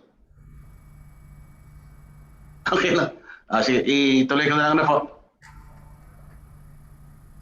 Okay. Yung role po namin, ang i-discuss ko. So, to put it in context, tapos na nila Architect Tabuso yung kanilang trabaho, nakapag-design na, ready na for construction. Okay? So, itong presentation, i-discuss naman namin yung trabaho namin bilang geodetic engineers at ano yung mga ginagawa namin sa site mula umpisa hanggang matapos. Sabi ni Engineer Clemeno, kailangan magkaintindihan tayo sa site. So, hopefully, after this presentation, yung ibang kasama natin sa ibang disciplines is maintindihan kung ano yung nagagawa ng survey engineer, kung ano yung kayang gawin at kung ano yung hindi pwedeng gawin. So, para mas maganda yung flow ng construction. From experience, karamihan sa mga nakita kong dito sa Qatar, sabi nga ni Architect Tabuso, maayos yung implementation, ano? Pero from time to time, makakita ka ng diferensya doon sa construction or nakakita ka ng delay sa trabaho. Isa sa malaking dahilan is yung hindi naintindihan ng ibang part ng team kung ano yung pwede at hindi pwede gawin ng surveyor. Okay? So I'll start with an overview of the various survey works that are involved in the construction process. Intentionally, we will nilagay kong examples na ginagawa ng trabaho is yung ginagawa sa Qatar. Okay? I practiced, I think, about 8 years in the Philippines. Okay? And I've been here in Qatar for, sandali pa lang, 29 years. And I thought it would be a good idea for us to share how it is done in Qatar so we can compare. Okay? Especially in survey, ang isa sa hindi magandang experience ng mga surveyor sa Pilipinas is yung trabaho, karaniwan nagiging table survey. Pwede ka makagawa ng survey report ng everything nang wala kang ginawang survey. Dito sa Qatar, almost impossible yan, especially when you talk about survey related to construction. So anyway, so I'll go through it in this procedure. First, it's what we call the control survey. Ito yung pag-establish ng benchmark doon sa site. Okay? Yung benchmark na in-establish mo sa umpisa, kailangan consistently yun ang gamitin mo hanggang matapos yung construction. Otherwise, hindi magdudugtong yung mga dapat magdugtong, yung gilid ng building mo, tagilid, kung hindi consistent yung benchmark na ginamit mo mula umpisa hanggang matapos. Then, meron dito yung tinatawag natin redemarcation survey. Sa atin, ito yung relocation. Ito yung sinasabi nilang bago ka magtrabaho, sa site, sigurin mo munang tama yung kinatatayuan mong lote. Okay, next, we go into what we call here pre-construction surveys. Okay, una yung topographic survey. Sa stage ng construction, that means nakapag-design na, so that means meron ng topographic survey na ginamit para makapag-design. Lalo kung yung lugar is nasa built-up area or nasa uneven ground, yung terrain, kailangan mo ng topographic survey para makapag-design yung mga arkitekto at ibang nasa services. So, at the construction stage, meron ng approved o pinagbasihan ng topographic survey yan. Pero, ang practice dito sa Qatar, especially for big ticket projects, bago mo gawin yung construction, ulitin mo yung topo. Okay? Sa dahilan na maaaring may nagbago mula nung mag-design at yung panahon ng construction. Then, meron dito tinatawag na underground utility survey. Especially pag yung trabaho ay nasa city, o kaya tatawid ng kalsada. So, para maiwasan yung may matatamaan ka during construction, humihingi sila ng underground utility survey. And from time to time, merong major projects na humihingi din ng pre-condition survey or ang ibang tawag ng dilapidation survey. So ito is yung para malaman mo yung ano yung sitwasyon doon sa paligid bago mag-construction para malaman mo kung may natamaan ka ba, may nagagalaw, may nagsasag na part ng kapitbahay mo, ganun tipo. Okay. Technically, yung control survey at redemarcation is part pa rin ng pre-construction. Okay? Then, we'll go into surveys during the construction. So, number one dito is yung transferring ng benchmarks sa application ng trabaho sa construction ng building. I think you can consider yung 10 floors plus 2 plus basement, pwede mo sabihin high-rise na yan. So yung benchmark mo sa lupa, sa ground, hindi mo na magagamit yun sa building. So ito yung magdadagdag ka ng floor, ililipat mo rin yung benchmark mo sa taas. So ito yung transferring ng benchmark. And of course, yung usual na trabaho ng surveyor sa site, sa construction is mag-set out. Mag-set out ng lahat. Okay? Mag-set out ng columns, mag-set out ng linya ng pipe, mag-set out ng excavation, tama na ba excavation? Ganun tipo. Okay? Sometimes, meron din tinatawag na monitoring survey. Okay? So, ito yung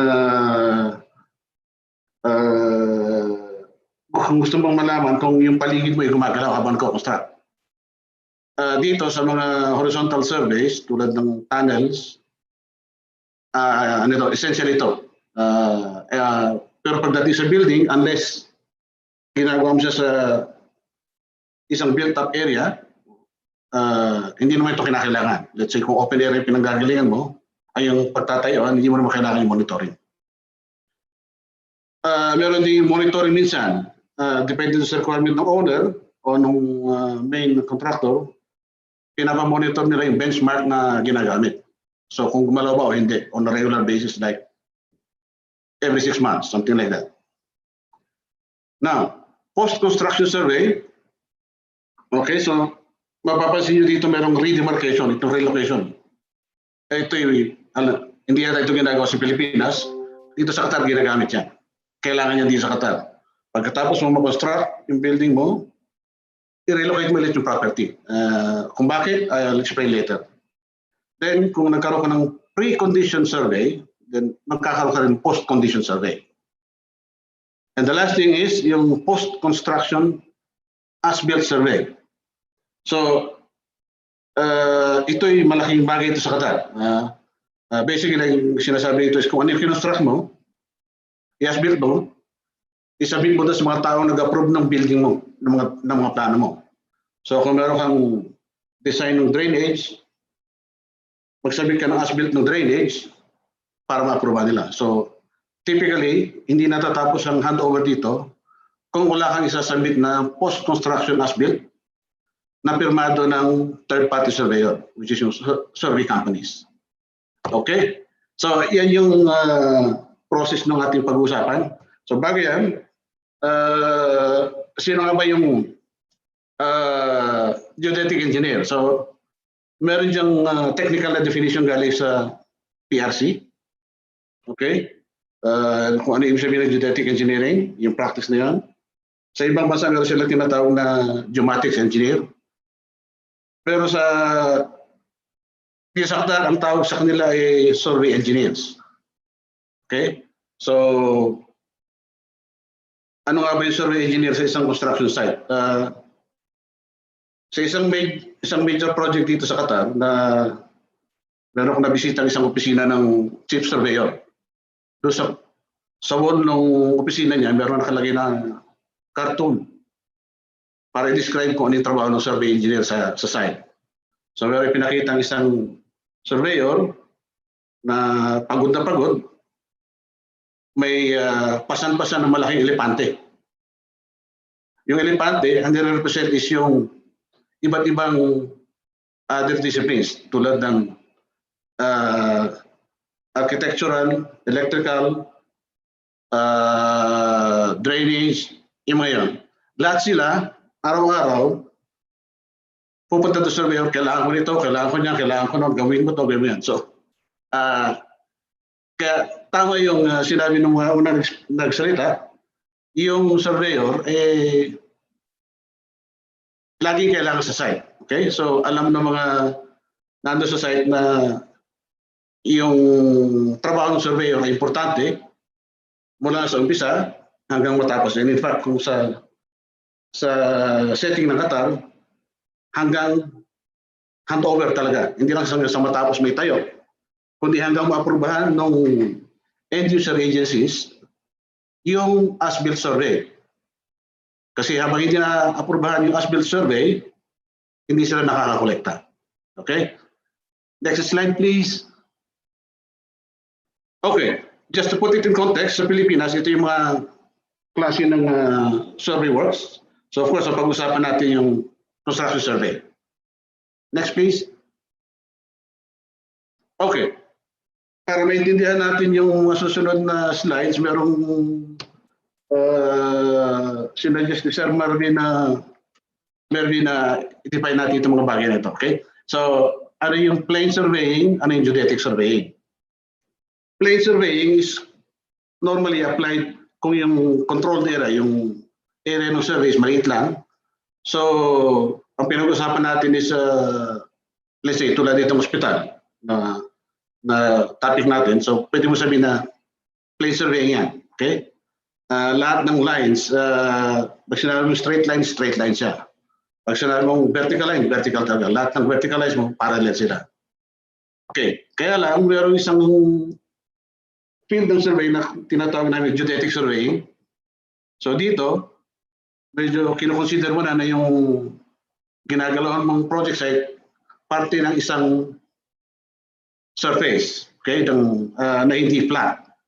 So meron ka ng kinoconsider mo na ang curvature, yung size, yung shape ng mundo.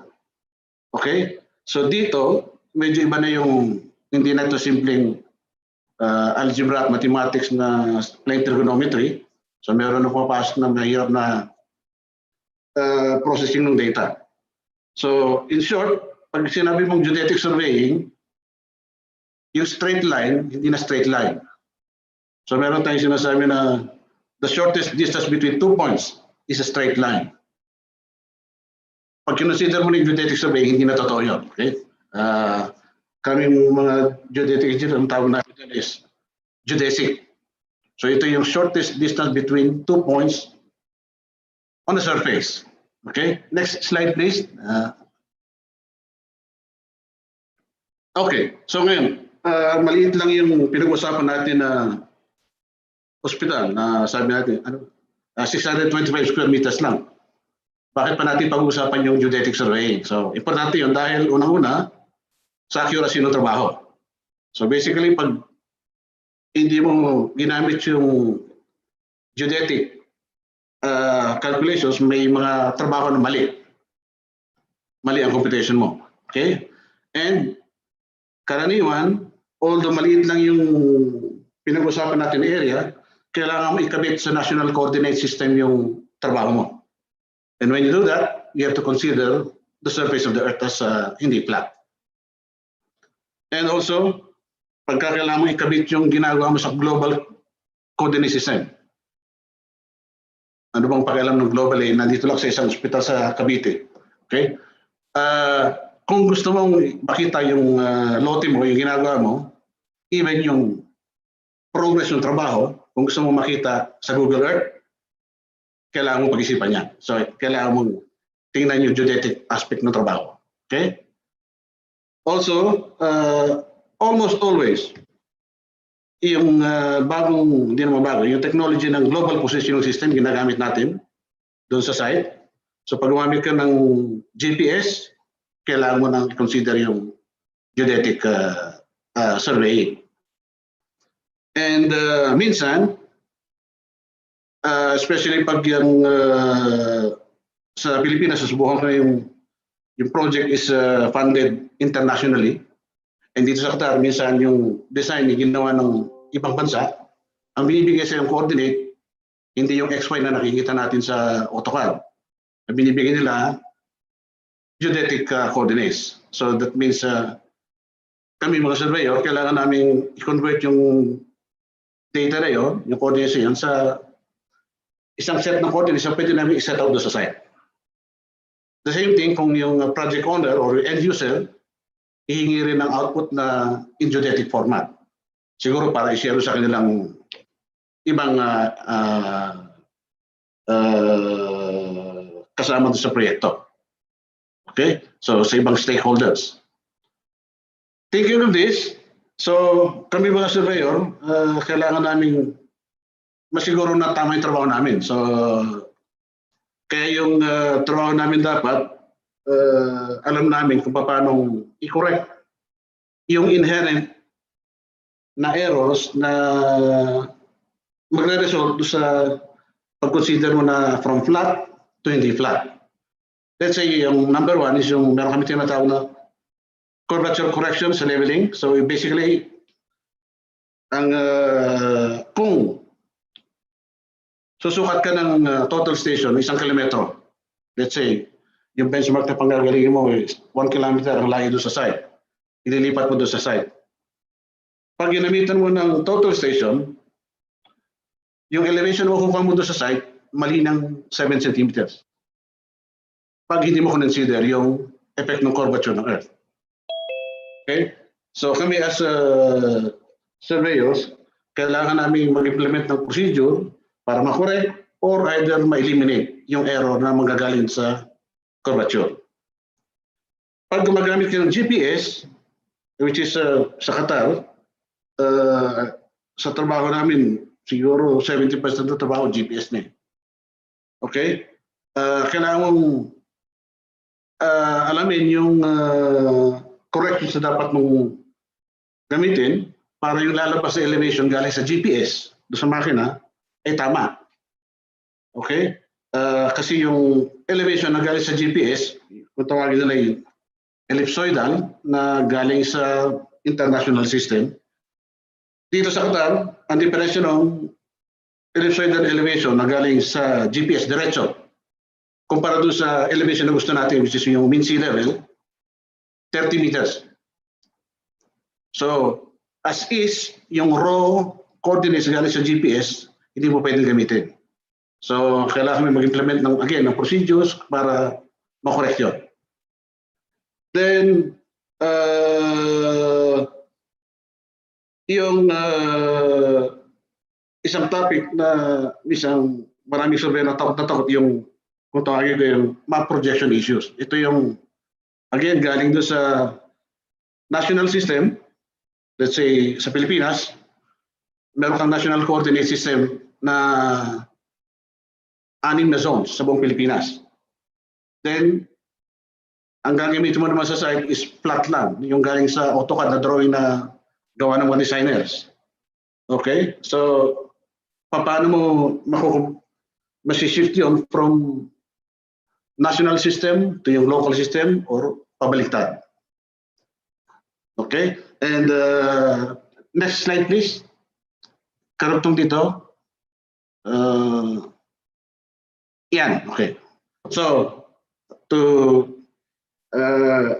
explain more on that, so meron kaming tinatawag na reference system sa datum sa aming survey. Yung mga coordinates namin na ginagamit ay pwedeng isa sa tatlong ito. Pwedeng local, pwedeng national, pwedeng global. Okay?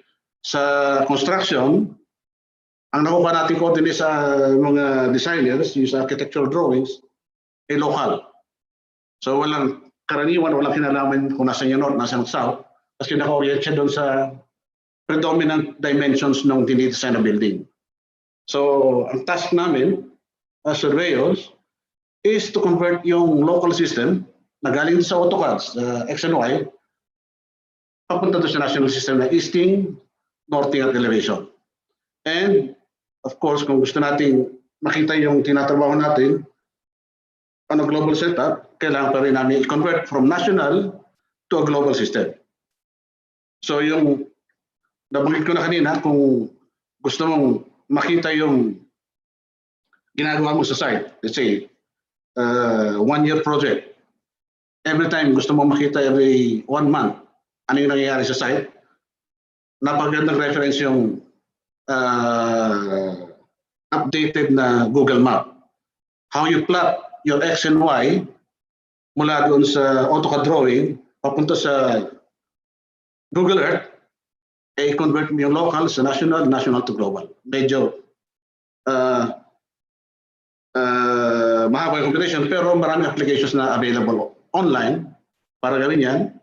And in fact, you can do that even with a simple Excel application.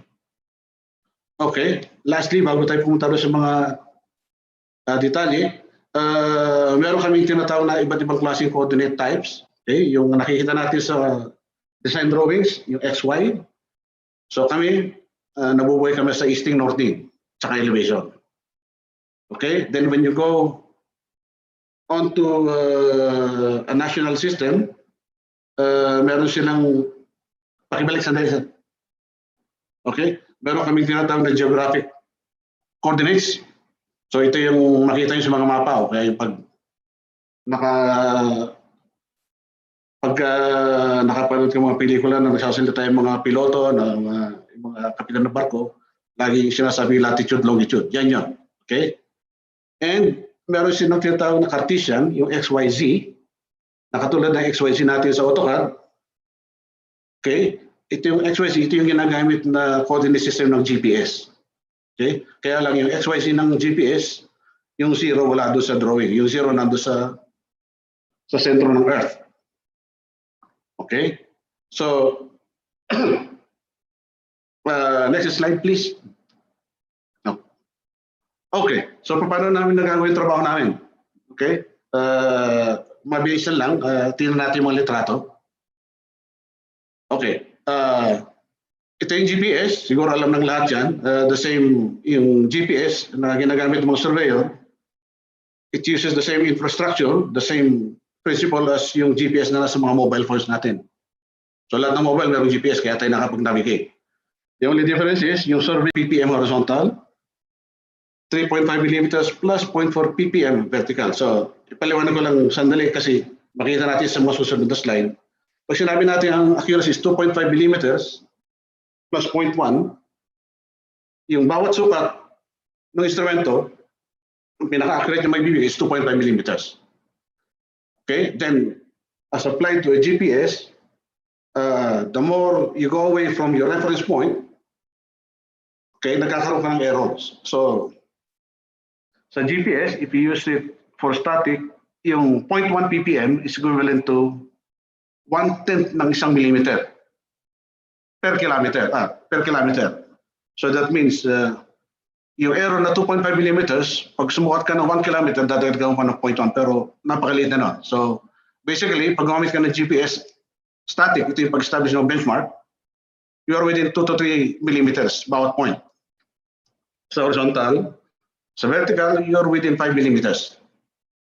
Okay? So yung static na method, ito yung ginagamit sa benchmark. Now, yung pang-araw-araw na survey sa site, ito yung tawag namin yung RTK, real-time kinematic. Ito yung nagsusukat ka, nakikita mo yung output on the site. So kaya nagagamit ito pag setting out ng, I think, lahat ng road projects dito sa Qatar, yung setting out ng alignment ng kalsada, real-time GPS na.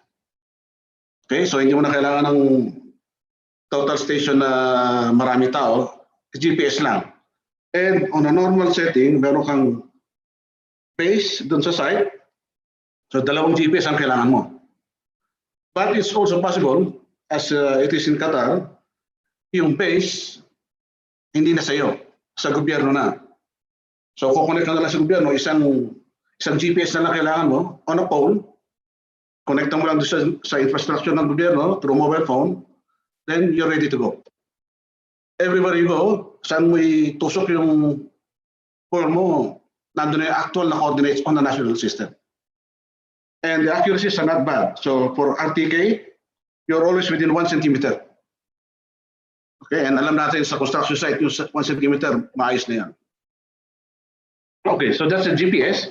Next, please, is yung total station. Ito yung lagi natin nakikita sa construction site. Okay, alam naman natin lahat yan kung ano. Pero I would like to emphasize on the accuracy. So yung accuracy niya, ganun din ang presentation. Kung gagamit ka ng prism, ito yung mga nakita natin na nakalagay sa ibabaw ng pole. Ang accuracy mo ay 2 millimeters plus 2 millimeters for every kilometer na lalayo ka. So sa loob ng construction site, you seldom go more than 100 meters. So basically, bawat sukat mo ng total station is within 2 millimeters kung gagamit ka ng prism. Kung walang prism, which means hindi ka natututok sa prism, pwede mo i-direction doon sa wall kung saan mo gusto sukatin. Ang accuracy mo is 3 millimeters naman. Okay? So, doon sa construction site, pagka nagkakaroon ng site inspection, may darating na consultant, maghahanap ng benchmark, hahanapan ka ng dapat walang diferensya yung sukat mo na distance. So, imposible yun unless dayain ng surveyor yung ginagawa niya. Kasi yung equipment mismo, hanggang 2 millimeters lang.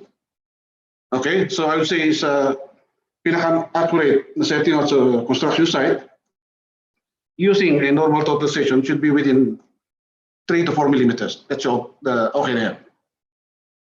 Next, please. Then meron tayong digital levels. Merong digital, merong automatic. Ang accuracy niyan is kung tatakbo ka ng 1 kilometer going forward, 1 kilometer going backward, within 1 millimeter, 1 centimeter. So kung yung digital, yung nasa kaliwa, 0.7 millimeter. Yung nasa kanan, the typical automatic level, 1.5 millimeters. So, very accurate pa rin. Next, please. Now, doon sa pag-transfer ng level, transfer ng benchmark from basement papunta sa taas, lalo kung nasa mataas na floors ka na, hindi na-ubra yung benchmark mo nasa baba. So, ang isang paraan ng paglipat ng benchmark sa baba is paggamit ng laser plummet na pataas. Okay, so doon sa mga galing sa construction, makita nila yung bawat floor, merong exact copy ng benchmark na nasa baba, inakyat doon sa taas. Ito yung isang paraan para gawin niya. Okay, ang accuracy niya is within even less than 1 millimeter. Pag inakyat mo sa, let's say from first floor, inakyat doon sa second floor yung benchmark, very accurate pa rin yung pwesto. Next, please. Okay. More and more, maraming gumagamit din ng 3D laser scanner dito sa Qatar. In fact, in most big ticket projects ng stadium na ginagawa dito para sa 2022, doon pa lang sa contract, doon sa tender pa lang, nakalagay na yung specification na dapat gumamit ka ng 3D laser scanner. So, basically, 3D laser scanner, parang photo, kaya lang ibig na image, points, yung makikita mo. Points na pwede mong dalhin sa AutoCAD, na pag-click mo merong X, Y, Z. So, magagamit ba sa design? Magagamit mo sa planning. Okay? So, ang accuracy niyan is if your site is 50 meters, every point na masusukat mo is within 6 millimeters. Okay, so ito hindi mo kailangan ng kahit anong target.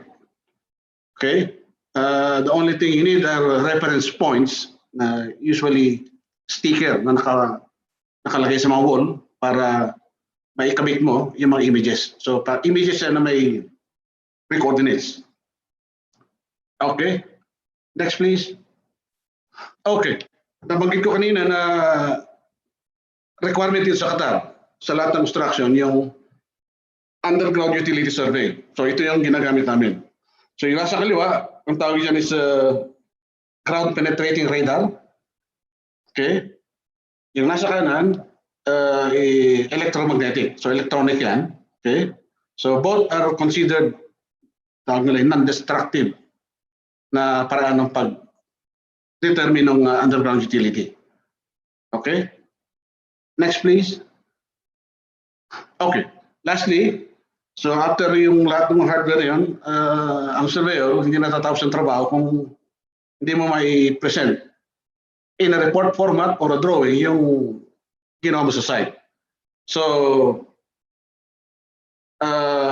kailangan mo sa trabaho mo yung at least isang software na pwede mag-process yung data mo and convert that to a drawing.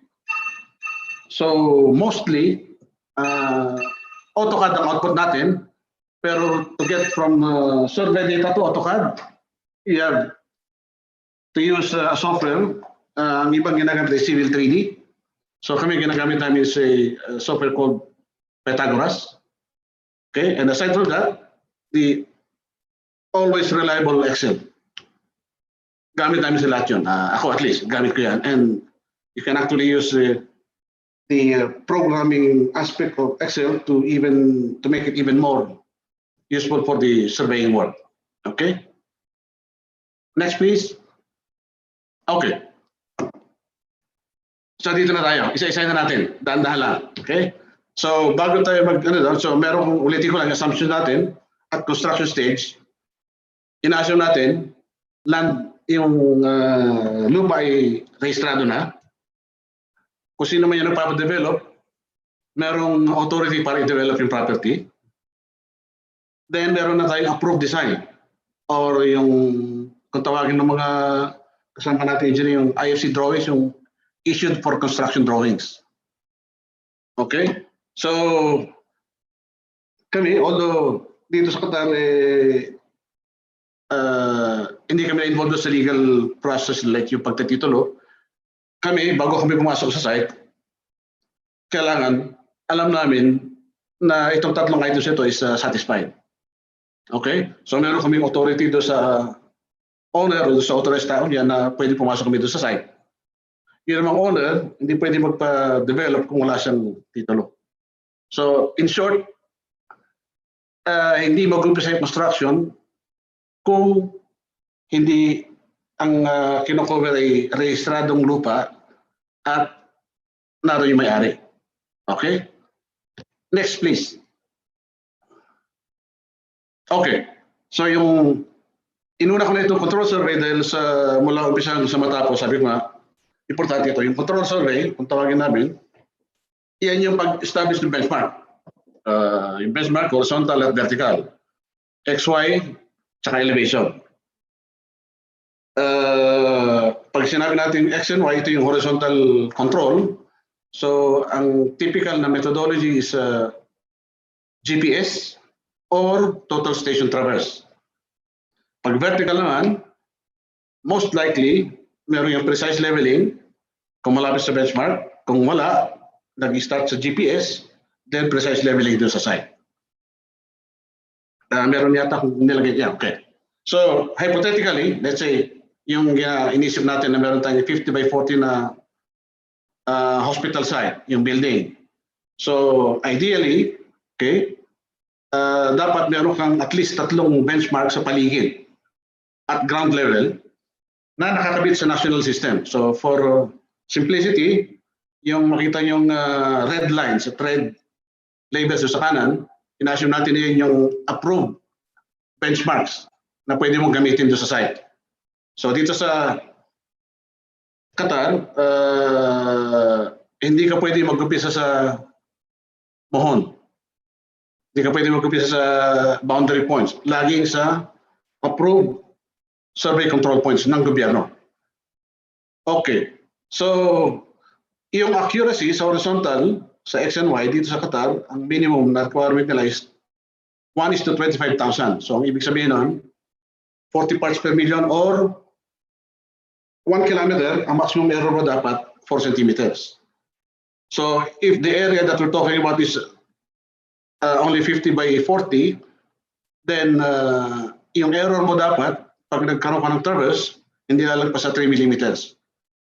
Okay? So the idea of putting accurate benchmarks, let's say dito sa figure natin, TBM1, 2, 3, and 4, okay? Yung accuracy niyan is such that kung meron akong gustong i-set out na point, kaya manggaling ko sa TBM1, TBM2, TBM3, or 4, lahat pare-pareho resulta. Kahit saan ako manggaling doon sa benchmark na sasabihin ko. Okay? So, kung nag-set out ko ng point mula TBM1, tapos nag-set out ka ng point galing sa TBM3, nagkaroon difference ng 2 centimeters, ay malaking problema yan. Sa umpisa pa lang, ayusin mo na. So, dapat matibay na matibay yung pag-umpisahan mong network ng benchmarks, okay, na maayos yung accuracy at nakakabit sa national system. Okay? Ang vertical accuracy na nire-require dito karaniwan sa construction is 12 millimeters sa 1 kilometro. Okay? So pag tumakbo ka ng leveling mula sa benchmark papunta doon sa site mo na 1 kilometer layo, dapat ang error mo hindi lalagpas ng 12 millimeters. Which is easily achievable using the proper equipment and the proper survey procedure. Okay? Next, please. Okay. Ito yung isang example ng typical deliverables. Kung ang survey benchmark ay hindi ginawa noong construction company, pinagawa sa isang surveyor company, ito yung typical na deliverable. So yung blue, yan yung bagong benchmark. Yung pula na nasa kanan, yan yung isang reference point na pinanggalingan. Okay? There may be other reference points used, but doon sa drawing yan lang nakita. Okay? Next, please. Ito yung mga typical deliverables. Ito yung sa kaliwa. Yan yung sample ng leveling survey. Yung nasa kanan, yan yung sample output ng GPS survey sa pag-establish ng benchmark. Next, please. Okay. So ito yung result ng GPS survey. Next, please. Still part of GPS deliverable. So ito yung, just to explain it, ito yung output ng static surveying. So meron kang 4 na green lines doon. This is actually the record of the observation ng benchmark ng GPS. So if I look at it, it started from 7 o'clock to 11 o'clock. So that means yung survey work with the GPS is for a total of 4 hours. So 4 hours nakatayo yung instrument na nando sa reference point. Then yung 4 na green, yan yung mga bagong benchmark na at least 1 hour ang nire-require. Okay, next please. Okay, pwedeng next please. Okay, in the end, let's say for a small project like what we showed you earlier, ang hinihingi ng project owner is a certified list of the benchmarks. So dito binibigyan namin yung coordinates according to the national system and sinecertify namin na yun yung coordinates. Okay. Okay, now we go to redemarcation survey or relocation survey. Okay, so the purpose of course is to set out the boundary ng lote na tatayo ng building. So bago may tayo yung building, siguro mo nasa tamang lote ka. Sa Pilipinas, meron akong experience na magtatayo ng bahay yung kapatid ko sa lote niya, sa subdivision. Nung nirelocate ko yung lote, may nakatayo ng bahay. Nakatayo na. As in, talaga nandun yung bahay. Sabi ko, mayaman ka na pala, meron ka ng magandang bahay dito. So, the reason is, hindi kumuha ng surveyor. So, kumuha ng kung sino, tayo mo yung bahay. Natayo yung bahay, nandun na lahat, may nakatira na, mali pala yung lote. Dito sa Qatar, imposible mangyari yun. We'll see later kung bakit. Okay? So, yung purpose ng redemarcation is para makita mo yung boundary. Then para dito sa Qatar, dinadagdagan nyo ng hindi lang yung boundary, kundi yung ano yung makikita mo along the boundary. Okay? So, nakalagay, it's undertaken before and after construction works. Okay? You do that before para makakuha ng building permit. Walang survey, walang building permit. Okay? Walang survey, walang building permit. Okay? Kung ikaw may-ari ng bahay, gusto mong i-improve yung bahay mo, maglalagay ka ng kitchen sa labas, kailangan mo ng building permit, kailangan mo ipasurvey yung buong lote. Okay? Kasi kung wala kang certified na survey plan, hindi ka makakuha ng building permit. And after construction, kailangan mo ulit ng redemarcation survey para makakuha ka sa gobyerno ng building completion certificate. Okay? Walang survey, walang redemarcation, walang building completion certificate. Okay? So typically, ang methodology na gamit dito is RTK GPS. Okay?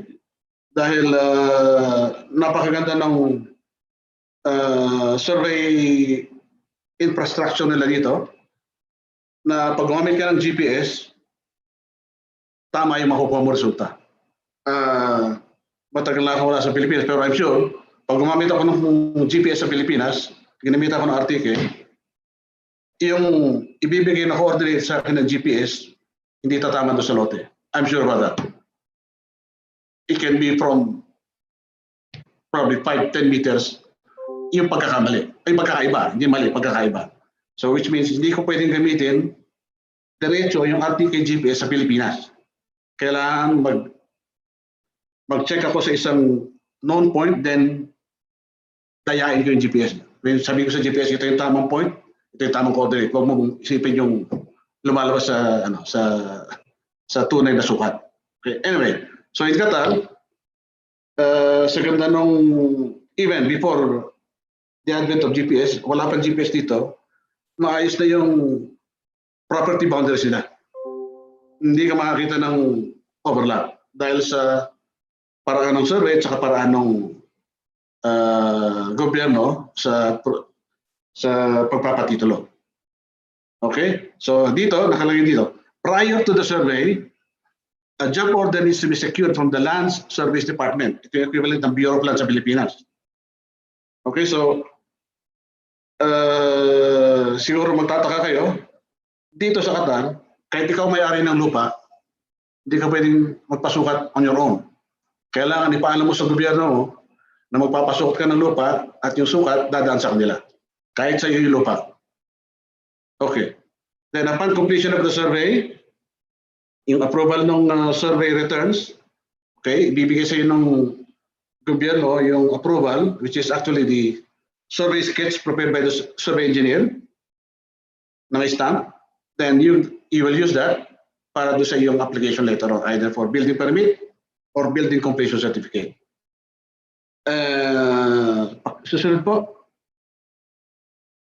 Next slide, please. Okay. Further notes. Okay, so para lang makumpara natin yung paano namin nasabi, tulad ng sinasabi ni Architect Tabuso kanina, yung practice sa kanilang discipline ay maganda rito sa Qatar, ganon din dito. So sa Pilipinas, ang number one problema natin is overlapping ng boundaries. Ano na hindi mo maiwasan yung overlapping ng boundaries kasi yung paraan ng pagpapasukat is such a way na open sa pagkakaroon ng error.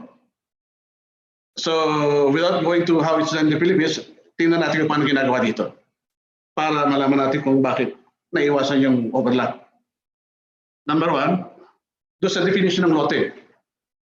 Okay, sa Pilipinas, meron kang lote, let's say lot 1, ginawa mo, sinubdivide mo, naging lot 1A, 1B, sinubdivide mo, 1A, B2, 1A, B2, 3, humahaba ng humahaba. Dito, sa simpleng rule lang na dapat yung lote mayroong unique number, marami na iwasan na problema. So, dito sa Qatar, ang bawat lote ay mayroong unique number. 8 digits, mayroong zone, block, then 4 digits na unit. So, kumbaga sa atin, barangay, zone, barangay, tapos isang number. So, with the unique numbering system, naiwasan agad yung overlap. Naiwasan yung nagpapatong na titulo. Not only that, okay, yung project boundaries natin sa Pilipinas, ay kung tawagin natin meets and bounds. So, pag sinabi natin, pag tinignan yung TCT natin, okay, it starts with corner 1, which is tied to BLM so-and-so, goes to corner 2, merong bearing in the distance. Dito walang bearing in distance, yung lote. Yung titulo walang bearing in distance. Excuse me. All it has is the unique lot number.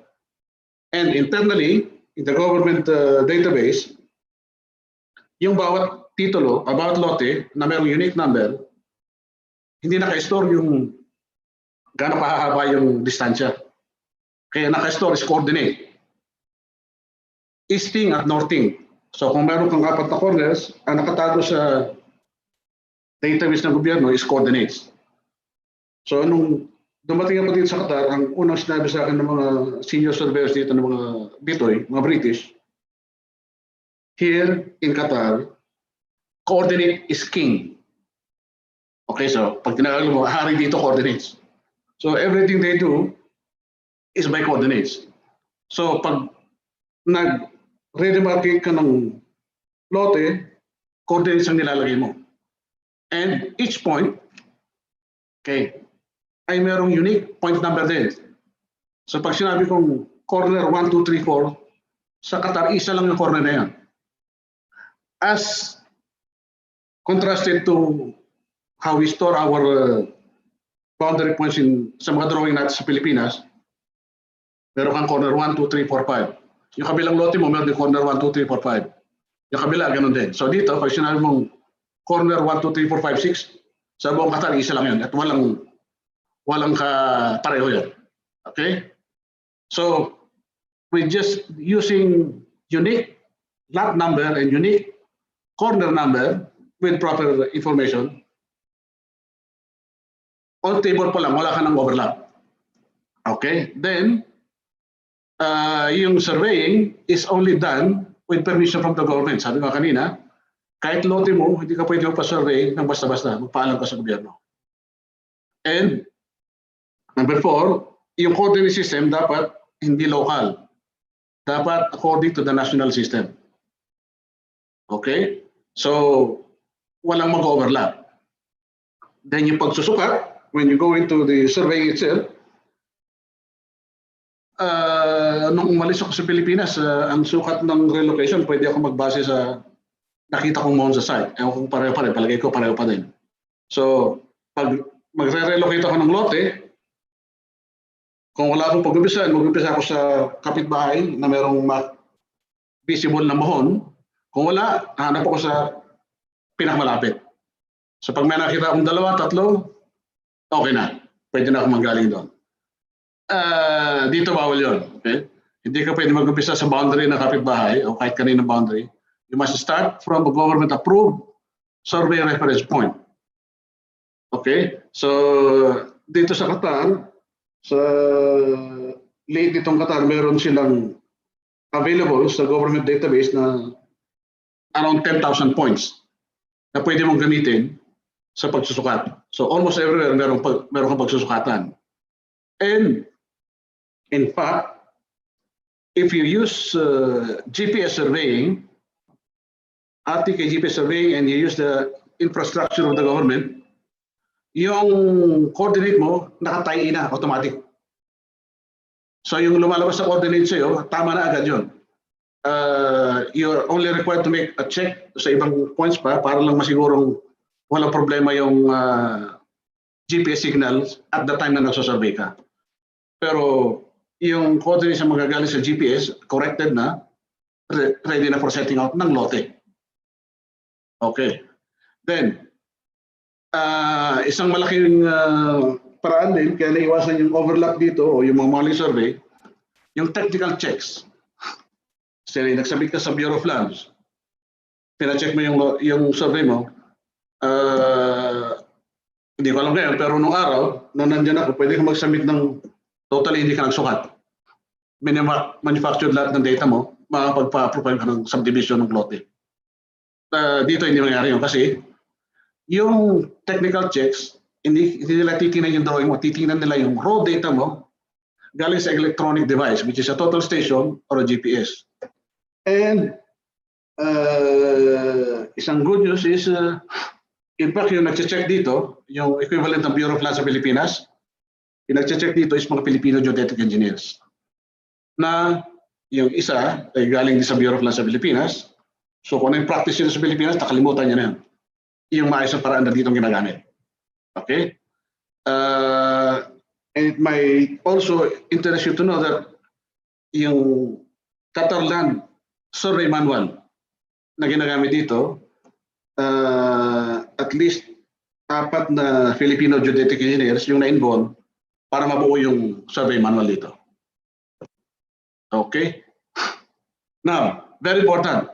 Natapos man lahat ng trabaho mo, nasabit mo na lahat. Yung output mo, valid lang for 3 months. Which means, after 3 months, hindi mo nagamit yung approved survey mo, hindi mo na pwedeng gamitin yun sa pagpapaproblet ng redemarcation. Okay? So, hindi ka pwedeng gumamit ng lumang drawing. Okay? Nabanggit yata ni Architect Tabuso yung kanina na pag siya nagpagawa, kailangan niya bagong approve, bagong drawing, hindi yung luma. Lastly, meron silang encroachment limit. So, pag sinukat mo yung lote, pinakita mo yung bakod, dapat yung sukat mo ng bakod, hindi lalagpas ng 5 cm sa boundary. Pag lumagpas ng 5 cm sa boundary, di ba may bakod? Ganun ang requirement dito. Okay, next please. Okay, ito yung sample ng redemarcation plan. Okay, I'll try to... Okay, hindi na yata ma-zoom, ano? So, anyway.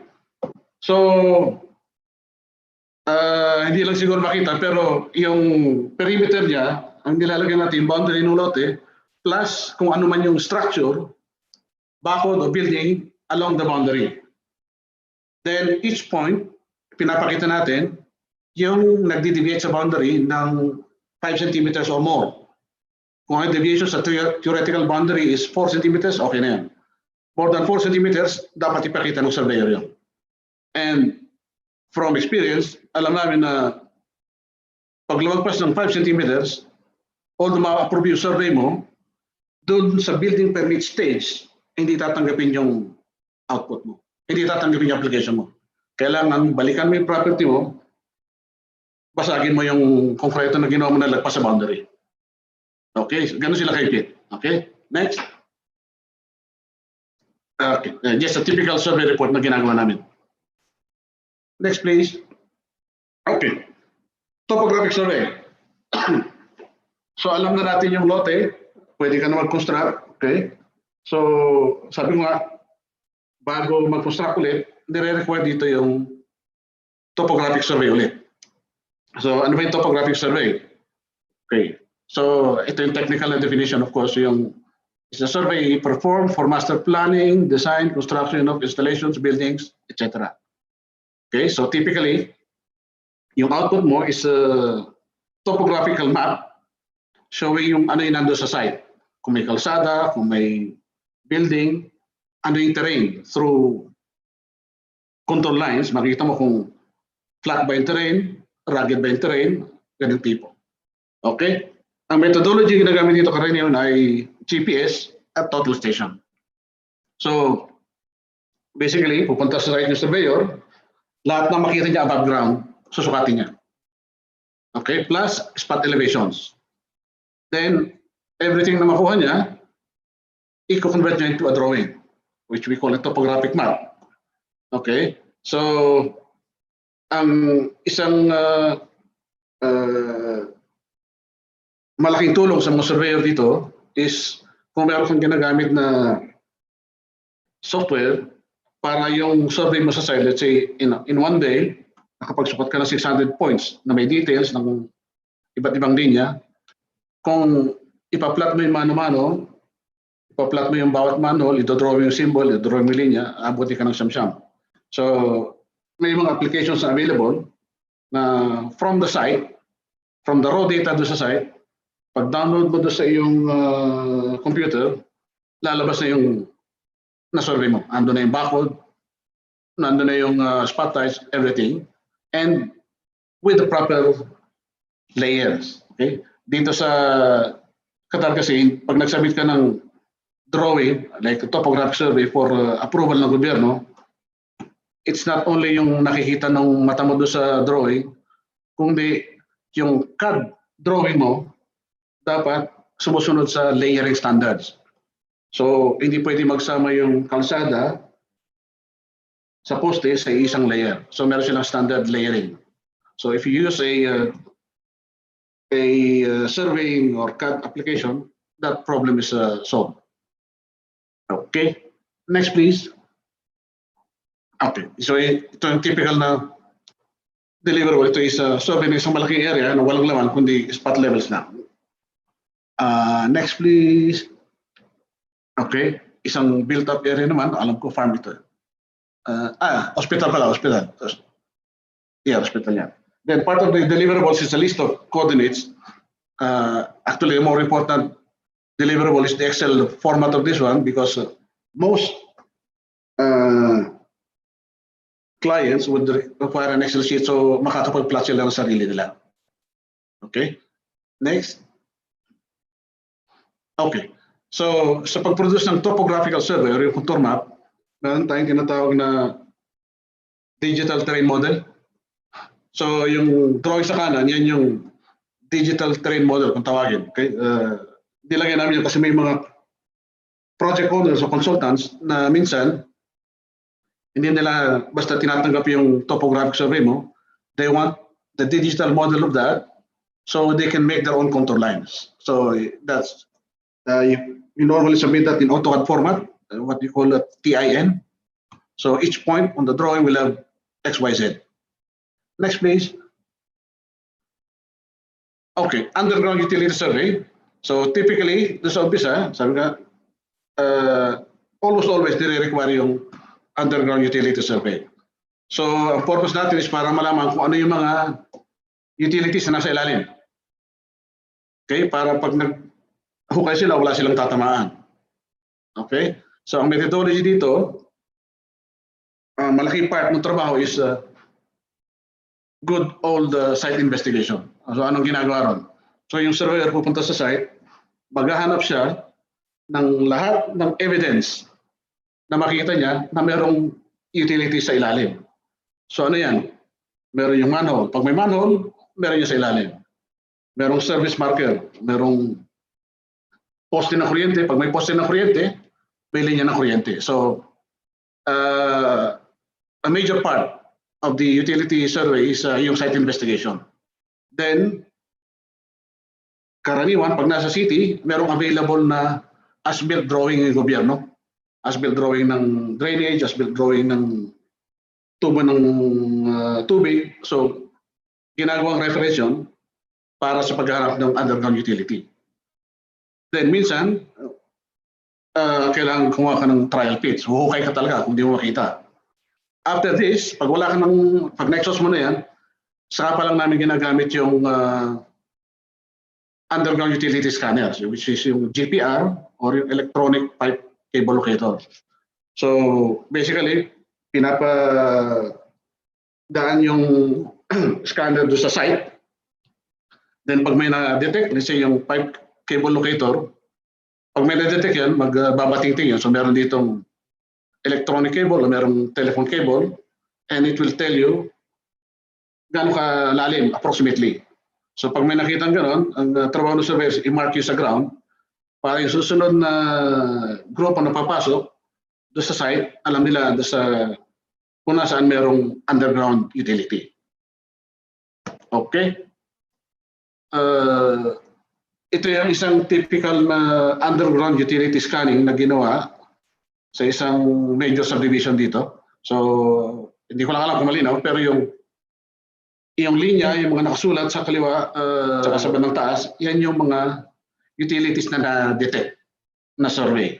So, malalaman na ang susunod na mga pupunta doon sa site na kung maghukay sila, baka may tamaan sila dyan. And of course, the AutoCAD format of this is given to the owner. So they can put that, they can distribute that to the other engineers or the designers. Next, please. Okay, pre-condition survey. Okay, so basically, gustong malaman ng project owner kung ano yung dinatnan niya sa paligid. So it's basically a photographic and video survey. So we just record what you see on the site, and the typical output that we have is a and when you click on that link, you'll get a view of the photo. So normally, pag built up na yung paligid, hinihingi ito. Okay, next. Now, the next part, transferring of survey controls and benchmarks. So, meron tayong benchmark na ginawa na. Ngayon, nakapag-hukay na sa ilalim, nakapag-hukay na ng dalawang palapag, 10 meters ang lalim mula doon sa ground. Mag-establish na ng mga columns sa baba, wala kang reference point. So, kailangan yung reference point mo doon sa taas, ilipat mo doon sa baba. So, ang methodology karaniwan ay traverse, resection, okay. Kung ang pinag-usapan na yung packet na from first floor to second floor pataas, ginagamitan na ng laser plummet. And even if you make use of the laser plummet, is a good practice sa mga surveyor. Pag nailipat mo na doon sa taas, takbuhan mo ulit ng traverse. Okay, so paikutan mo ulit ng traverse, ng total station, kahit meron ka ng nailagay through laser plummet. And again, as a good practice for surveyors, let's say na ilatag mo na yung nasa second floor, ano na, tama na yung coordinate, it's a good thing to take reference measurements doon sa malalayong targets. Let's say meron kang nakitang tower sa paligid, 2 kilometers away. Kunan mo ng horizontal reading para alam mong nasa tama ka. Pag nag-backside ka on a daily basis, after you make a backside to the reference point, checkin mo rin yung mga nasa paligid mo to make sure na nasa tama ka. Okay? And vertical control established by leveling. So ito yung, so pwede natin balikan yung drawing. Okay. So kanina, yung una natin sketch, meron tayong TBM1, TBM2, TBM3, and 4. Pag nandun na sa construction, nagkikreate tayo sa loob ng construction site ng reference point ulit. Okay? So at least tatlo. Typically, the farther apart they are within the building construction, mas maganda. Then ito yung, let's say nilagay mo to sa basement, ito itataas mo to hanggang sa matapos hanggang makarating sa roof. Kasi yan yung gagamitin ng surveyor pag set out ng mga columns.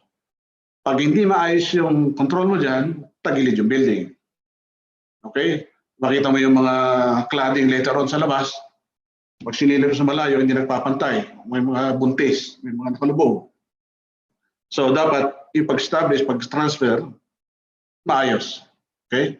Pag hindi maayos yan, awayin yung surveyor. Next, please. Okay. Monitoring. So, sabi ko na, minsan meron silang hinigi monitoring ng paligid ng site para masiguro nila na hindi naapektuhan yung mga structure sa paligid. So, typically, we use total stations for this. Then, instead of yung physical na target na prism, naglalagay ng mga stickers. Yun yung target na ginagamit. Yung horizontal construction, karaniwan na malalaki, in fact, naglalagay sila ng 24/7 na monitoring system ng structures. Okay, so meron silang total station na nakalagay doon sa site, robotic na total station, na at regular intervals sumusukat sa mga targets na nakalagay na doon sa site, and yung reporting is done electronically through the web. Okay, so but for typical construction na wala namang structure sa paligid, hindi ito nire-require. Next, please. Okay, this is an example. Galing kay Sir Mervin yung litrato na yan. Okay, so yan yung in our example, ito yung national natin na isang building sa tabi ng construction natin. So doon sa building na yun, maglalagay ka ng targets, okay, mga reflector, na susukatin mo on a regular basis para malaman mo kung gumalaw o hindi, o nagsagba o hindi. We did similar work, not for a building but for a bridge here in Qatar, na instead of total station, 3D laser scanner ang nakuha nilang paraan ng pag-monitor kung nagsagba o hindi. Okay? But for normal cases, yung total station is magaling pa rin. Next, please. Okay. Setting out survey. Yung mula do sa basement, ito na yung trabaho ng surveyor. So dito sa Qatar, yung setting out survey, especially pag nakalagpas na ng ground floor, hindi na nire-require yung approved na survey company. So they can use their own survey engineers or surveyors on the site. So ito yung minamarkahan natin yung kung saan dapat ilagay structure. So karaniwan sa building, ito yung columns. So nag-umpisa tayo sa foundation, then yung columns. So ang physical na trabaho sa pag-set up ng column actually is yung formworks ang chinecheck natin. So maglalagay ng forma ng columns yung mga civil works team. Then bago buhusan, ipapacheck sa surveyor kung tama ba yung pwesto at verticality ng formwork. Then pagkatapos mabuhusan, okay, pinapa-asbuilt yun para ma-check kung tama ba yung pagkabuhos, gumalaw ba yung forma nung habang binubuhusan. So meron siyang setting out, at the same time meron siyang as-built. Okay? So bihirang gumamit ng GPS, so karaniwan total station dito. Although we've been involved in projects na yung RTK GPS in-accept nila doon sa site for setting out ng columns. Okay? So dito, ito yung normally source namin ng information. Ito yung galing sa project owner. Ito yung output ng architects. Okay? So, ang unang-unang kailangan gawin namin is, as we said earlier, i-relate yung XY ng AutoCAD sa national system. So, ginagawa namin yun. The main tool that we use is, there is such a thing as a site plan. I don't know if it's followed in the Philippines. So, yung site plan, pinapakita yung lote, then pinapakita yung building. And pinapakita yung dimensions kung gaano kalayo yung building doon sa lote. So yun yung ginagamit namin as mga geodetic engineer para i-convert yung XY ng AutoCAD into a national system. So typically it requires rotating the drawing, shifting from a local coordinate system to the national system. Minsan, pagka medyo minamalas-malas, yung AutoCAD drawing na nakuha natin hindi nakascale ng tama, so minsan ini-scale mo pa. So let's say from scale of 1 to 100, ilalagay mo siya sa accurate scale. So typical example is yung design ginawa in millimeters. Okay, so yung drawing mo sa AutoCAD is millimeters, pero yung setting out mo sa site in meters. So you have to rotate, you have to shift, and you have to rescale. Okay, so pag meron ka na ng coordinates na yun na rotated, scaled, shifted, doon ka palang pwede mag-setting out. Next, please. Okay. So ito yung isang typical na setting out ng columns. Although ito is a ordinary residential building, I'm sure if you're talking about a 10-story hospital, yung foundations hindi ganyan. So, but basically, surveyors will put marks on the formworks so para magamit ng construction, ng civil works. Okay. Next. Okay. A typical report doon sa setting out. So, meron kang point number, meron kang design easting, design northing, then meron kang coordinates na set out on the site. Then, kailangan makita mo kung ano yung diferensya.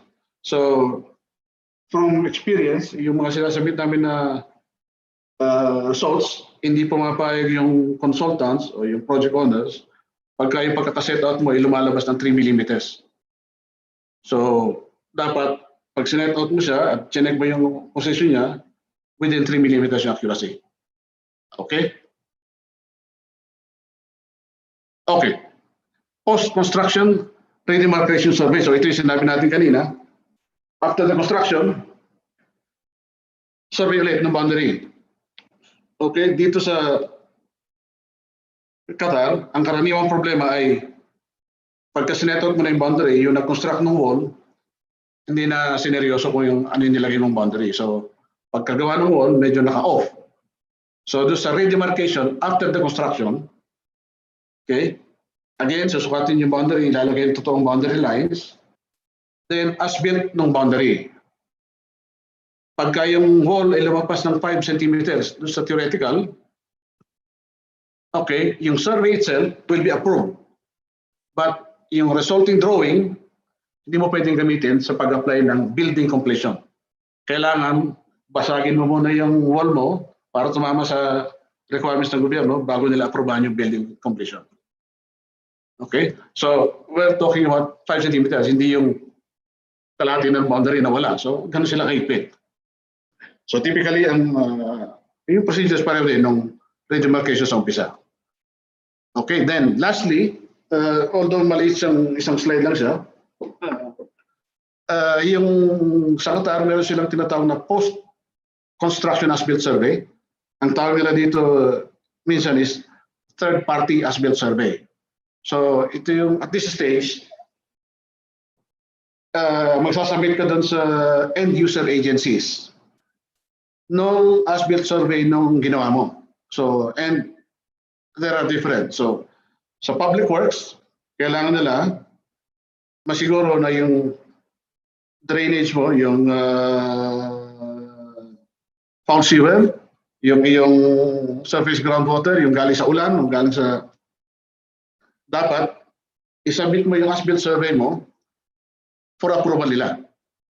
Okay? Ganun din dito sa equivalent ng MWSS natin. Meron silang water department na nag-approve ng iyong plano para doon sa potable water, kailangan mo mag-submit ng as-built survey. And most often, yung format nila, hindi lang basta yung layout drawing, they go up to the level of GIS. Okay? So the idea is, yung data ibibigay mo, magiging part ng National GIS database. So, kaya yung drawing na ibibigay ng surveyor, hindi lang basta drawing. Dapat GIS compliant. And each agency ay meron kanya-kanyang format o structure ng GIS database nila na dapat mong sundin. Okay? Yung surveying part, madali lang, pero pag-convert mo ng data mo from surveying coordinates to a full GIS database, yun yung medyo matagal. Okay? But that's the requirement. So, and in fact, now, if ikaw yung major contractor, ikaw yung main contractor, magsasabit si survey company sa as-built drawing. Yung as-built drawing na isasabit ng survey company, i-upload mo yan sa government database online. So pag in-upload mo yun, doon pa lang ma-check na kung yung format ng drawing was mali o tama. Pag mali, rejected yung submission mo, balik ka doon sa surveyor. So, hindi ko alam kung ginagawa yun sa Pilipinas, pero dito, you don't finish the project, you cannot hand over the project sa gobyerno kung wala kang approved as-built survey ng mga bagay-bagay. Let's say, easily meron yung potable water, meron electricity, street lighting, foul sewer, surface groundwater, and at the end of that, after everything, yung fully built na area, isa-survey mo ulit, yung lahat ng above ground, nandiyan na isama-sama ng utilities, isasabit mo ulit sa public works for approval also. Okay? That will be the layout drawing and the GIS output. Next, please. Thank you. Okay. Meron sana akong ibang slides pa, pero siguro kung may tanong na lang kayo, sagutin ko na lang.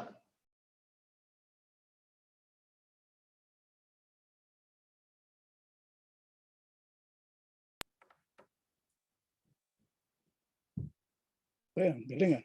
All right. Thank you. Thank you very much, Engineer. Engineer Edgardo Basilio.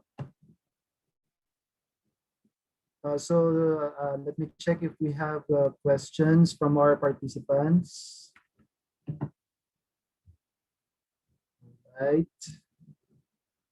I believe wala po yata tayong question. Sir, ito po. Mahalang account sa GIS, sir. Pwede ba natin ma-access freely? Kasi it's very helpful to verify any existing utilities underground. Okay. Alam ko, on a limited basis, may mga data na available online from the GIS database ng gobyerno. Okay? Yung wala doon, you have to apply for that individually sa end user agency. So walang isang nagmamayari, yung iba't ibang agency meron kanyang database. So but for the project owner, okay, they're allowed by the government to access yung data na available. Binibigay sa kanila yan. Let's say yung underground utilities sa project site, pag hiningi nila sa gobyerno, binibigay sa kanila yan. Yun din naman ang pinapasa sa mga surveyor. All right. Thank you, Engineer. I hope that answers your question, Sir Wilfred. And there is one coming from Mr. Leo Cristo de la Rosa. Sir, sa dilapidation survey, di ba ang final signatory ay structural engineer? Okay. Yung role namin sa dilapidation survey is just to gather data. Yung data na pinoprovide namin, binibigay sa project owner for the report.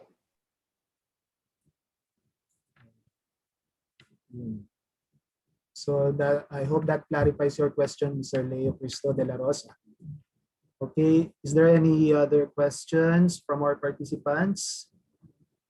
Going once, going twice. So we are going to close the second session of our topic for today. All right, thank you very much. Engineer Edgardo Basilio, the former chapter president of Geodetic Engineers of the Philippines here in Qatar, for that very enlightening discussion about property relocation, topography, establishment of controls, control survey during construction, and demarcation, to name a few. It was indeed a very educative presentation to our participants for today. At this juncture, let me call in Dr. Cleofe P.M. Pascual, the incumbent president of the Association of Filipino Educators Qatar chapter, to award the certificate of recognition to our second resource speaker. Good afternoon, everyone.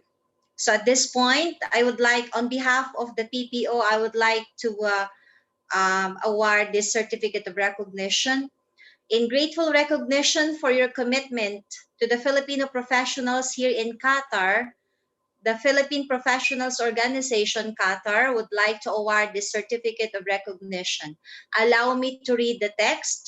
Philippine Professional Organization Qatar, PPOQ, Doha State of Qatar, awards the certificate of recognition to Engineer Edgardo Basilio in grateful recognition and commendation for his invaluable efforts and exemplary performance as a resource speaker during the Building Construction Interface, a multidisciplinary webinar series given this 30th of April 2021.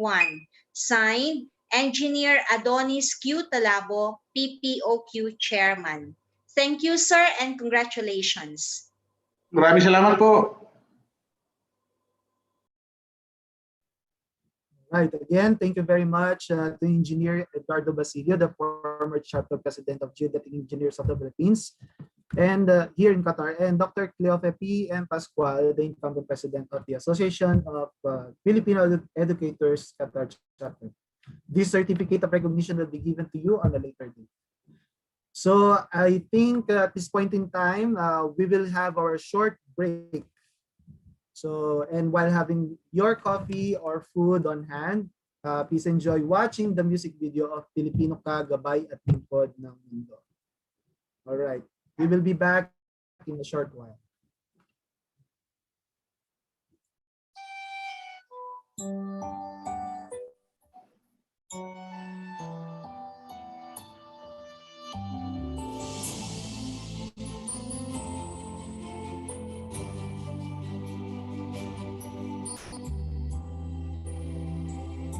Isang bayan, makulay ang pinagmulan. Bagong bayani ang taglay niyang kayamanan. Tanyag dahil pagbabago'y mapayapang pinaglaban. Isang teres, isang sumisikat ang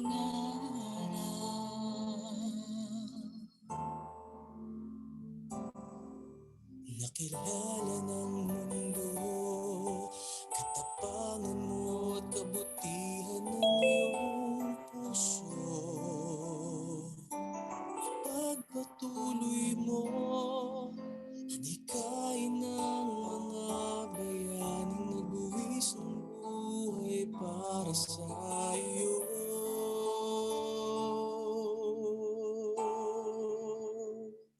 Muling buhay ng alab at ninas ng pag-ibig mo. Iwagayway pandilang sa kisag ng dangal, ng tabang at ng kalayaan mo. Ipakita sa mundo ang tiwang makabayang nasa puso't isip mo.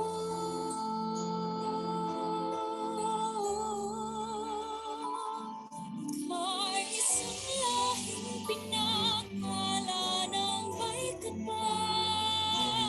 Katatagan at tapang mo'y inubog ng kasaysayan. Sa katapatan mo, karangalan ng iyong lipin na itatanghal. Kahit saan pa man, taas noo kang hahakbang. Pilipino ka, huwaran ng paglilikod. Sa mundo'y siyang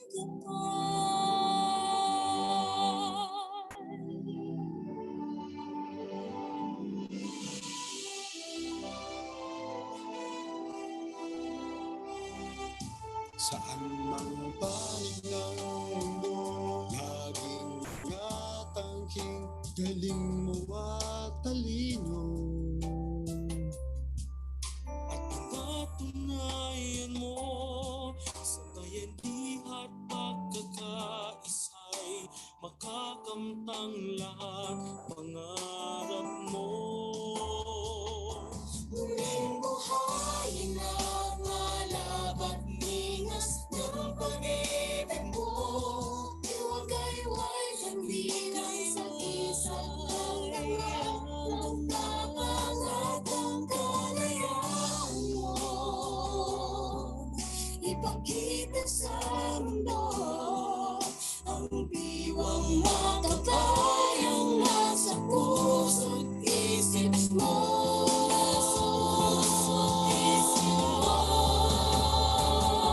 Ika'y isang lahing pinagmana ng may kapal. Katatagan at tapang mo'y hinubog ng kasaysayan. Sa katapatan mo, karangalan ng iyong lipin na itatanghal. Kahit saan pa man, taas noo kang hahakbang. Pilipino ka, huwaran ng paglilingkod. Sa mundo'y siyang gabay. Kahit na ilang unos ang dumating, anumang pagsubok ay iyong susuotin. Sa pagkakaisa lahat mararating.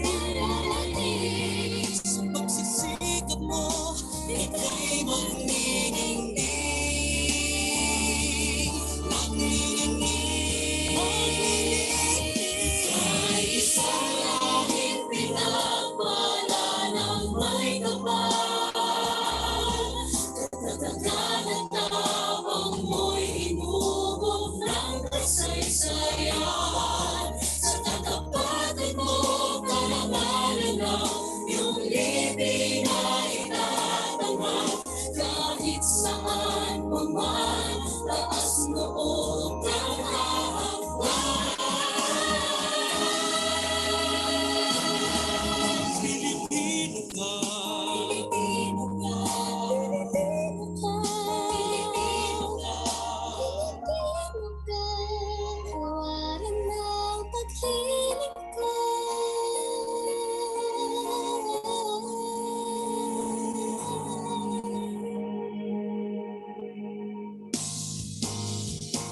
Sa mundo'y siyang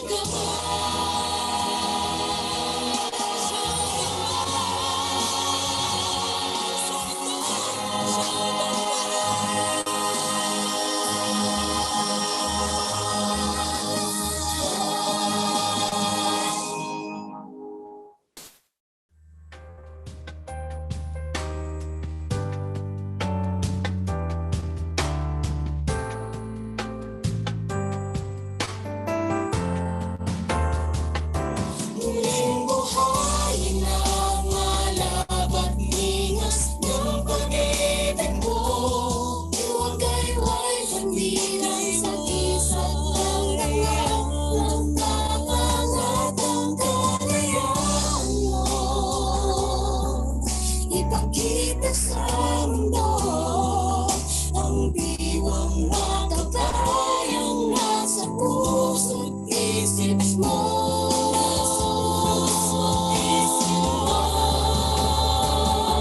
Ika'y isang lahing pinagmana ng may kapal.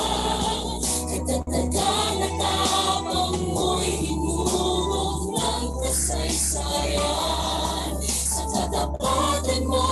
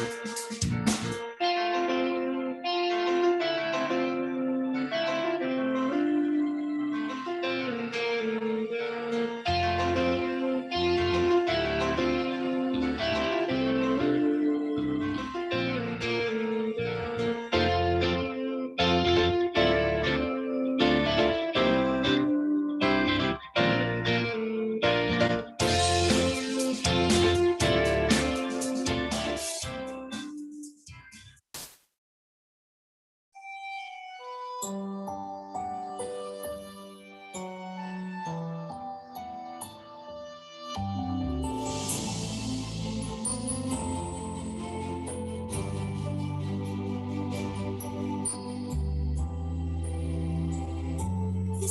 bayan, makulay ang pinagmulan. Bagong bayani ang taglay niyang kayamanan. Tanyag dahil pagbabago'y mapayapang pinaglaban. Isang perlas kung saan sumisikat ang araw.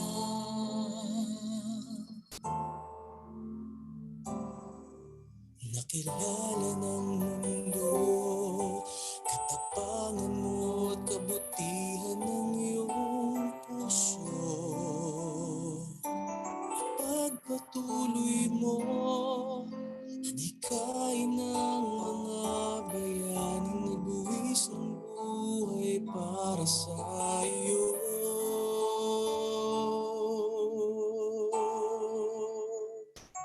Muling buhayin ang alab at ningas ng pag-ibig mo. Iwagayway pandilang sa kisap ng dangal, ng tabang at ng kalayaan mo.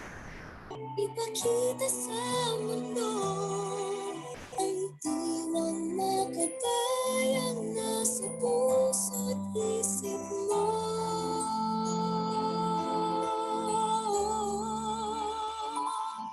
May isang lahing pinangalanan may kapal. Katatagan at tapang mo'y inubog ng kasaysayan. Sa katapatan mo, karangalan ang iyong lipin ay itatanghal.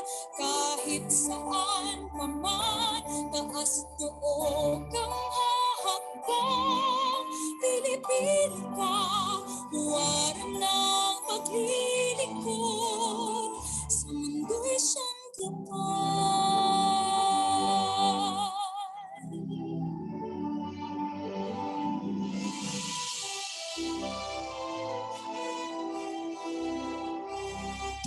Saan mang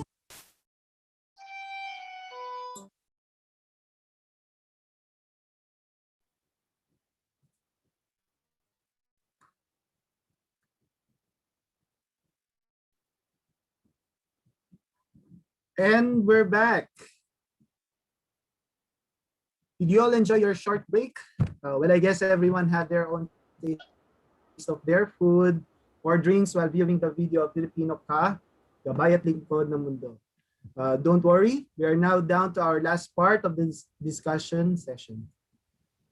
And without much further ado, let us continue with today's program. To begin the discussion on our third topic, I would like to call once again the chapter president of Philippine Institute of Civil Engineers, Qatar chapter, Engineer Mark Anthony Abendan, to introduce to you our third resource speaker for today. Pres Alvin, clear po ba ang pasok? Yes po. Okay. Good afternoon. On behalf of the Philippine Institute of Civil Engineers Qatar chapter, it is my honor and privilege to introduce our resource speaker. He is a dynamic civil structural engineer with over 13 years of experience with top American PMCM companies, AECOM and Turner International Middle East. 15 years with general contractor in Saudi Arabia, and 3 years with the government sector in the Philippines. He is one of the few Filipino civil engineers that hold the concurrent international titles as APIC Engineer, ASEAN Engineer, and ASEAN Chartered Professional Engineer. He is a former president of BICE Qatar in the year 2015.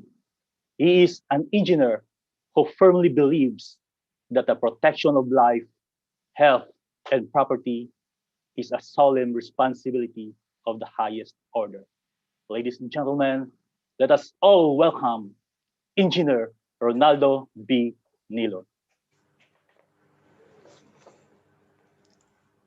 Thank you very much, Press Mark.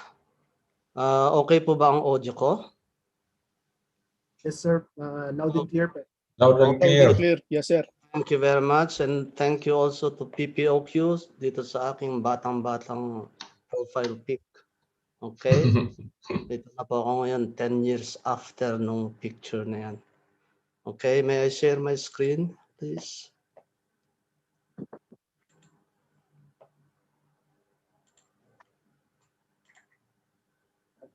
Can you see my screen? Yes, sir. Yes. Yes, sir. Ang ganda ng background. Yes.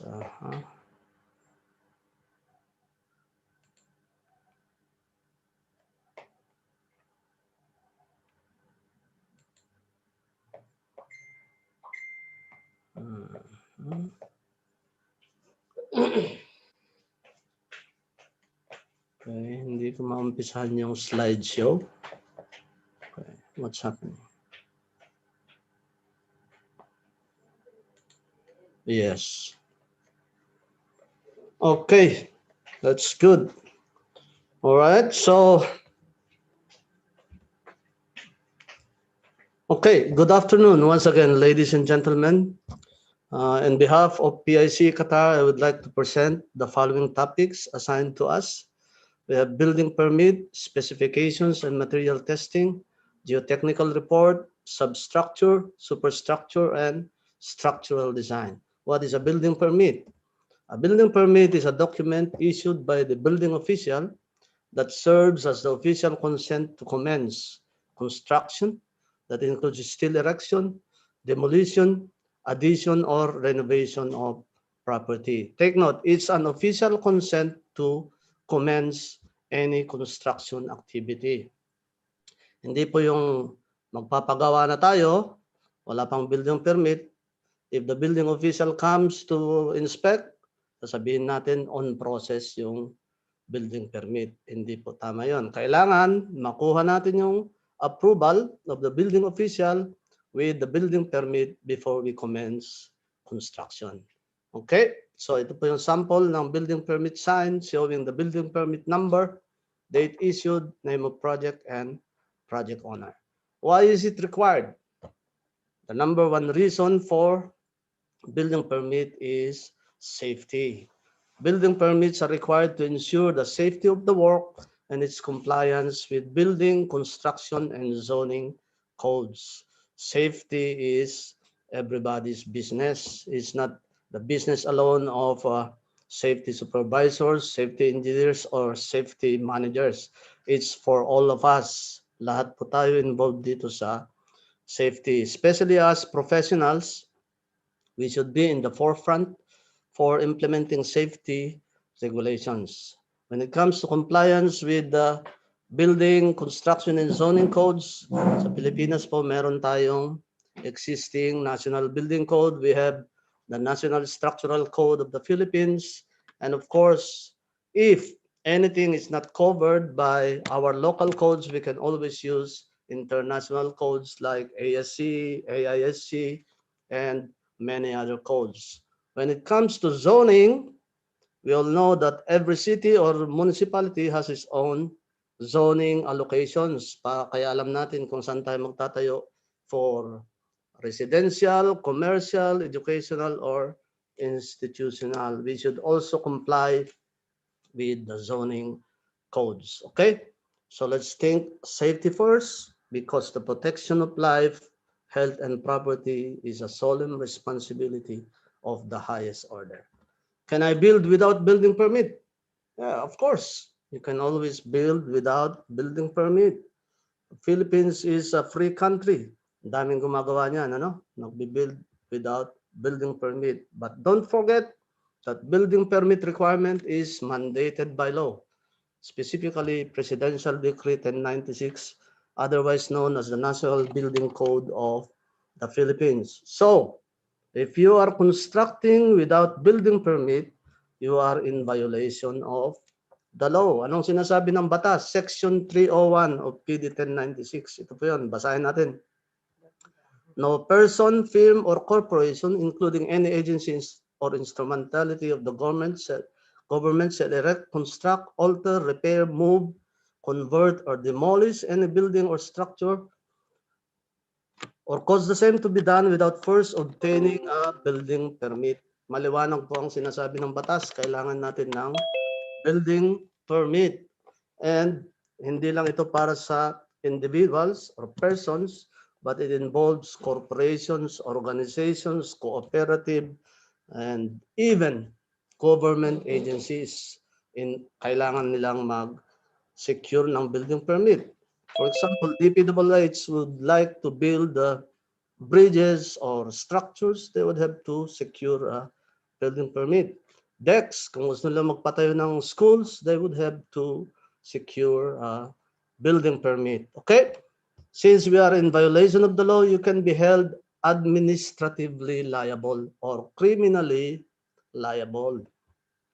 What is your administrative liability? You can be fined not exceeding 10,000 pesos. Maliit lang pala, no? Kayang-kaya ng taga-Qatar yan. Taga-Qatar yung may-ari ng structure eh. Diba? Ganun ba? Mga 700 reals lang ito eh. Okay, anong sinasabi ng batas? Section 212. Basa. For the violation of any of the provisions of this code or any of the rules or regulations issued thereunder, the Secretary of DPWH is hereby empowered to prescribe and impose fines not exceeding 10,000 pesos. Okay, how about criminal liability? You can be fined not exceeding 20,000 pesos. Maliit pa rin, ano? Around 1,500 reals lang ito eh. How about imprisonment of not more than 2 years? Medyo mabigat na ito, okay? 2 years, 24 months. Eh, paano kung ang sahod mo 500,000 a month katulad ni Chairman Adonis? Abot na ng 12 million yan, ano? Mabigat-bigat na rin yan. Or you can be fined, you can be penalized with a combination of both the fine and imprisonment. Okay? Section 213 yan. Okay? Huwag na natin basahin. Masyadong mabahaba yung section na yan. At it includes also foreigners na pag ang owner ay foreigner at nag-violate sila dito, they can be fined and imprisoned in the same way as the Filipino owners. Okay? And it involves deportation after serving your sentence. Okay? But on top of this all, meron tayong there is a dangerous consequence of not getting a building permit, and this is the risk of catastrophic failure. Paano kung ang building natin bumagsak katulad niyan? Okay? Especially because our project is a 400-bed hospital. Eh, paano kung nasa full capacity tayo? 400 patients, nandyan lahat. Eh, lalo na ngayon, COVID. Minsan overload yan, punong-puno ang hospital. At bumagsak yung ating hospital. Okay? Mahirap yun. Ano? So, the souls of 400 people will haunt you. Right? Hindi ka patutulugin yan. Dahil meron kang naging pagkukulang at naging sanhi ka ng kanilang pagpanaw. Okay? But, of course, kung hindi ka naman nakukonsensya, you still have to deal with their relatives. Kasi ang relatives niyan, they can sue you and bring you to court and be answerable for your negligence. Okay? The protection of life, health, and property is a solemn responsibility of the highest order. Okay, I think now we are ready to apply for building permit. Mahirap palang walang building permit, ano? Diba? Okay, so what do we need to know? Alamin muna natin kung ano yung ating project. Our project is PPOQ Medical Center, location, Bacoor, Cavite. We have 2 basement plus ground plus mezzanine plus 10 floors, 400-bed tertiary hospital, 25-meter by 25-meter building footprint, and 40 meters by 50-meter lot area. Sa Bacoor pala itong ating project. Ano? It is very important to know the exact location kasi ang mga cities and municipalities would have their own forms and requirements. Di ba? Although the National Building Code provides general requirements, meron tayong bawat city, may kanya-kanyang requirements yan is specific for their locality. At yan ay base sa mga ordinances na ipinapasa ng city government or municipal government. So ang ginawa natin dyan, search lang natin Google Bacoor building permit requirements at ito po yung lumabas. Yan po yung checklist of requirements sa Bacoor. Siyempre maliit yan, hindi natin mababasa. So we have to zoom in, okay? First requirements, legal documents. Letter A, okay, kanino po manggagaling itong mga documents nito?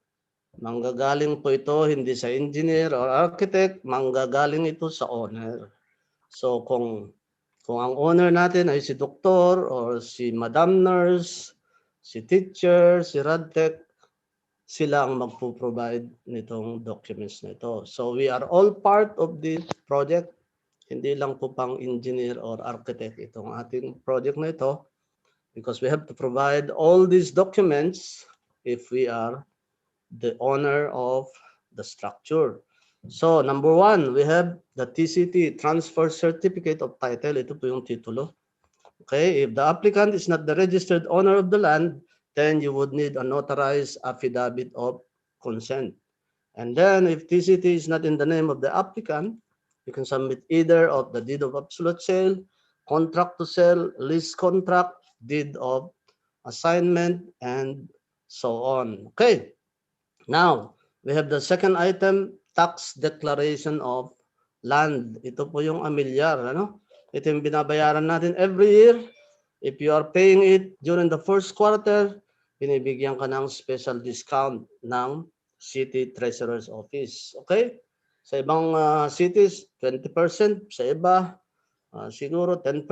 But there is a special discount for paying within the first quarter. Ngayon, kung gusto mo namang magbayad ng malaki-laki, pwede kang magbayad after ng first quarter para mas malaki yung may ambag mo sa kaban ng bayan.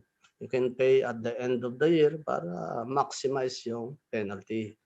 Right? But kung tama lang yung budget natin, let us pay during the first quarter. Kung maaari nga, first month, January, bayad na tayo kagad para magamit ng government ang ating tax para sa projects. Okay?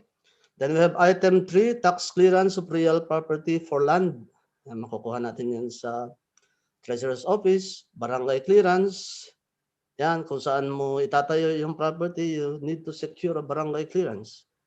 And homeowner's clearance, pag itatayo mo sa loob ng subdivision, in case of residential, yan, kailangan mo ng homeowner's clearance. And then, affidavit of undertaking for national agencies, clearance, barangay clearance, etc. Okay? So it's very clear. May participation ang ating mga ibang kasama sa PPO. Now we proceed to the technical documents. Okay? First, we have the unified application form for building permit. Yan, di-discuss natin yan separately mamaya. Yan yung form na sinasabi ko kanina. Okay, and then we have ancillary forms, architectural permit, civil structural permit, sanitary plumbing permit, electrical permit, mechanical permit, sign permit, electronic permit. Makikita natin dito, lahat pala ng PPO ay kasama dito. No? We are all part of this project. Okay? And as owners, we should not take all the responsibilities and liabilities for our project. Kaya nga meron tayong PPO, meron tayong specialist, may experts para yung liability and responsibility mai-delegate natin sa kanila. Okay? Kaya merong civil structural na pipirma ng ating permit para kung bumagsak yung building natin, edi pwede natin ipakulong yung civil structural engineer. Di ba? Pag pangit yung mechanical design, di pwede natin ipakulong yung mechanical engineer. Ganun ba? Pag pangit yung electrical design, pakulong natin yung electrical engineer. Pag pangit yung architectural design, pakulong natin si architect. Ganun ba? Tama ba yan? Parang unfair, ano? Pag civil structural engineer, kulong ka agad na. Eh, bakit pag ibang discipline hindi naman yata makukulong? Ano? Eh wala naman makukulong sa pangit na design, di ba? Bawa, pangit yung pagkagawa ng ating facade. Oh, pwede ba natin ipakulong sila dahil hindi, di ba? Okay, anyway, may approval yan. May approval, kaya nga pinapapurbahan sa client, gaya ng nasabi ni Architect Jean, para safe tayo. Yan na yung inaprubahan ng client eh. So, yun. Ganun talaga. We have yung responsibility natin as civil structural engineer, medyo mas mabigat lang kasi it involves people's lives. Pag nagkamali ka sa design mo, may mamamatay. Ano? So, kaya kailangan makulong ka dahil due to your negligence, merong namatay, di ba? Okay? Kahit sa electrical, pag halimbawa ang yung building ay nasunog due to poor electrical design or faulty wiring, of course, you can sue your electrical engineer. Pag yung elevator mo na hulog dahil sa pangit na design, pwede mo habulin yung mechanical engineer. Tama po ba? Okay, pag may mga reactions dyan, by the way, ang mga camera natin ay naka-close lahat. Di ko alam kung meron pang nakikinig o wala na. So just feel free to hit the like. Wala naman yata like button dito or heart Andito button. pa, Idol. Yan. Okay, meron pa pala. So just raise your hand. Just feel free to react and interact para alam ko naman na Nandito pa, sir. para Ay. Maraming salamat po. Okay, next. We have item 3, locational clearance application form. Yan pa rin sa building official yan, makukuha sa City Hall, contractor's temporary business permit application form, relocation survey report and lot plan. Yan yung pipirma ng ating GE. We have, of course, photocopy of updated valid PRC IDs and PTR of engineers and architect. Yan, kailangan yung mga pipirma dyan, valid ang kanilang PRC ID and PTRs. Magbayad tayo ng PTR, di ba? At i-renew natin yung ating PRC IDs. Of course, we have the project specification to be signed and sealed by engineer, architect on each page. Naging partner tayo sa engineer and architect. Okay. Notarized bill of materials, structural design analysis and computation for structure 2-story and above. Okay, pasok tayo dito kasi 12-story tayo, 10 to 12-story tayo. Geotechnical report, soil boring test report, 3 stories and above, seismic analysis, building exceeding 7.5 meters in height, pasok tayo dyan. Complete and detailed building plans, 4 sets, scale of 1:100. Yan ang requirement. How about green building code must be observed for construction of more than 10,000 square meters of floor area. Around 8,000 lang tayo, so hindi tayo required yan. And then we have fire protection plan. And the last, construction safety and health program by DOLE. Okay? Item C, supplementary documents, sketch or key plan. Dali na lang gawin yan. Picture of site, location, and of course, expanding plastic envelope. Specific ito sa Bacoor, Cavite. Sa ibang mga cities, meron ding ibang requirements. Okay? So, now we'll go to the form. Ito yung form natin na binanggit kanina, application form for building permit. Zoom natin yan. Hindi natin mababasa yon.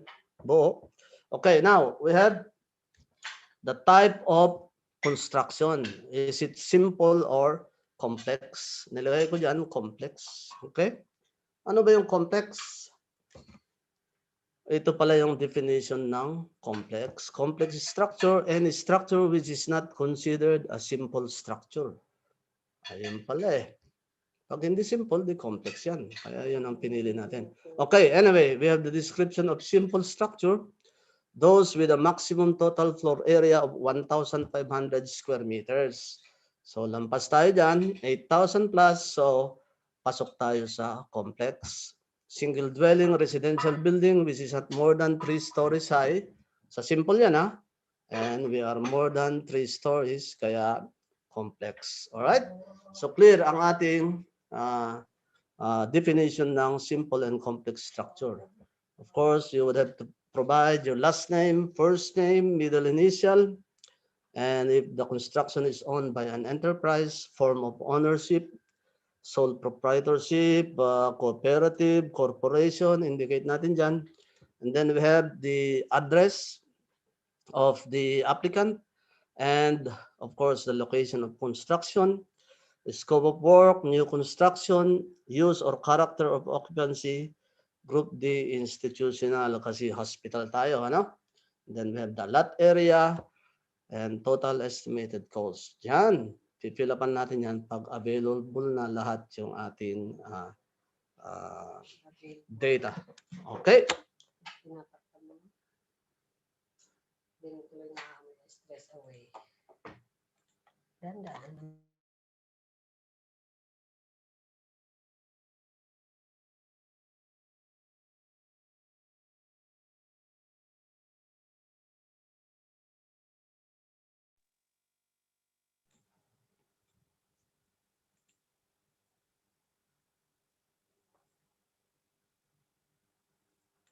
Okay, sorry for that. Medyo nawala tayo. Hindi ko na ma-on yung aking video. Ha? Let me see.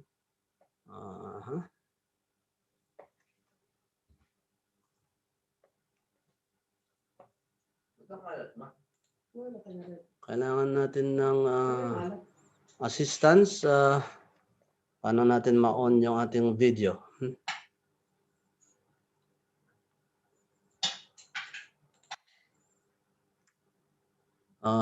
Pwede bang assist ng technical team?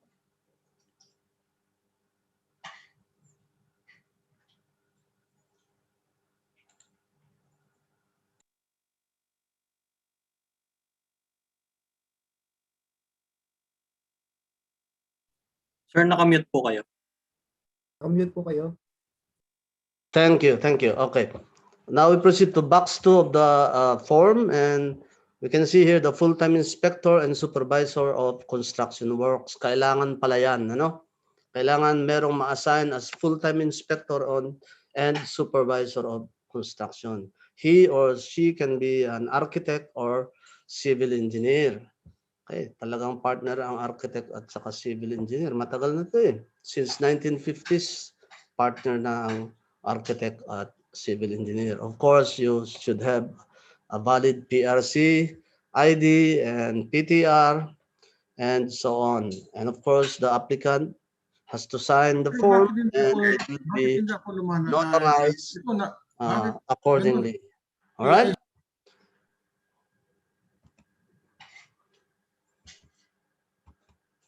Okay. May problema ulit sa ating PowerPoint. Sorry for that.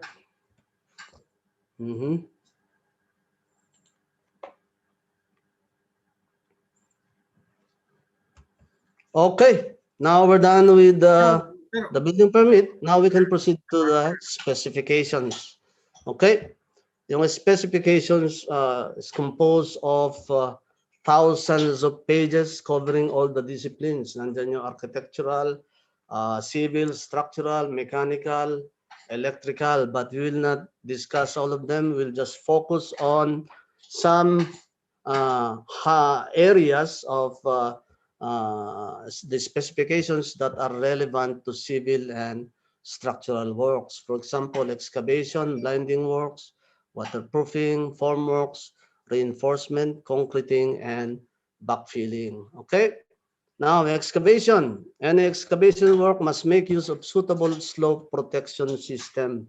Ito yung pinaka purpose ng provision in the specification, yung suitable slope protection system. Kasi pag nag-excavate ka, there is a tendency for erosion. Paano kung mag-erode yung land adjacent area at merong building dyan, then you'll be again held liable for that collapse. So you have to indicate in the specification that a suitable slope protection system is required. Okay, now we also have blinding works. Yan, lean concrete, yung manipis lang na konkreto under the foundation. Ano? Para saan ba yan? The main purpose of this blinding works on lean concrete is to prevent disturbance of the foundation layer. Para pantay na pantay yan, okay? So in this example, specification, you have to provide a 50 millimeter thick lean concrete with minimum cylinder compressive strength of 10.3 megapascals as recommended. Yan. 50 mm lang sa Pilipinas. Dito, usually, ginagamit natin 75 to 100 mm. Okay? Then we have also a provision for the waterproofing. Here, we have specified sheet waterproofing as elastomeric sheet membrane waterproofing. We have different types of membrane waterproofing, but for this example, ito lang yung nilagay nila. Okay? Formworks. Formworks should be designed, constructed, and maintained so as to ensure that after removal of forms, the finished concrete members will have true surfaces free of offset, waviness, or bulges and will conform accurately to the indicated shapes, dimensions, lines, elevations, and positions. Ito yung sinusurvey ng mga geodetic engineers natin. Ano? Para siguradong aligned yung mga formworks natin. At after removal of forms, yung desired shape of the elements, yun ang lalabas. Okay? Formworks can be steel or wood or plywood. Okay? Now we have specification for reinforcement. Usually, ang reinforcement natin sa Pinas should conform to ASTM A615, grade 40 or grade 60, depending on the diameter. Of course, you can always use wire mesh conforming to ASTM A185. Okay? Then we have a specification for concreting works. Napakalaking section ng specification yan, ang concreting works. Hundreds of pages also. But we just took summary of or a general part of the concreting works, which concrete shall consist of Portland cement, fine and coarse aggregates, and water, and shall conform with the requirements of Section 3.2 concrete works. Ayan. And of course, very important, we have to know the compressive strength at 28 days. Okay? Ito yung kailangan ng mga structural engineers. Kailangan alam mo yung strength ng structural concrete like columns, beams, suspended slabs, shear walls, stairs and foundations, slab on grade, which in this case is required to be 27.6 megapascals, and non-structural reinforced concrete walls 20.7, and as previously stated, lean concrete 10.3 megapascals. Okay? How about backfilling? Backfilling materials shall be placed in horizontal layers not exceeding 300 millimeter. Okay, kailangan pala yan naka-layer. Hindi pwede yung ibabagsak mo na lang yung backfill. Isang bagsakan lang yan at bahala na siyang mag-settle after. So it should be placed in layers not exceeding 300 millimeter para siguradong makompact natin yan at walang void sa ilalim. Okay? And now we'll proceed to the material testing. relevant to civil and structural works. Okay? May iba't ibang mga testing yan, hundreds of tests, but we will focus on the tests related to civil and structural works. Yung mga ibang testing later on ng ibang discipline, sila na ang mag-discuss niyan. We have compaction test, slump test, temperature check, cylinder compressive strength test, bending and rebending test, and tensile test for reinforcement. Okay? Ito yung compaction test. Yung sinabi natin kanina, di ba? Mag-backfill tayo. Kailangan in layers. So, you can check that kung na-achieve mo yung minimum 95% maximum dry density based on ASTM standard, American standard tayo, no, for testing materials. With quality of compaction strictly monitored by FDT, field density test. Okay? You can see here a nuclear density meter na magte-check ng ating compaction. Right? Then we have slump test conforming to ASTM C143 para makita natin yung workability ng ating concrete. Whether it's precast concrete, wall, column, concrete slab, or lean concrete, meron tayong range of slumps, minimum and maximum para ma-confirm natin yung concrete mix as ordered is the one which is being delivered at site. Okay, and then we have temperature check. Yan, may temperature check din pala ang concrete. Hindi lang tao, lalo na ngayon, COVID, kailangan, pagpasok mo sa establishment, may checking ng temperature, di ba? The same is true with concrete. Yung temperature ng concrete shall not exceed about 36 degrees centigrade. Okay? Sa atin yata sa tao, 37 lang eh. Mas stricto pala itong concrete. Kailangan mo kang lumampas. Otherwise, it will be rejected. Okay? Especially in the Middle East, napakainit dito. We are reaching even 40, 50 degrees centigrade. Kaya mag-iinit yung lahat ng bagay-bagay dito, including concrete especially. Kaya yung concrete, minsan dinadagdagan natin yan ng ice, okay? But with the limited quantity, okay? So, cylinder compressive strength test. Meron din tayong test for compressive strength. As previously required sa specifications, structural concrete, we need 27.6 megapascals. And for non-structural, 20.7, lean concrete, 10.3. So this will be confirmed by your cylinder compressive strength test. Papadala natin yan sa laboratory. Okay? And then of course, main element of construction, reinforcing bars. So kailangan mo rin i-test yan. As per ASTM 8370, tensile test and bending test. Okay? Kanina, specification sinabi natin, grade 40 and grade 60 depending on the diameter. So, sa test na ito, mako-confirm mo yung tensile strength, yield strength, and even the elasticity of the sample. Okay? For the bending test, alam natin, yung konkreto natin sa site, binibend natin yan para mag-fit sa formworks, and then we straighten it and then rebend again. So meron ding test dyan para masiguro natin na yung ating reinforcement ay hindi bibigay pag binend and rebend natin. Okay? Now we'll proceed to the geotechnical report. Okay? What is a geotechnical report? Ito ay isang napakagandang report, very comprehensive report being prepared by geotechnical engineers. Okay? It's a report used to communicate site conditions as well as design and construction recommendations to be submitted to the client, which is in turn relayed to designers and construction engineers. It should provide not only recommendations but relevant conclusions. Okay? Ito yung mga information that are very relevant to civil structural engineers. This report is again composed of thousands of pages of document. May mga graphs dyan at mga iba't ibang pictures. Sometimes they put pictures.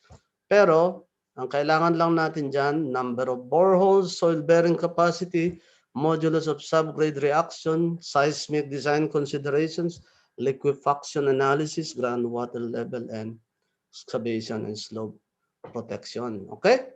So, alam na natin kung sino yung ating kukunin na geotechnical engineer. Tatanungin tayo, being the client, we are the client, the geotechnical engineer will ask us, ilang boreholes po ang gagawin natin? Okay? Kailangan alam din natin yan kasi ang boreholes, yung babayaran natin dyan, depende sa number of boreholes. Kung marami kang ipagawa, edi mas malaki yung babayaran mo. Di ba? So, ibigay lang natin yung kailangan natin. No? Di ba? Ibigay ang ating pangangailangan at kunin natin yung paano ba yung sinasabi sa yung ano yung ginagawa, yung assistance natin. Okay, but anyway, the National Structural Code of the Philippines 2015 provides a table for this number of boreholes. Depende daw yan sa area, okay? Property area natin 2,000 square meter, building area 625. So, yung building area ang gagawin natin, huwag yung 2,000 square meter kasi doon lang naman tayo magbibuild sa area. 625, since our area is less than 500, meron tayong formula dyan, 2 plus A over 1,000 equals 2 plus 625 divided by 1,000, we have 2.625 rounded off to 3. So we only need 3 boreholes for our project. Okay? Now, nabigay na natin. Then we have the geotechnical report itself na, okay? Ito yung sample output ng geotechnical engineer. We will see the foundation recommendations, especially soil bearing capacities. Yan, makikita na natin dyan yung safe bearing capacity in the range of 100 to 150 kilopascals, allowable bearing pressure of 100 kilopascals. Yan yung gagamitin ng ating mga structural engineers. And of course, meron tayong modulus of subgrade reaction in the order of 25,000 kilopascal per meter. Yan po yung kailangan natin sa pagdidesign ng ating mat foundation or foundation slab. Okay? And of course, they will provide seismic design considerations. Napakaganda, napakagaling ng mga geotechnical engineer. They will provide the structural engineers with all relevant data para sa paggawa ng seismic design. Ito yung mga ini-input natin sa sa software, or if you are doing manual calculations, kailangan natin ng mga to. Zone factor, soil type, proximity of nearest seismic source. Okay? So ito yung sabi ng geotechnical report. The nearest known active fault based on data from the PBOX is the West Valley Fault, located about 9 kilometers east of the subject site. I-identify nila talaga yan. The WBF, based on historical information, is expected to have the capacity to produce a magnitude 7 earthquake or more. The subject site is within seismic zone 4. Therefore, ang zone factor natin yan 0.4 with seismic source type A as defined in the NSCP, and soil type SD is applicable for seismic load analysis. Kompleto tayo sa seismic data. Now, we'll go to liquefaction analysis. Okay, what is soil liquefaction? Ito yung soil liquefaction. We have a figure on the right from Encyclopedia Britannica. We can see the stable soil and liquefied soil. We can see the loosely packed grains of soil held together by friction dito sa left figure natin. And pore spaces are filled with water. On the right side, after shaking an earthquake, shaking destabilizes the soil by increasing the space between grains. With its structure loss, the soil flows like liquid. Naliliquify pala yan, yung solid ground but with water. After earthquake, naliliquify yan, leading to collapse of buildings as shown in the figure. Okay? Is it needed?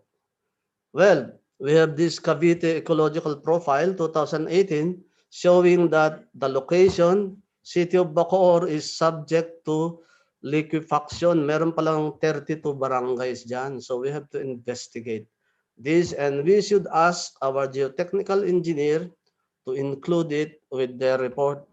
Yan, ito yung result ng liquefaction sa Japan in 1964.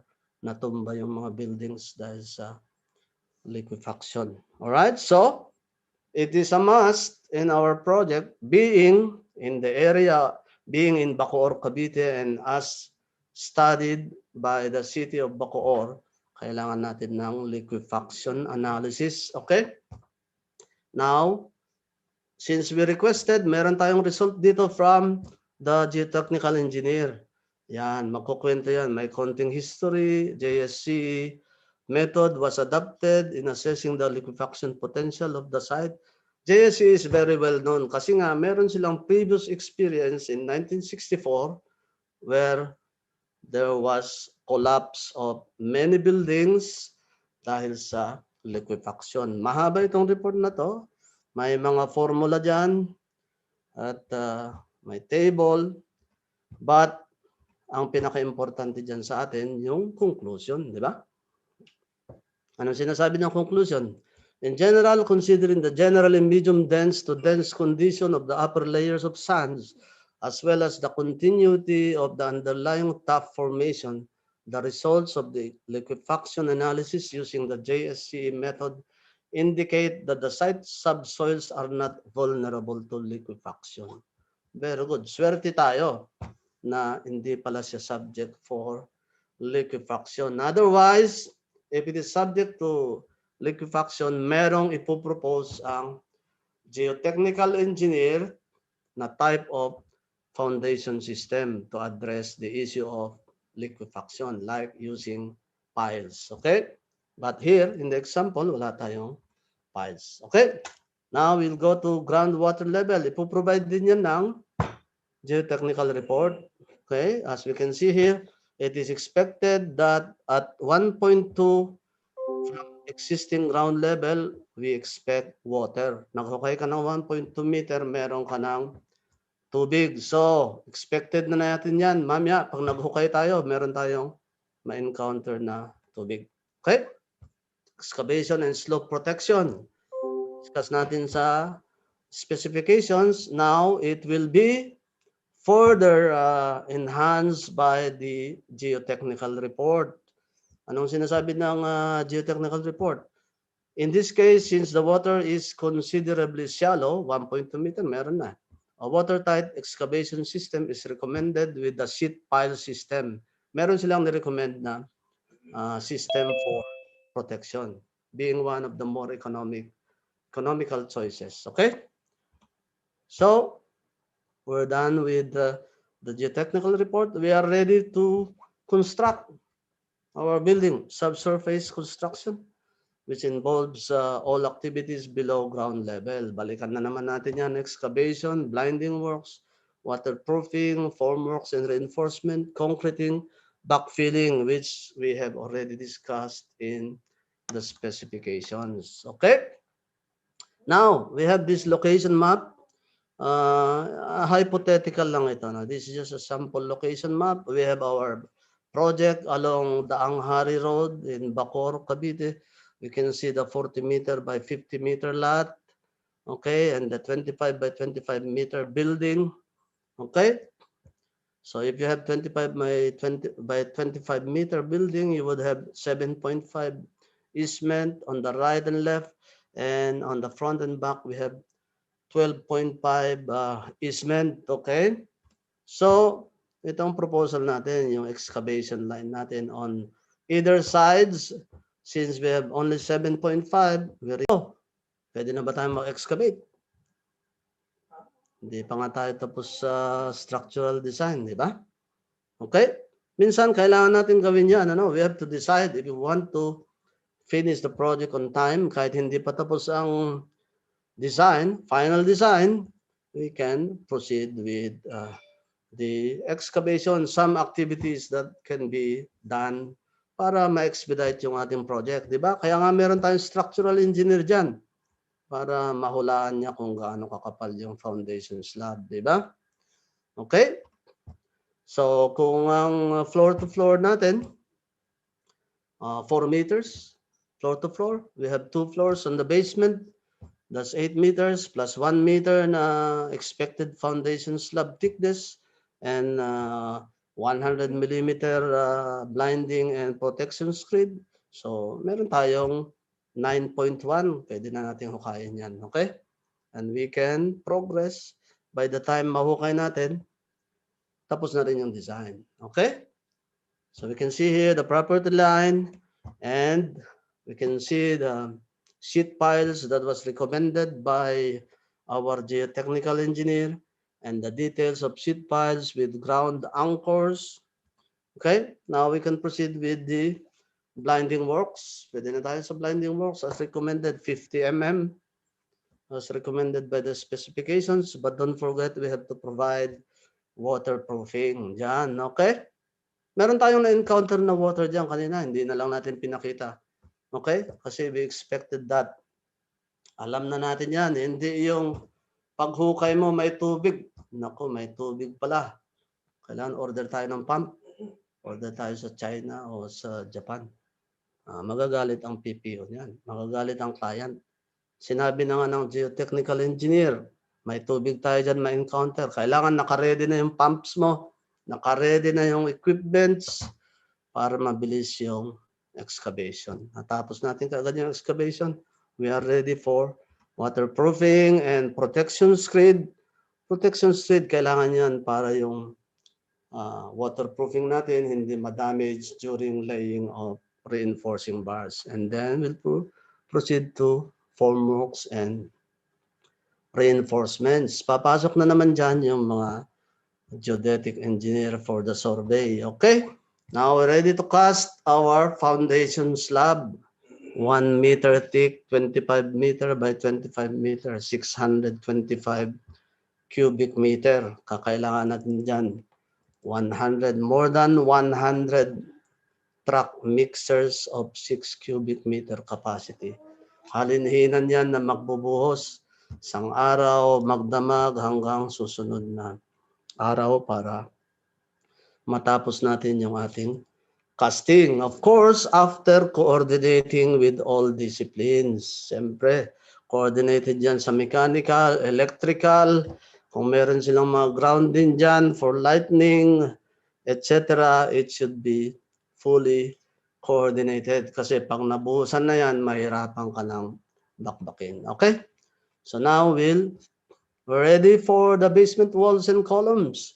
May forms na naman tayo dyan, and then siyempre, isa-survey yan ng geodetic engineer, coordination ulit, and then we'll proceed with the upper basement slab works, okay? Involved pa rin ang formworks, rebars, and concreting. Nag-provide na tayo dyan. I have chosen here a flat slab para hindi na magreklamo yung architect na may drop beams, di ba? Drop slab na tayo. Wala nang mga beams sa baba para walang bubutasin, ano? Flat yung bottom, easy for formworks. Wala kang mga uka-uka para sa beams, okay? Mas mabilis ang construction, okay? Mas makapal nga lang ang slab natin na ipoprovide dyan. Of course, again, coordinating with all the disciplines. Kita naman natin yung mga sanga-sangang conduit ng electrical dyan, di ba? Yan ang layout, di ba? So, we have to deal with it. Kailangan ma-finalize yan, then we can cast the upper basement slab works. Now, we're ready for the walls and column works. Again, meron tayong mga conduits in walls and columns. Again, ground floor slab works. Ayan na. So, we're ready for backfilling in layers not more than 300 millimeter, di ba? So, but before that, you have to be sure that the piping works are already prepared. Yan. Kita natin sa baba. Okay, backfilling in layers. And don't forget the waterproofing sa ating walls. Kasi meron tayong tubig dyan, di ba? Yung dewatering natin, tatanggalin natin yan pagka meron ng waterproofing kasi gastos yan eh. Hindi naman pwedeng tuloy-tuloy ang dewatering. Of course, after ng installation ng waterproofing membrane. Then we are done with our subsurface construction works. Yan. Bakit natin binakfilan yan? Kaagad. Pwede naman sigurong nakahukay lang yan. Hindi.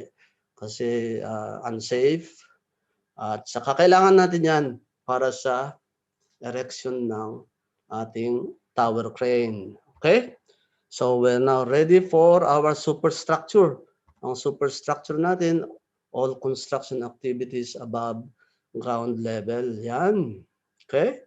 We have credits works, the same, formworks reinforcement, concreting, and we will just have to add safety working at heights kasi mataas na yan. Okay?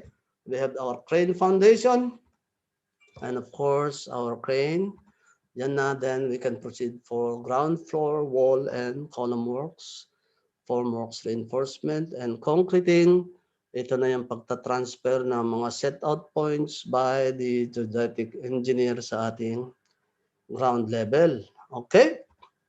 So, same is true sa mezzanine floor slab works. May mga coordination dyan, mga conduits, and then we have again the columns, another floor, and typical floors up to the 10th floor and helipad. Tapos na ang project natin. Ganun lang pala kabilis, ano? Tapos na. So now we go to structural design. Nahuli yung structural design. Tapos na yung construction. Ngayon lang natin pag-usapan yung structural design. Okay, construction done, structural design already discussed. Incorporated na pala yun structural design sa discussion ko kanina.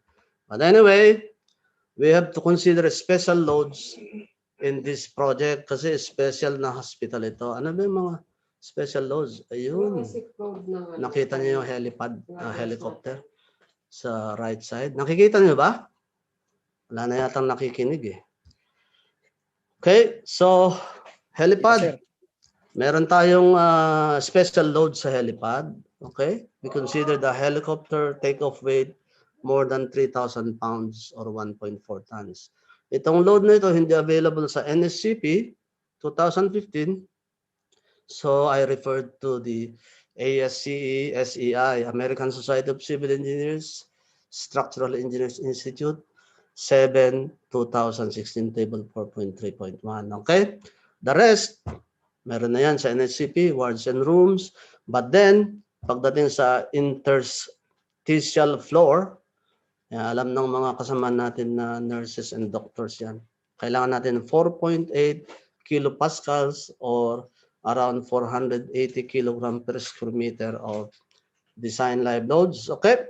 And then we have pharmacy and retail, dietetic service, refrigeration and frozen storage. Kinuha natin lahat yan sa US Veterans Affairs Structural Design Manual for Hospitals kasi wala sa NSCP 2015. Meron palang morgue, 7.18. Ayan pala, oh. Kaya pala mabigat eh. We have chest, mga refrigerated chests na nakalagay sa morgue. Kaya mabigat ang design load. Okay? Then of course we have radiology service, X-ray film storage, mobile, 19.15, mabigat ito. 1,915 kilograms per square meter. Papasok mo dyan sa area na yan. Now, we go to the client's specific requirements. Minsan ang client natin, nagbibigay yan ng mga special requirements. Ano yung sinasabi dyan? Ito pala yung binasa kanina ni Chairman Adonis. The PICQ will ensure structural stability meets seismic and cataclysmic event. Ayun lang naman pala eh. Okay, we have to design our hospital for seismic event and cataclysmic event. Okay, so meron tayong data dyan. Nasa NSCP yan eh. Okay, our project is located here, yung may pula. So we are in zone 4, therefore seismic zone factor 0.4. And then we will be using, we have used already concrete frame. Okay, so special moment resisting frame ang kailangan as per NSCP 2015, section 208.7.2.5. And a special moment resisting frame as described in the NSCP. And for this project, we will be using shear walls. Okay, what is a shear wall? It's a vertical element of a seismic force resisting system that is designed to resist in-plane lateral forces generated by seismic load and wind loads. Kasama na ang wind load dyan. Okay, so ito yung option 1 natin. Yan yung proposal number 1 na ginawa natin. Option 1, exterior shear walls tied with basement walls. Makikita natin dyan, meron tayong 2-level basement walls dito, and then we have 12 stories above, and may exterior shear walls. Siyempre, maraming mag-o-object dyan, di ba? Kasi nabablock yung view sa exterior walls. Di ba? Sigurado, mga stakeholders mag-o-object dyan. But anyway, sa shear walls, pwede ka namang mag-provide ng openings dyan. Okay? May, kahit nga sa elevator, di ba? May opening yung elevator shaft walls sa pinto, di ba? Pwede kang maglagay dyan kung kinakailangan mo. Okay? But anyway, gusto natin full height, no? So, we can address that issue. Ilipat natin yung shear wall sa loob. Okay, as you can see in the left layout, yung shear wall natin, lipat sa loob. So, free na yung harapan. Kahit full height windows lagay mo dyan, no problem. Okay? So, may solusyon yan. Kailangan lang pag-usapan ng owner, architect, structural engineer. We can address any of these issues. Okay? We are flexible. Right? So ito naman yung mode shape ng building with shear walls and basements. Just a comparison of how the structural elements work. Kasi ito yung option 1 natin. Parang mas matibay siya kasi nakapatong siya sa basement wall na 2-story. Then umakyat yung shear wall. Siyempre, mas matibay yan. Pag tinulak mo dito, malaki yung magre-resist sa kanya dyan. Compared to interior core walls directly resting on the foundation slab. Okay, walang wall dyan. Foundation slab. So, the effect of the lateral forces will be taken by the foundation slab. Kaya pinakita ko dyan, medyo mas makapal yung foundation slab. But actually, you can keep the same thickness. You will have to increase the reinforcement. Okay? So, tapos na pala yung seismic. Ano? Now we'll proceed to cataclysmic event. What is a cataclysmic event? Parang mahirap ito, no? Okay, huwag nyo nang i-google. Ginoogle ko na eh. Okay? From Google, a large-scale and violent natural event. Example, a cataclysmic earthquake. Pwedeng earthquake pala. Covered na rin ng seismic analysis natin. But, natural event, meron pa yung ibang mga sources yan. Hindi lang earthquake. Okay? What are the possible cataclysmic events that can occur doon sa ating project? Okay? Tingnan natin yung vicinity. You know? Okay? Is there any volcano in the vicinity? Meron pala. Malapit sa atin yung Taal Volcano, di ba? Ano ba yung mga problema sa volcano? Okay, we have lahar or pyroclastic lava flow. Okay? Yun ang isa sa delikado sa volcano pag malapit ka dyan. Okay? 71,000 people died during the eruption of Mount Tambora in 1815 sa Indonesia yan. Okay? So, tingnan natin. Okay, ito yung layout ng Taal Volcano. We have Bacoor, Cavite here. Okay, around 30 kilometers from the Taal volcano. We are outside the permanent danger zone, PDC. We are outside the 7-kilometer radius danger zone. We are outside the 10-kilometer radius danger zone, and outside even of the 15-kilometer radius danger zone and 17-kilometer extended danger zone. We are 30 kilometers away, so safe yata tayo sa Lahar. Okay? That's a good thing to know that we are safe from Lahar. Okay? Other design considerations. Balikan natin yung Cavite Ecological Profile 2018. City of Bacoor, subject to flooding and subject to tsunami. Okay? Yung liquefaction kanina, na-address natin base sa geotechnical report. Ano? Okay? So, meron pa rin dapat nating pag-aralan. Okay? Tsunami. Okay? Kasi ito, tsunami, 36,000 people died from tsunami generated by Mount Krakatoa in Indonesia in 1883. At malapit tayo sa Manila Bay, di ba? Yung Bacoor, Cavite, malapit sa Manila Bay. So, pero hindi na natin to ipipresent tong tsunami, design against tsunami, kasi lampas na ako sa 1 oras yata sa tingin ko. Okay? So, thank you very much. That ends my presentation. Today, PPOQ started something that could well become a great legacy to the Filipino people and generations to come. Sana matuloy itong project natin na hospital. And PIC Qatar will be here to support this endeavor to ensure that our structure will safely carry the design loads, will serve its noble purpose, and will last its intended design life. The protection of life, health, and property is a solemn responsibility of the highest order. Maraming salamat po. Thank you very much.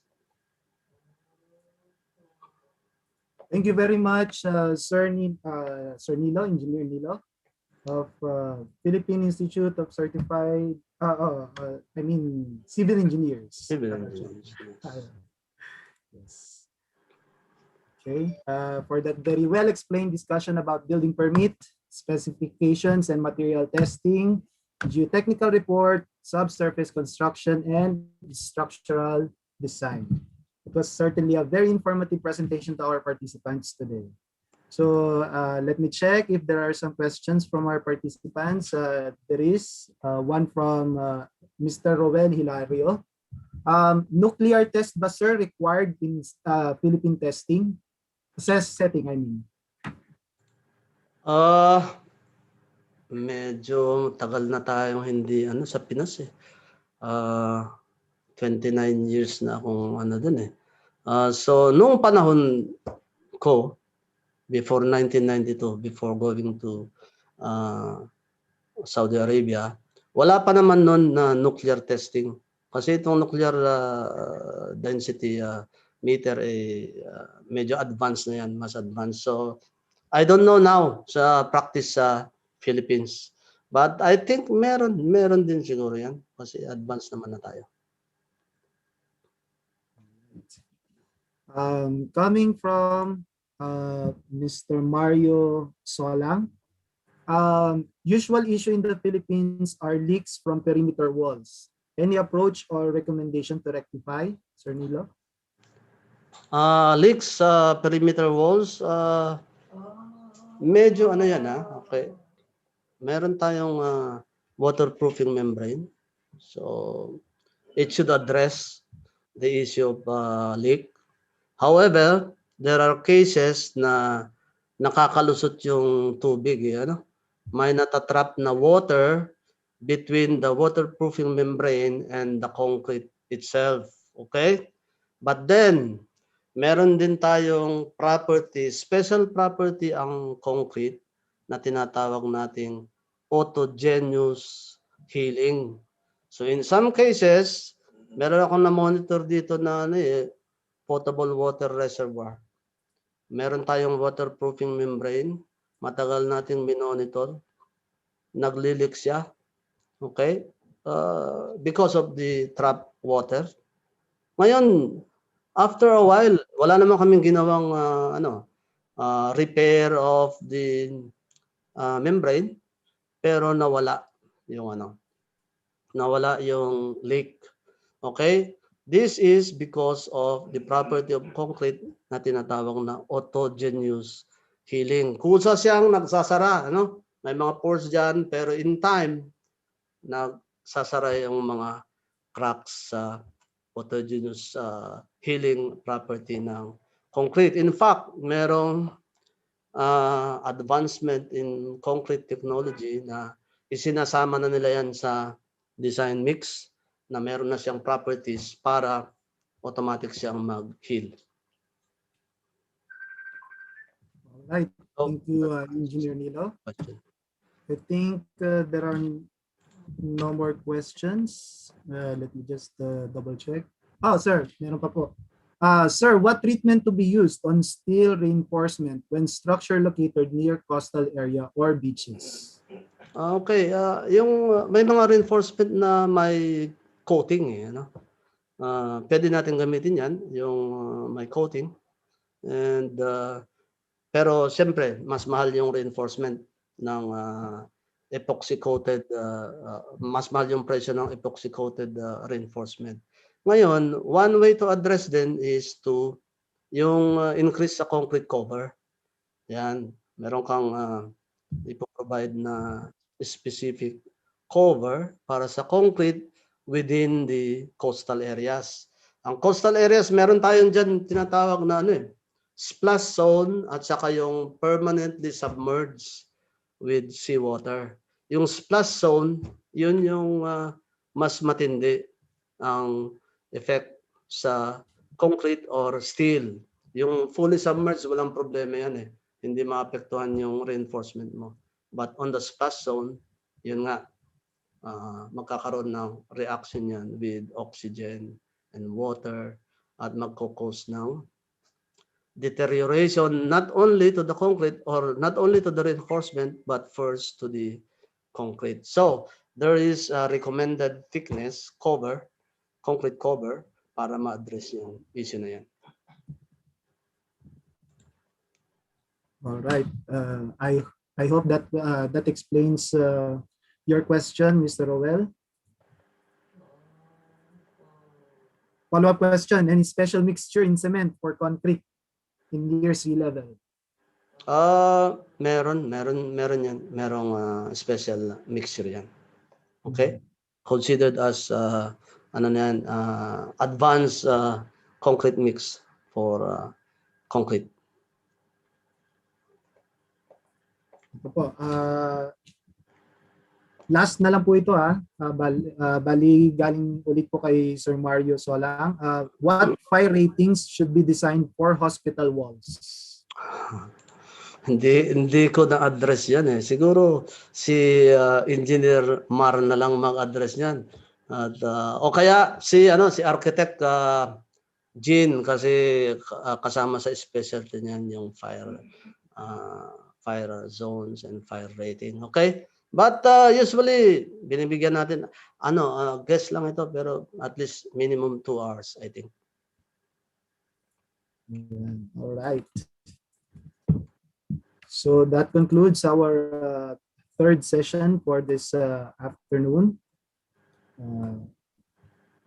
Okay. Thank you very much, Engineer Ronaldo Binilo, former president of the Philippine Institute of Civil Engineers. At this juncture, let me call in Ms. Michelle M. Calapano, president of the Nutritionists Dietitians Association of the Philippines Qatar Chapter, or NDAP, to award the certificate of recognition to our third resource speaker.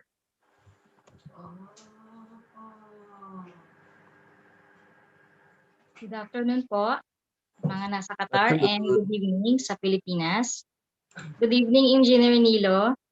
Good afternoon, and good afternoon po dito sa Qatar. Yes. Thank you. Please allow me to read the awarding of certificate from Philippine Professional Organization in Qatar. Awards this certificate of recognition to Engineer Ronaldo Binilo in grateful recognition and commendation for his invaluable efforts and exemplary performance as a resource speaker during the building construction interface, a multidisciplinary webinar series given this date, April 30, 2021, signed by our chairman, Engineer Adonis Q. Talabo. Congratulations, Engineer. Thank you very much. Thank you, PPO. All right. Congratulations, and thank you very much once again to Engineer Ronaldo Binilo, former President of the Philippine Institute of Civil Engineers, and to Ms. Michelle M. Calapano, President of Nutritionists Dietitians Association of the Philippines, Qatar chapter. This certificate of recognition will be given to you on a later date.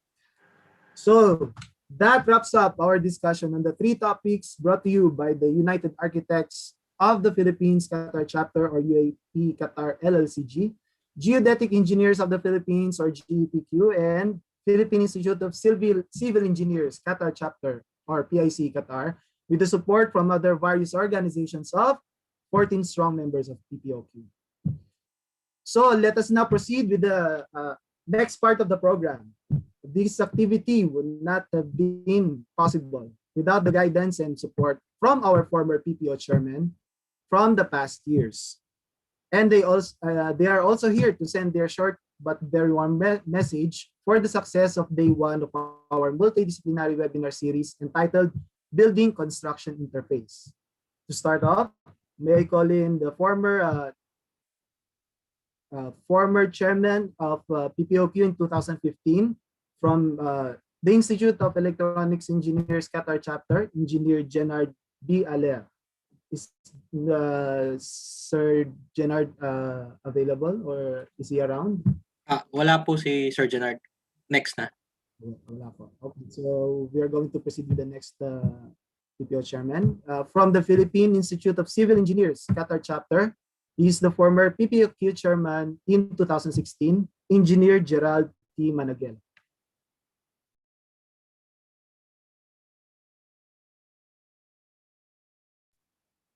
Thank you, Sir Alvin. Magandang hapon po dito sa Qatar at magandang gabi sa atin. Kung may nakikinig pa. Well, I will not be sharing a lot. Pero ang ano ko lang dito is, of course, in behalf of the chairman, of our current chairman, salamat sa lahat ng umattend who graced the event today. Kanina nabanggit ni Sir Jean Tabuso na this is the first time ever since PPOQ was formed.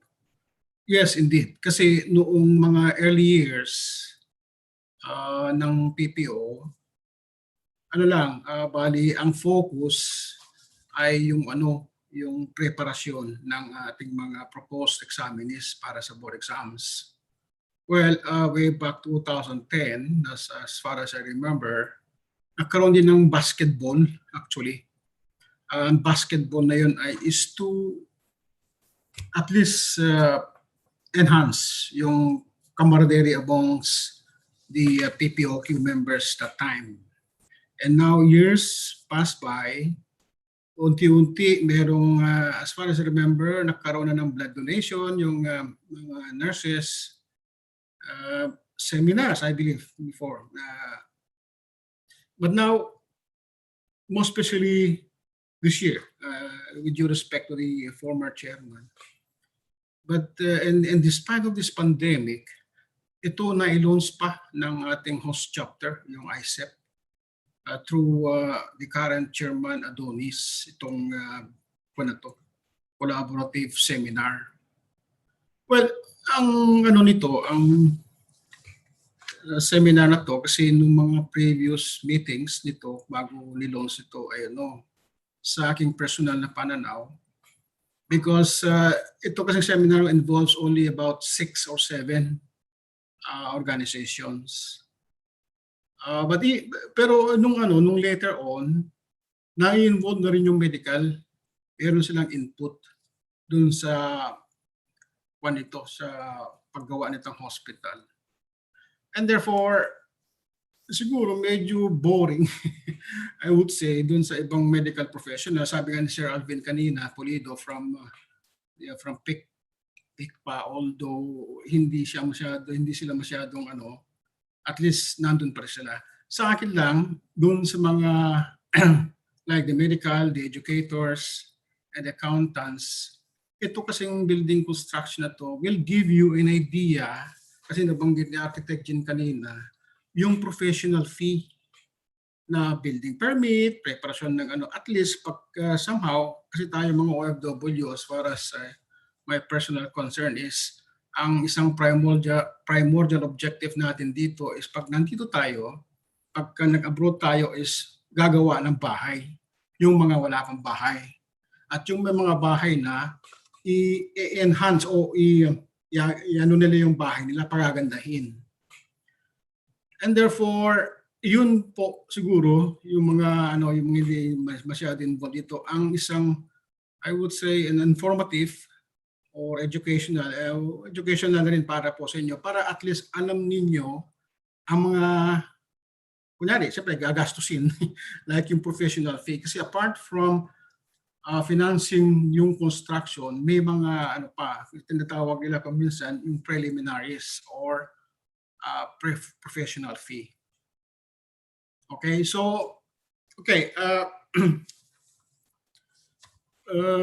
in ending, itong ginawa ng this administration is napakaganda po dahil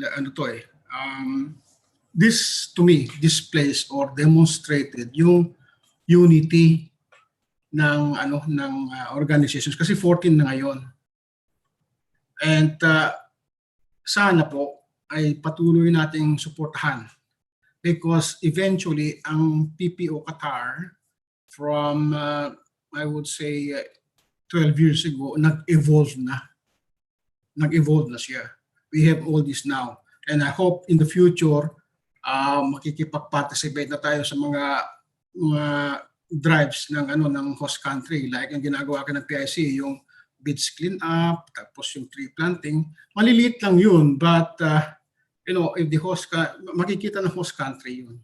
So I hope yung future generations magagawa to, or maybe this administration of PPOQ. And I would really encourage yung, regardless of what profession we belong, let us support kung ano man ang programa ng PPO Qatar, apart from preparing our proposed examinees. Okay po? Yun lang po, at maraming salamat.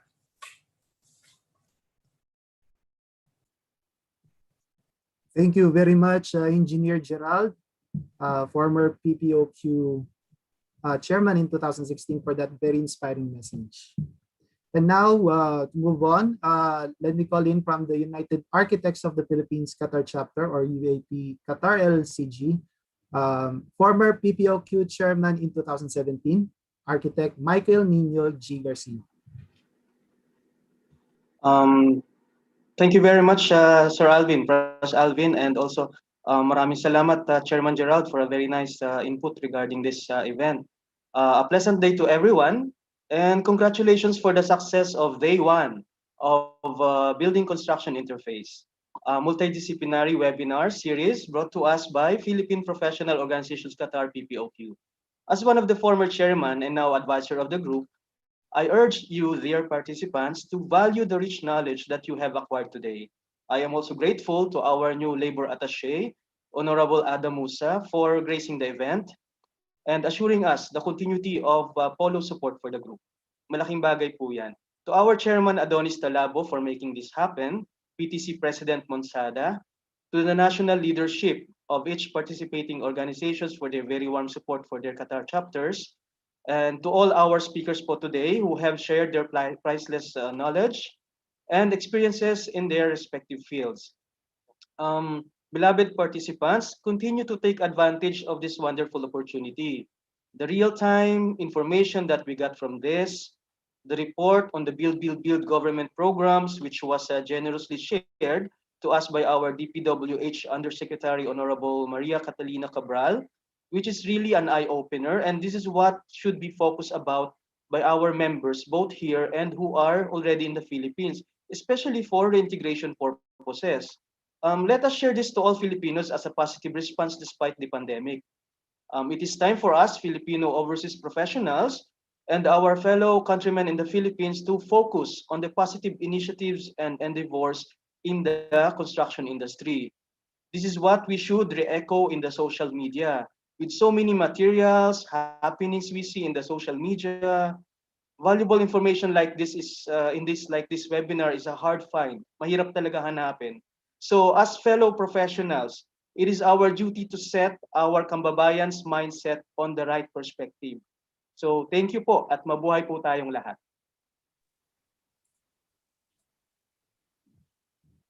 Thank you very much, Sir Michael, Architect Michael Nino G. Garcia, former PPOQ chairman in 2017, for that very heartwarming message. Now, let us move on with the next PPOQ chairman in 2018. I believe he's here. From Institute of Integrated Electrical Engineers, Qatar chapter, Engineer Voltaire J. Cabreros. Yes, thank you, Mr. MC, for that kind introduction. First of all, I just like to commend, of course, the current leadership, Chairman Adonis, for this wonderful and great event.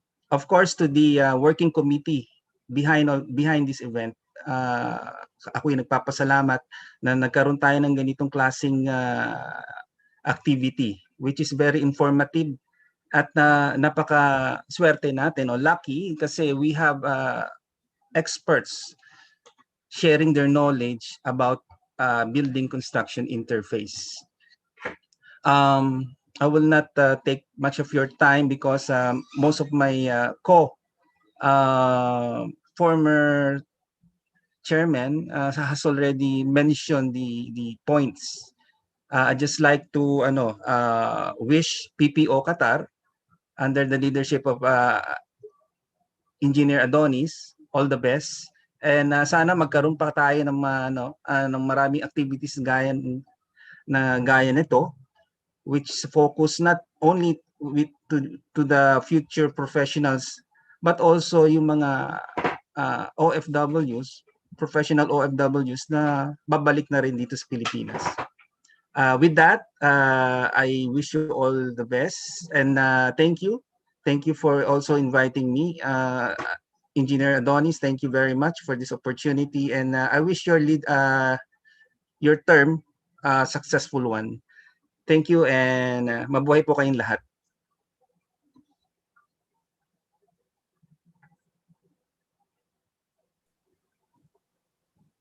Thank you very much, Engineer Voltaire J. Cabreros, for that very encouraging words from yours.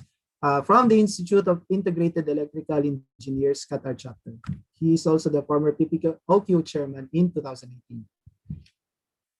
And now moving along, from the Philippine Institute of Certified Public Accountants, Doha Qatar chapter, or PICPA Doha LLCG. He's the former PPOQ chairman in 2019. May I call in Mr. Jemar R. Tabili.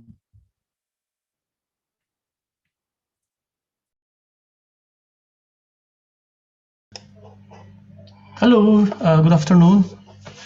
Good afternoon. I would like to make this very simple because first I would like to greet the attendees and of course the members of the PPO for this year, and of course to particularly commend the chairman, Mr. Adonis Tabla, for coming up with this very important and pioneering interface. When I was talking to him, I think 2 days ago or 3 days ago, I was commending him very on a personal level because I find this series very important one as if we are in one company and helping one another for a common goal. So sabi ko nga po sa kanya it was indeed very intellectual and of course very helpful for the professionals and of course on a personal level din sa ating mga professionals.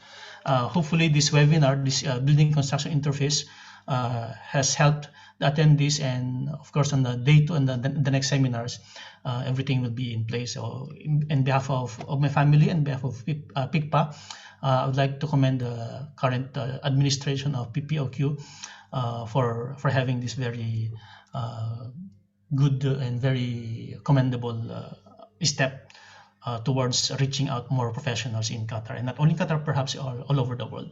Thank you very much, and God bless. Thank you very much, Mr. Jemar Artabili, former PPOQ chairman in 2019, and also he's from the PICPA Doha LLCG, for that very warm message. On behalf of the team behind this momentous event, our profound gratitude to all the former chairmen and now playing the role as advisors of the Philippine Professional Organization, Qatar, for your heartwarming and inspiring messages to all our participants for today. Let me remind everyone once again not to leave the room yet. I think the link for your certificates are now posted in the chat box, so please check it out. Okay, and now we have come to the end of the day one of our webinar entitled Building Construction Interface, a multidisciplinary webinar series. And now to formally close the event, may I call in Engineer Robert Yumabulay from the Institute of Integrated Electrical Engineers Qatar chapter. He is also the former PPOQ chairman in 2012 to deliver his closing remarks. Thank you, Alvin. Of course, good afternoon, everyone.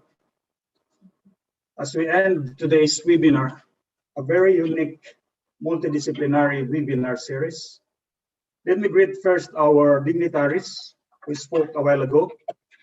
We start with, of course, our Honorable Undersecretary, Info Management Planning and PP Services and Department of Public Works, Honorable Christina Cabral. Our very own Labor Attaché, Honorable Adam Musa, the incumbent PPO Chairman, who have been receiving a very commendable praises of this very good administration in this year 2021, Engineer Adonis Calabo. Of course, the other members of the professional organization leaders who are part of the organizing committee, my fellow PPO chairman since 2009 and to the present, the participants, ladies and gentlemen, good afternoon and good evening in the Philippines. Indeed, this is a remarkable event, first ever event conducted by the PPO that give benefits to all the professional organizations. Truly, as Engineer Gerald mentioned, the PPO evolves. And as Miggy said, we have to value all the great things we have done. Very grateful and lucky professionals having all these feathers, according to former Chairman Walter. And of course, a very personal commendation from remarks from former Chairman Jimar. Let me share a little limelight of the conceptualization of the PPO Qatar. Of course, it's true enough that the optimism and perseverance of the four professional organizations in 2009, the Institute of Integrated Electrical Engineers, the Civil Engineers, the Mechanical, and the Architect, who have realized when President Gloria Macapagal Arroyo visited in 2008 December here in Qatar, bringing the SPLE exam, which is the main core and the main project for which, among all other yearnings of OFW, is to have their PRC license. Today, we have heard a very inspiring messages from all our speakers, starting from Undersecretary, who capitalized the golden age of infrastructure. Just imagine 210 kilometers of road projects, an update of overwhelmingly and very inspiring build programs of the Philippines. Of course, it was indeed an inspiring remarks of our labor attaché highlighting that they are available in sunstorm and in snowy weather 24/7 to support all the professional organizations and fellow of OFW in Qatar. Moving forward on the different speakers who inspired and give us very informative and educational lectures today, starting from the first speaker, engineer architect Jean Taboso, my very good friends, who is one among the luckiest OFW who went for good with good health. Very important to remember that you should always consider going for good, that you are still healthy. Don't wait until you get age. Very important. Your health is wealth. Of course, we have heard from Engineer Taboso the project description, the schematic design, contract documents, and bidding process in construction, the first step in construction, the in and outs from E to Z, especially the process in the construction conducted in the Philippines. The second speaker, another friend of mine, Engineer Basilio from the Geodetic Engineers, who expounded the property locations, relocations, topography, establishment and control, survey construction. Another very informative and educational lecture, which I also admire him, not just as a professional, he is also one among the successful OFW as a businessman who established his business in Qatar. Something we should admire, something we should look into as a legacy being a Filipino OFW. All the speakers equally speaks importance and very inspiring, very educational lectures of the respective disciplines. As highlighted by Engineer Rolando Vinilo, the third speaker, this is a great legacy sharing with all our fellow OFW professionals and a competence of a Filipino legacy, which is very much commended by the Qatar government and the people working here in Qatar. So the third speaker was Engineer Ronald Vinilo, who speaks on the building permits, specification, material testing, geotechnical and superstructure and structural design. I was listening, it was really a very comprehensive structural lecture, as if we have attended a crash course for an hour, which is supposed to be attended in a whole month lecture. Let me also extend my thanks and appreciations to the organizing committee who made this event possible this afternoon or since morning. And as we end today's webinar, this is not the end, but rather a beginning of the next session, as we will have the next Friday session for the second phase of this multidisciplinary webinar series. Again, this is a very informative and educational lecture, the first ever conducted by the PPO Qatar, which we really commend the leadership of Engineer Adonis and his equal leaders from the different organizations. With the gratitude and faith, we conclude this day in the name of His Holy Spirit, and peace be with us all. Thank you very much, and God bless us all. Thank you. Thank you, Sir Robert. Thank you, Engineer Robert Yu Mabuday from Institute of Integrated Electrical Engineers, Qatar Chapter, former PPOQ Chairman in 2012, for closing our event for today. And that concludes the day one of our webinar for today. We will see you again next week for another exciting and lively discussion on day two of Building Construction Interface, a multidisciplinary webinar series. On behalf of the organizing committee of the day one for this webinar series, headed by our beloved chairman, Engineer Adonis Cutalabo. This is your host, Alvin Arpolido, current chapter president of the Philippine Institute of Certified Public Accountants Doha chapter, or PICPA Doha LCG, wishing everyone to stay healthy and keep safe. Thank you very much and good day to all of you. Let me leave you the music video of Filipino Ka, Gabay at Lingkod ng Mundo. This is a joint project by Polo Owa, Dole, and various Philippine communities and organizations here in Qatar. Thank you very much. God bless. Thank you, everyone. Thank you very much. Congratulations. Congratulations sa lahat. Congrats. Congratulations, POQ. Saan nakalagay yung buffet? Gutom na ako. Hindi pa dumating? Ang bihira. Pa-deliver na lang, Chairman. Pa-deliver. Okay, bye-bye. Next meeting. Thank you. Shout out sa technical team. Galing. Congrats. Galing ng mga speaker. Congratulations po. Salamat po. Thank you. Sir Adonis, yung address namin sa Talabat. I-post sa sa group chat. Andyan si treasurer eh. Sana treasurer natin. Tira. Lugi. Ice cream man lang eh. Sana yung treasurer natin. Biglang nawala eh. Anong nangyari doon sa audio ni Madam Rose? Anong nangyari sa kanya doon? May bago atang microphone. Sir, my question po yung ibang members. May certificate daw po ba ito?